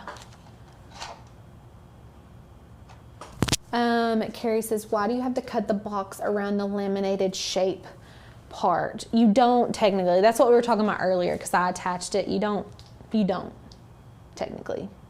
But that was just the creative process that I went through, and I didn't want to skip a step. So, yeah. In my brain, however my brain works, I just wanted to do every square the same spacing for all the shapes, the same size. Like I had to do it that way in order for it to make sense to me. But if you feel confident and you want to do it that way, listen, do it. Oh, that's hot as crap. I told you it would make it hotter. It does.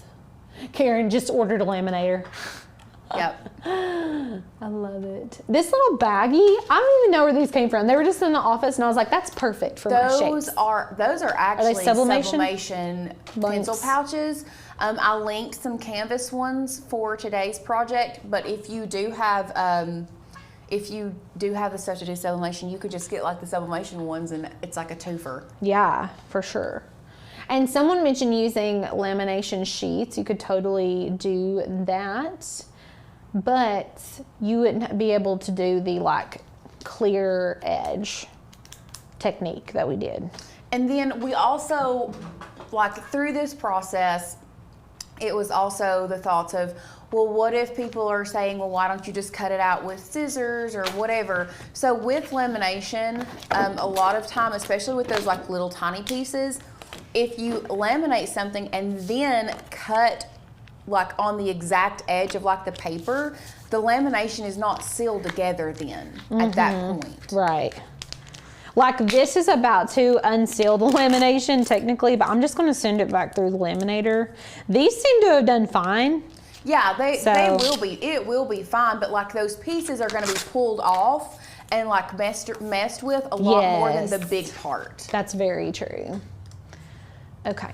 And then we're just going to send this in, and it should just cut our little square out. Okay, now while that's going, it's just going to cut it out.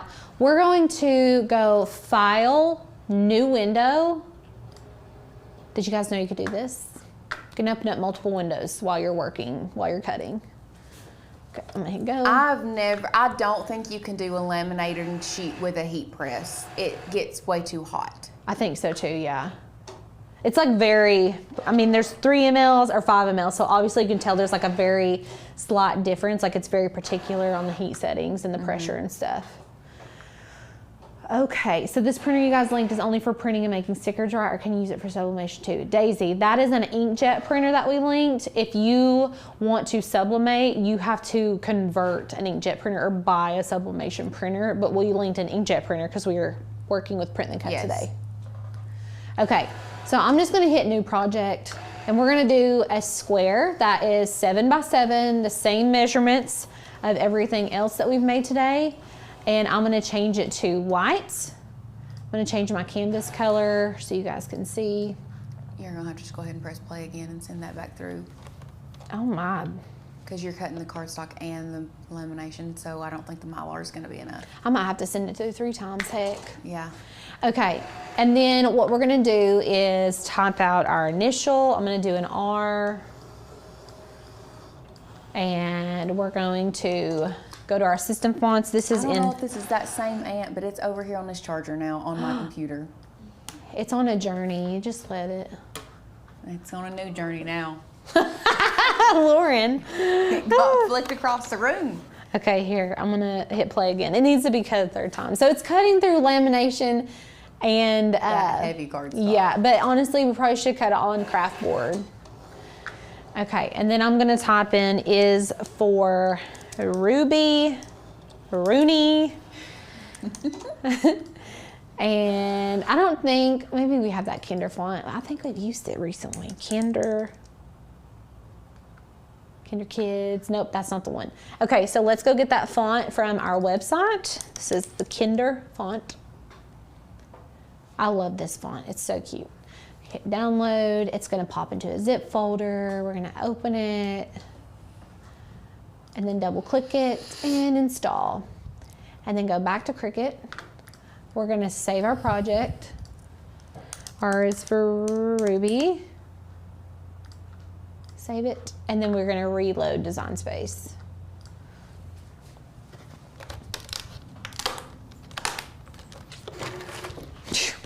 Listen, it's gonna be what it's gonna be. I just need to pop it. It's like snagged in 2 little spots. We'll fix that in a minute. Okay, now did I reload already? I'm gonna select that, go to System, type in Candor. There she is. Look how cute. I love this so much. And then you can pick whatever image you want over here. Let's go get a unicorn real quick. Unicorn, inicorn is what Ruby calls it.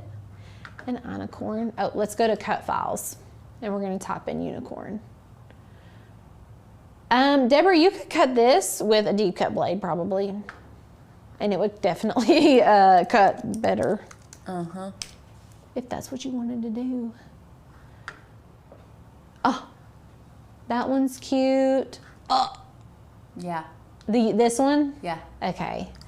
Download. It's gonna go into a zip folder. And then there's the PNG. Then I'm gonna open up Cricut Design Space and go to Upload. There we go. Upload image, and then I'm just gonna drag and drop that from my Finder or my File Explorer if you're on a Windows. Maybe. Okay, and then hit Continue. And we're gonna do flat graphics, so we're not converting this to layers, we just need the PNG. So I'm gonna select this one, and then we're gonna hit Continue, Upload. Oh my gosh, what a cute little unicorn. Oh, I love it. So cute. It is so cute. So it's gotta be pretty small. And I'm actually gonna flip it horizontal. I want it to face the R. No, I lied. Okay. And then I'm just gonna change the colors. What? Is the trans? Oh, no, it's just where you selected it. I can see like the R behind the unicorn, and I was like, is the transparency of the unicorn like? No, I don't see You thought it was down, you thought that Yeah, the I unicorn was don't know. transparent? Okay, I'm just gonna make those pink. Now, I know that I'm surprised we haven't had somebody ask the question where the lines don't connect. For rivers, it's like you have to have a character, right? Oh, you know what? Did I not put spaces in between I don't it? think you did, but Okay. you like capitalized the F and the R. I didn't capitalize the F. That looks better though. That's what I did for rivers. Yeah. There's no spaces. Don't tell anybody. So if that bothers you, you could just technically like put Ruby. Or what you could do if you have the space is do the space, but then get a line. No, like get a line from from the basic shapes. But like, is it gonna be the right thickness? Actually, you're right, it doesn't. I mean, listen, it looks good. It doesn't matter, it's fine like that. Nobody noticed before that I had spaces, or I didn't have spaces. I think that's cute. I think that's cute. Okay, you can do whatever makes your heart happy, okay? Makes me happy. I'm gonna select everything and we're gonna flatten it. Look how cute that is. And then you would just go to make it, print it, and cut it the same way that we just did this one. And make sure to cut it on craft board and don't unload it until you have cut it all the way through, okay? So if it doesn't cut through, all you're gonna need to do is send it back through. Okay, I'm gonna go ahead and send this one actually. I wasn't going to, but I'm going to now. Make it. So we're gonna go make it, print it, continue. Yeah, Renee, we're gonna fix that font for you guys. Send to printer. We don't need the bleed. A rear tray, best quality, print.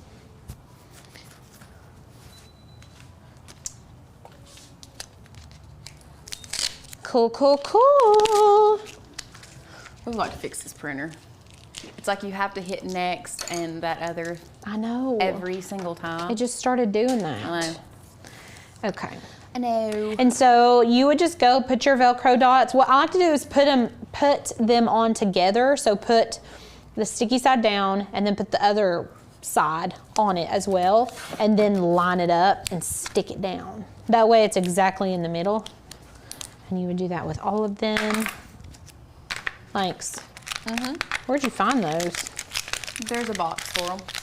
I was looking everywhere. Okay, so I'm just gonna take one side, attach it to the other side, put it on the back of this, and then line it up.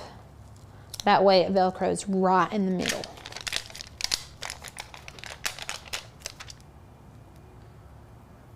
Perfect.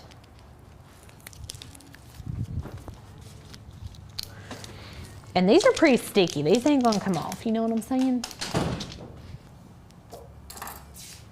I almost had it on the mat for you.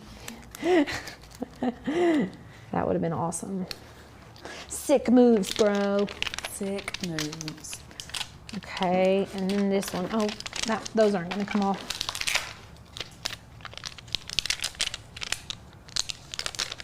Okay. A little star. Oh my gosh, so cute. I should laminate this and then cut. We're gonna cut this one on craft board so we don't have to send it through 15 times. And then we'll be done, I promise. Okay, before we go, before we end the craft, does anyone have any questions? I know there was lots of steps here. You guys can go back and watch this as many times as your heart desires, okay? It will be on the channel. So if you don't want to make it today, but you want to make it later, it'll be here. It'll be there for you. It'll be there for you. And tomorrow is our master class. We are making a Mother's Day card. It's a pop-up Mother's Day card, okay? It's very cute. I don't even, would it be pop up or? Pop in the crack. It does, it pops in the crack. It's a pop in the crack card. That's pretty much what it does. It's kind of a pop-up. It is. It's got like 3D flowers. It's like a little flower bouquet. It's very, very cute. I love it. All right, this takes forever. I think I will do a pink star. Let's do, see, and you can match the little stars to it. I just think that's so fun. Okay, line your paper up. And then in Design Space, we're gonna cut this on craft board, okay? I may need to hit done on my old. You do.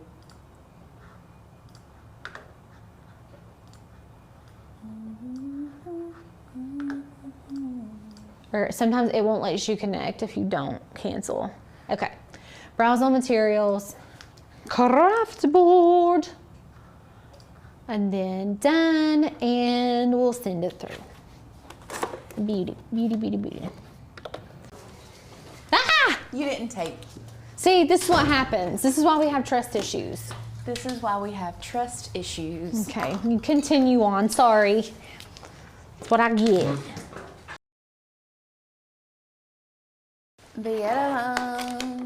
All right, unload it.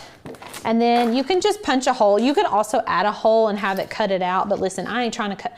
I was not trying to cut anything more than I had to. Exactly. You know what I'm saying? Not when a hole punch does this job just as good. Right. And then I'm just gonna line it up. And I shouldn't have put that daggum ring in there.